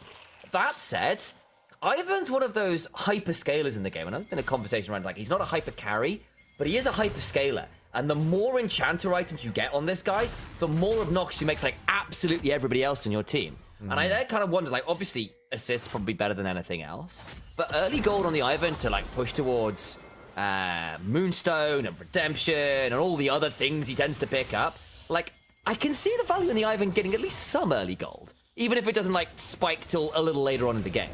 Okay, so here are my thought. Oh, here we go. Okay, That's nice. right into it as well. All right. So my thoughts on that is absolutely, if Ivan gets items, he's going to be a real menace in the utility department. But have you heard the famous phrase, there's only so many ways you can polish a turd? If your ADC is weak, it doesn't matter. It doesn't matter. You can ardent sensor, you can do all that stuff. If your ADC's crap, then it's not worth it. And that's strong my rebuttal. That's my opinion on that, personally. What a wonderful conversation we just had. I hear you, and I completely see your point. Oh, that's funny. Well, currently Caitlyn hasn't been turned into a turd that needs polishing. She seems pretty okay in this game state right now. It's about 20 CS. That does turn into that. And I'm sure Foxy will be more than happy to tell us again. I'm still sniggering. That's great. Yeah. Well, as we see in this one, it was the strength of the Ivan to secure that top side, to be honest. Oh man, here we go again. It was Grubs, and that might be Mietic as well. He's smartly backing away. He does have some backup here. Might just get a bit of a scrap. Third plate, the Shiganari gets that one. He's been split off from his team. Going to be forced to cleanse their awkward retreat from Obstinatus and Noodle to give Mietic the angle to go on forwards. How did that one happen? Yeah, it's a little bit overextending there. Cleanse does have quite a low cooldown, so be happy to lose that and not his flash. Yeah, a bit disrespectful from Verdant. I don't think they expected Bulldog with the follow-up of all those members. And they were kind of prepping a little bit for the dive, right? So got a bit separated. And there is the punish. Shiganari will be resetting here. You can tell by the itemization of this Caitlyn as well. Like, this is not a PvP build, right? No. This is, at least right now, this is not PvP. This is move around the map, auto attack, push. Hit turret plates, yeah. Yes, exactly. And that's precisely what she's been doing so far in this lane swap as well. She's doing her job, while XFan catches up a little bit in the 1v1 bot side. I love you call that out as well, because I was having a conversation with some Caitlyn mains recently, and they were sort of saying, look, actually a lot of Caitlyn's have started going towards like Swifties instead, and really pushing for items, and leaving Berserk Greaves behind.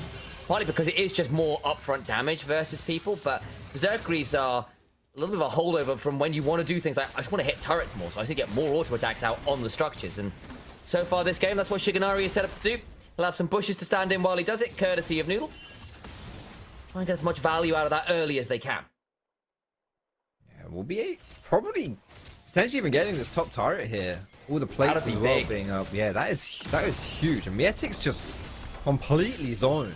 This was okay when lane swaps were a thing, and as a top laner you were getting zoned knowing that the other top laner was also getting zoned. But that's not the case. Aatrox is chilling here, or at least he was. He could be in trouble now. This feels like finally an early game where Verdant are in firm control. Bulldogs have largely this series, I think, been slightly better in the first 10 minutes of the game.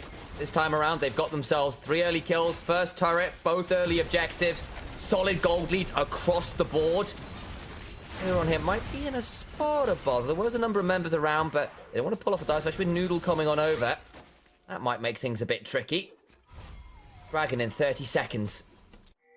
That'll be another one over to Verdant. It would have given them feat of strength as well. They don't need it anymore because they got first turret alongside those kills. Sadly for Cassiopeia, she can't upgrade boots, so she won't get that, and she has to cry about it. I think she's gets something, for doesn't that, right? she? Yeah, I think she just gets the stats. Something. Which is pretty good, in fairness. I take that. It might generally be even better for Cassiopeia because she you know can't what? Maybe buy I take it boots. back. Yeah, the fake crocodile tears. Yeah, the ones from the Renekton in this game, ironically, are actual tears. He's having a horrible time. Absolutely. But Cassiopeia is reptilic? Enough of a reptile? That's actually the exact word it should have been. Oh my days. Just inventing new ways to say reptilian. This is interesting. While we go back to where we're talking about the lore. Oh, here we go. Here's the engage from Obstinatus. Let's whiff a little bit of the solar flare. Just walking away as Bulldog. That should be free now for the dragon here for Verdant. As I retrace my steps. We were talking about early lore from the beginning of this series and our bus talks. You said a voice of like authority but a bit of disappointment. You know what? I'm holding this as well because Sing's found Tayron. Tayron does have his flash.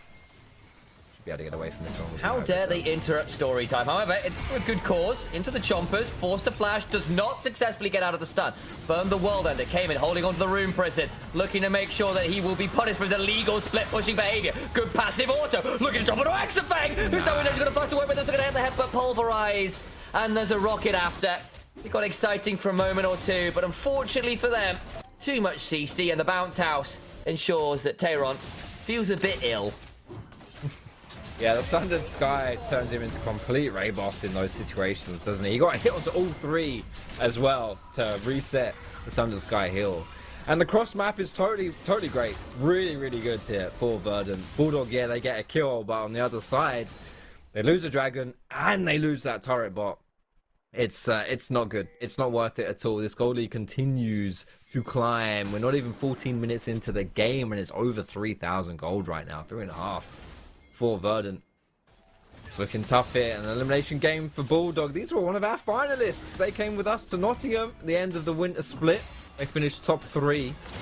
Look like they might not even finish top 5 if they fall out here against Verdant. So, Bulldog's got a bit of recovery to do. They're no stranger to having to play their way back from deficit. They got a good team comp for team fights. The problem is they are going to hit this point where they'll try and make your way forwards as a Rise, a Renekton into a Cassiopeia with the Aatrox looking to flank, with the Ivern empowering this accelerated Caitlyn. Also note that Obstinatus managed to get a Heartsteel on the Leona off the early kills to really get some value out of that early gold. I like that a lot. I think that's quite hot actually.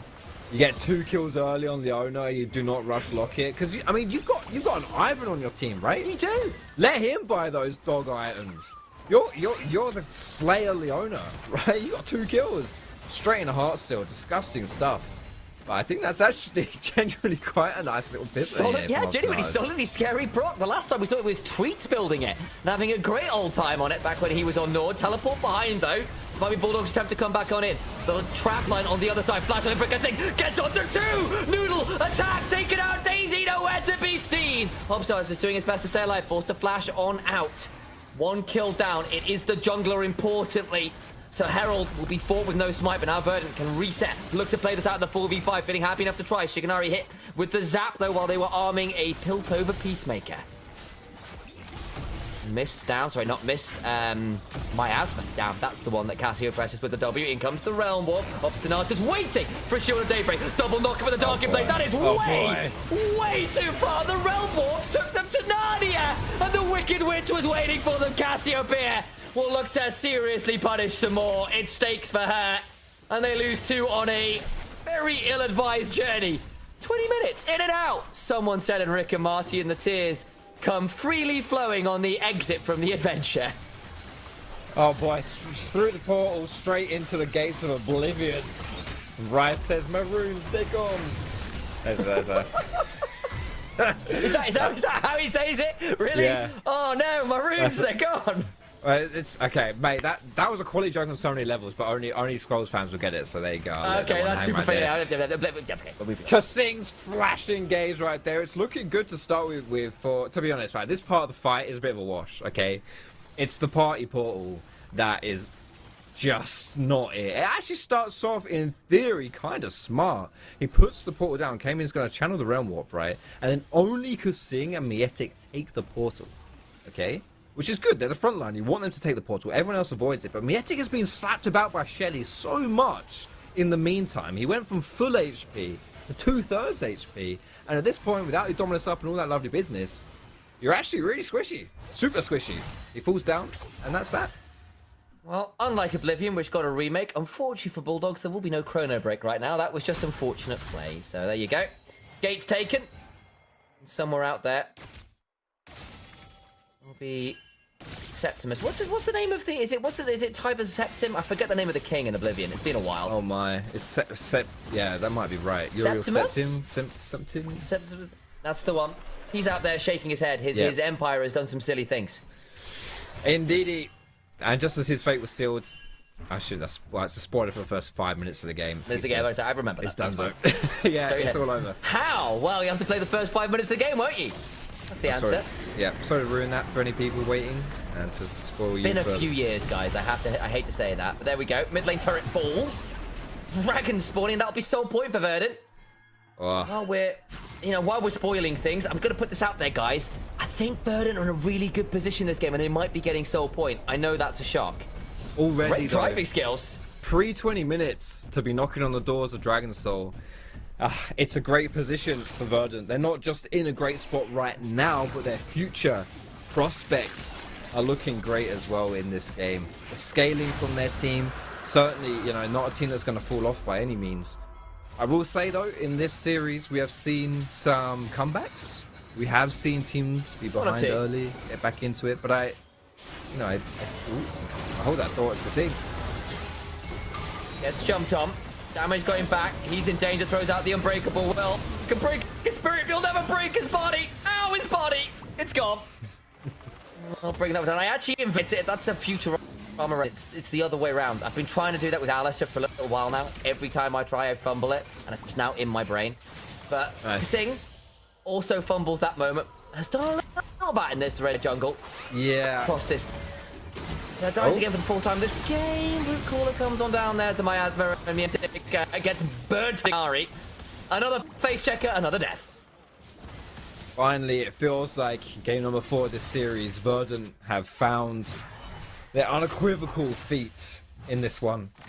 The other games were quite back and forth, right? And they had moments where they looked pretty shaky, but they are dominant here in game number 4. And I do think it is critical for the team that wins this series to not only win it, but win it in a dominating fashion or convincingly enough that you have enough to build off of to go up against Los Ratones, who will be your next matchup. The winner of this series will face the Rats.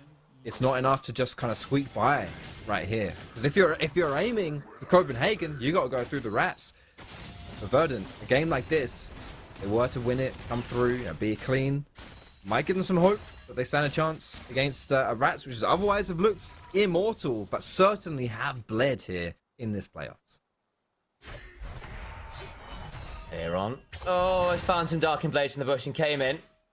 Not going to take as much damage as I thought he might. Taylor didn't want to go for the all-in, just happy enough with the trade. Just away on that. And again, 6,000 gold or so ahead. Soul point, plus scrubs, plus Herald already taken. Map control, it's 3 turrets to 0. You've got a comp that scales just fine, empowered by an Ivern of all things. It's looking rough here for Bulldogs, let's make no bones about it. Might make some flowers out of the graves, though, as Atakan is being taken. And Verdant would love to supply Sigurd with a few petals. It's just going to be free pretty much as well. Are able to pick up the outer turret in bot lane. But, I mean, dude, this Atakan, it's a big deal here. It's going to accelerate Verdant even further. They're already really far ahead. And Bulldogs, credit, they are picking up bounties from these turrets. That is 2 turrets as well now. To be perfectly honest, as far as it goes, as far as trades go, when you're this far behind, that is not terrible. That is not terrible for Bulldog. Able to at least get something out of a bad situation. They are going to try their best, of course. Senkux, very, very scary here. Misses the petrifying gate, but everyone has to run away. He's been quite known for his Cassiopeia on the years. Reminder, he was once on a little team called Splice, which did funny things at Worlds once or twice. Down here in the NLC. Doing his best to be genuinely threatening. Not quite found as much work here as I think he was hoping for in that little play. He's going towards what I suspect will be a late rower. Does Catalyst still build into... There is another item that Catalyst builds into, or used to build into, and I can never remember the tank item. Wasn't it back in the day? Yeah, and it's like a tank Something item like it builds that. into. I forget what it builds into. There's something. I'm looking out for you right now, but... Yeah, I forget. Yes, but it's probably Sorora anyway, like max mana build here with the Archangels as well and all that lovely business. Yeah, exactly. More ability to press E. Speaking of, Kasing will go forward with the headbutt pulverize, and I think he's just yelling E really loudly. Goes into a lot of snakes, and Indiana Jones had it right. So why is it always the snakes? Niantic burning out loud. The ace in the hole is not body blocked by XFX, so it's a double kill over to Shiganari. Yeah, he's all sorted right there. The Caitlyn starting to come online. And with all the support that Caitlyn has this game, it's going to be difficult, really difficult, to temper the strength of that ADC. Caitlyn quite infamous for having a bit of a mid-game lull. Not with this build. Goodness. Oh my But days. yeah, she's accelerated enough that I don't think that's going to happen. Oh my goodness, she's big. And you've got a Leona with 88 Heartsteel stacks in front of her. An Ivan with Daisy, with Redemption, with Mikhail's already done. Trying to bring down both this Cassiopeia and this Caitlyn in a reasonable time frame is going to be so hard. And you see the issue the Bulldogs are running into. They're engaging and hating every moment they do. Well, look what you're diving through. It's a nightmare. Yeah, this is the issue here. It reminds me of the oh my goodness. Who was it? MLXG? Is it him? Yeah. The jungler. Yeah. Spicy hot. It's like, yeah, when he thinks he's ahead, he has to push his lead so he engages. When he's even, he looks for a lead so he engages. When he's behind, he needs to find a way to get back into the game so he engages. That kind of thing, right? That's the energy that Bulldog is giving off right here in this game. And I don't really mind it. I actually think like when you're behind, you've got to try it and throw a bit of Hail Mary play like they've been trying to do, because it's probably just the best way to get back into the game. Even if the play, like even if it works at say like 30% of the time, but you only have a 10% chance of winning, that then turns into good odds. That's a good play for you to take Compared to none. Yeah, exactly. That's it. So I kind of respect what Bulldog are trying to do, but again, it's not quite worked out. And now, as we just saw, Verdant were able to pick up that the Cloud Soul, speeding themselves around and really taking control of this game. Look, your best odds are relative within a game of League of Legends, and right now Bulldogs are not quite a Hail Mary. They're certainly looking at a few other Saints and eyeing them up for a potential call. Looking a bit tricky right now, to say the least. Backing away, it's giving Cloud Soul over to an Aatrox and a Cassiopeia. That sounds quite unfun. Baron spawns, and you've got more than enough burn and tank to get through that in very short order, so Bulldogs have to be afraid. Solar Flare sidestep, Shield of Daybreak very much not. Sing forced to ult early with the Unbreakable Will. I think he's possibly hyped himself up a little too early though, so big ult down for Kasing, who's no longer very tanky at all. It's so tough as well. Like you saw the move speed from Leona. As soon as she throws down the ulti, she's hasted from the Cloud Soul. She just runs straight at you, and suddenly becomes actually, you know, the multi-layered engage right there. Even if she whiffs the ulti, doesn't seem to matter in this one though. As Bulldogs, despite not losing any members, they understand they're not going to be able to contest this Nash. It will be free for Verdant right here in game number 4. A significant lead, 25-minute Nash, Dragon Soul, 10 kills to 2. It's looking tough here for Bulldogs to keep their season alive. Doing their best to try and look for a tier 2 pop. They just don't have any damage. This Rise is tickling the turret. And Verdant a reset. Stepping on forward, says the miasma into the petrifying gaze. It came in. He's a statue. A monument to his own sins, if I was to bring a Halo quit or two in. Kasing now in danger, goes on forward with the headbutt, pulverize. But the only thing he finds pulverized is his own skull. Exafang is just X, not there anymore. Lulis being run down, the smite comes on down. And in the 3v3 warfare, Ivan is the deadlier creature in the forest. A double kill over to Tehran. Oh, I mean, Tick's not even there. Didn't bother teleporting, understand he's going, cool. I am shoving this wave as hard as I can.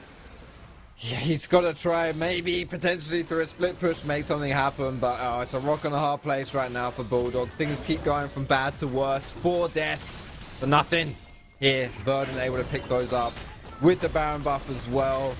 Slapping Bulldog around with their wallets. It's going to be tough to hold this. Bulldog backs up against the wall. Not much hope left, but they keep on trying. You know what they say about corner dogs? They just bite back harder. They're gonna have to. Got 2 items. On a Rise and a Jinx and a Dream. Someone needs to overstep. You need to blow up Shiganari. Someone needs to overstep. Noodle's a little low here. Payment, no flash up. Maybe. Might have been a world where there was a Realm Warp in. Can't find anything. Base broken in the bot lane, but the inhibitor not taken. Senkux leads another wave in on this top side. With this Baron buff as well, you could probably just 1-3-1 without getting stopped on the push. 4 members strong though top now for Verdant. This turret is getting harassed by the cannon, plus the skinny cannon and Caitlyn with that range. There's not much you can do to defend this one if you're Bulldog. Just gotta be careful you don't die in the engage. Oh, that was an important rune for Prison. Doing their best to hold people in place. Esteban now looking for the angle, finds a darker bend. There's the world ender. It might be a series ender. Senkux slowed up briefly, running away as came in, but to where? You've got nowhere left to run. You must stand and fight at some point soon. Shiganari will caliber their efforts. It's a triple to him. He's got the quadra. He pentakill. The sheriff is in town. Guns on the 4th game. Never mind noon. Finishing off the series, a pentakill for Shiganari. He has been excellent in this game, excellent in the series, and your boy just sealed Bulldog's fate. Verdant move forward. An ace in the roll. That AD carry has been a superstar right there. We saw the numbers he was leading coming into this series. That's a way to end it. It's in style, and that was, I think it's fair to say, by far our most convincing game this series. Yeah, not even a shadow of a doubt. It was quite a close series, to be honest, up until that point. Or at least, you know, it looks like competitive. Both teams had their ways to find angles in the series. But man, that last game was just a cut above, and it's, dare I say, making me kind of hyped for the Rats matchup against Verdant. Well, that's what Desk will be answering for us. Thanks, Foxy. It's been a lot of fun. Desk, finish us up, will you? Verdant moves on. Bulldog Esports are out of Spring Split, and they did such a good job in the Winter Split. They got here on Spring. They didn't change the team. There were hopes and dreams, but Verdant, they're showing such a different face from what we've seen before ever since Akali joined in. I mean, we always give praises to players. It's also important to give praise to coaches who make the players shine within the game. This is an interesting team that is wrapping up. Yeah, you can see a lot of the changes in the team actually with the addition of the new coach, starting all the way from the droughts, which definitely have gotten a breath of fresh air ever since Akali joined in.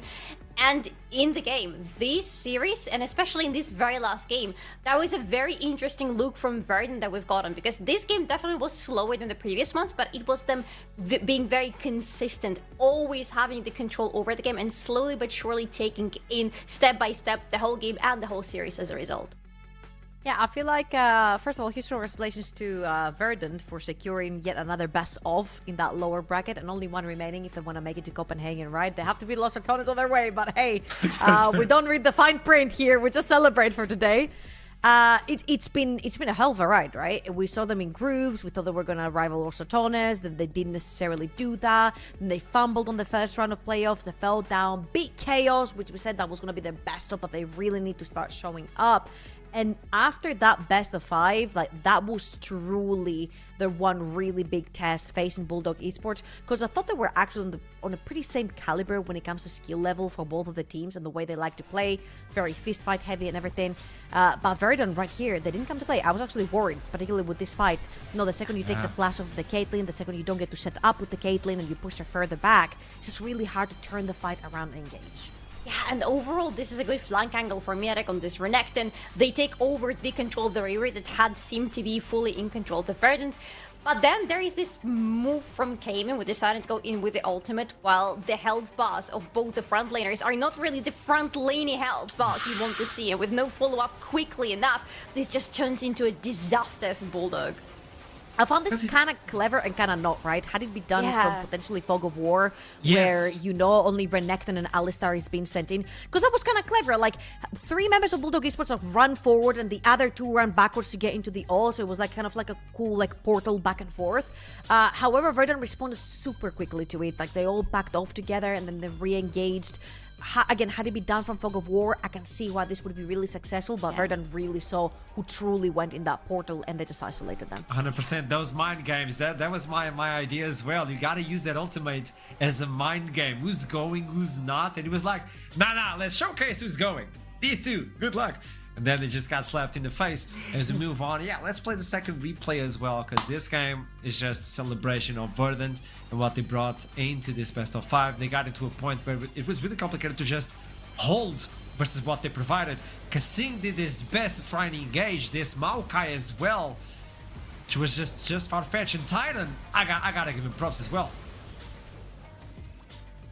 Yeah, man, Tyron, yet again, even though this time he didn't play exactly a tanky champion, unlike the previous games in the series, he was the front line that the team needed so much. But to be fair, when you look at this replay, there is already a gap, a very feasible gap between the teams, and it is so hard for Bulldog to even think about fighting those potential engages, to think about finding something when you're so far behind in terms of levels, in terms of items that they have accumulated, and in terms of their position in the map, because you saw the whole fight happen pretty much between the two turrets on the top lane, with Bulldog already losing so much on the map. To celebrate at the end, we were talking about Shigenari at the beginning of the series. We were talking about AD carries, him being the Atlas for the team as well. And at the end, he got himself a pentakill. I think that's the best way to wrap it up, no? I mean, to be fair, I don't really want to talk about this particular replay right here. We'll let it speak for itself, right? Shigenari, I think he performed really well throughout the entire series. I feel like throughout the duration of the entirety of the NLC, throughout Split 1 and Split 2 now, I feel like we've had some fantastic AD carries, and the writing was shown right here. The Exofang versus Shigenari. Shigenari was just simply the better AD carry on the day. You can throw it onto teams as well and how they perform around their AD carries. It's not a 1v9, well, at least not always, right? But again, the proof's in the pudding. I think Shigenari played way more consistently and way more aggressive for majority of those games. His team, I feel like, played better around him as well. And for Exofang, again, commiserations, of course, to Bulldog for going out, and I can't wait to see what he's gonna bring for the next split. Agree 100%. Today we raise a candle for Verdant as they move on versus LR, and I want to talk with someone about the team and what's moving into the future. Senkox is back, and I hope with more scrims. Welcome back, boss! Yo! Congratulations! Thank you. Versus Bulldog, I was confused. I was hoping 5 games. This was simpler than I thought. Were you expecting this result? I'm not sure. I heard a lot of good things about them. So, I mean, I was expecting to win. I guess 3-1. Yeah, seems good. Seems. I mean, I was confident going into it. I feel like everybody was. So yeah, 3-1 is obviously nice.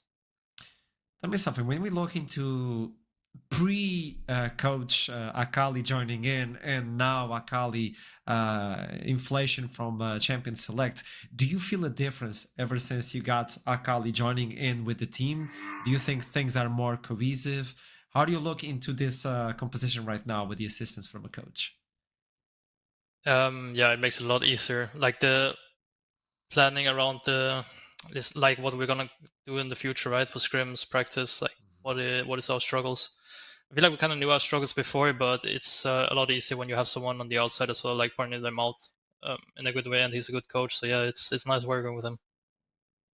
I'm glad you talk about that, because I wanted to talk a little bit about the journey from Verdant and what changed from the beginning of the split until now. You're telling me that you know where you need to tackle.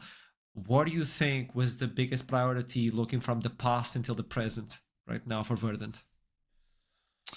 I think we were just playing like 5 individuals kind of. We weren't really a team, right? It's known we didn't have that long together. It was a quick fix team before the split started, but I feel like now we're finding our groove a bit more, how we want to play and how we work well together. So yeah, I'm happy with that. I think today was a really good day as well, like in how we structured the games. Senkox, I have to do it. You have one more series before Copenhagen. It's this close. But it's versus Los Ratones on the lower bracket. I don't know. Lower bracket is looking scary. What can we expect? Because you know it's possible. They bleed. They're mortal. Yeah, I mean, I think if we just focus on ourselves, I don't know. of course they're the favorites going in, but it's not like I would just say we fall over and die, you know. I think if Shiganari plays like he did today, then as well, like we will have a good time. If you had to pick something from the team that could outclass Los Ratones, from your team, that could outclass Los Ratones moving forward for that match, what would you pick? Man, that's such a hard I know, question. it's a rough one. It's a rough one. Sorry, boss. I'm not sure. Like, it's not like I fucking studied all the games, you know. Like, I didn't look into that much, so it's hard to say. I feel like if we just like focus on ourselves, like I don't like to focus on the opponents way too much. Obviously, we should know what they would like to do and like plan around it. But yeah, I think the main thing is focus on ourselves. And look into tomorrow or when we play them. I mean. When is it we play them actually? Next week. Sorry, yes, next week. Yeah. Yes. You have time, boss. You have time. Yeah. Hey, good to talk to you. It was a massive show joining in. I like the Pixie bringing in the costume as well outside of the box. Thank you so much for bringing this into the NLC, and I hope to see you into 2022. Let's see what answers you find versus Los Ratones, boss. I hope to be there as well, else something is wrong. See you there. Thank you. I'll see you soon. There you go. I expect him to be there as well. Like they need him. They need him. Every sort of power is needed when you have to face a Los Ratones. The lower bracket trouble. You keep bringing this up, and I agree. Like lower bracket is like nightmare material. Oh, absolutely. You know what? Ever since Los Ratones had their what they call a content game. And fell down to the lower bracket. You know what? They didn't make the life miserable of the Rats, you know, because they're getting more games from Los Ratones. They made the life miserable for everyone else who's in that lower bracket and tried and clawed the way to the lower bracket final to make it into Copenhagen. So Verdant are going to be very, very heavily trialed in their next best of next Thursday. 100%. And with that in mind, who shined today? Who were the individuals? Well, it is Titan with that top lane, even with the Aatrox. Senkax bringing the Casio and Shiganari. Just as Senkax brought it up, he was the one shining throughout the entire day. I agree. It was a team effort, as he stated, ever since the coach joined in. Things are looking a little bit more clean. It's so unfair though, with Shiganari getting the penta right in the end of the game. I feel like he's rigging the whole conversation of who is going to be the MVP of the series, because how can you outshine that? True. And on the interviews, we know how he talks. Tell me. I feel like Shiganari was really good throughout the entire series. Yeah. I think the pentakill was just the cherry on top of his performance, right? Like Senkax was very consistent throughout the whole series. I feel like Tayron's game 1 and game 3 were incredible. You know, the Jax factor and then the Sion in game number 1. But I feel like Shiganari game after game after game after game, he was just pushing the boundaries consistently. This is where I'm leaning towards him. Yeah, no, absolutely. It's just, you know, penta makes the whole competition feel unfair in this point. Like short-term memory, remember? It's like what you remember the last, right? Yeah. Well, for those of you back at home who have no idea and short-term memory as well, let's show the bracket for you so you understand where we stand. Tomorrow we will have the winners brackets final, which is Nord versus the Bloody Sack. They meet once again, and Yankas will face off his previous team. Next week, we already know the menu is going to be Los Ratones versus Verdant. Senkax has another opportunity to take down Los Ratones. Let's see what happened. And after that, well, we move to Copenhagen. I'm a little bit excited for that. Well, I'm this a little is bit it. very Yeah. excited for that. It's going to be super cool. I mean, again, a Giga Arena for the NLC. You guys, this is going to be a once-in-a-lifetime opportunity.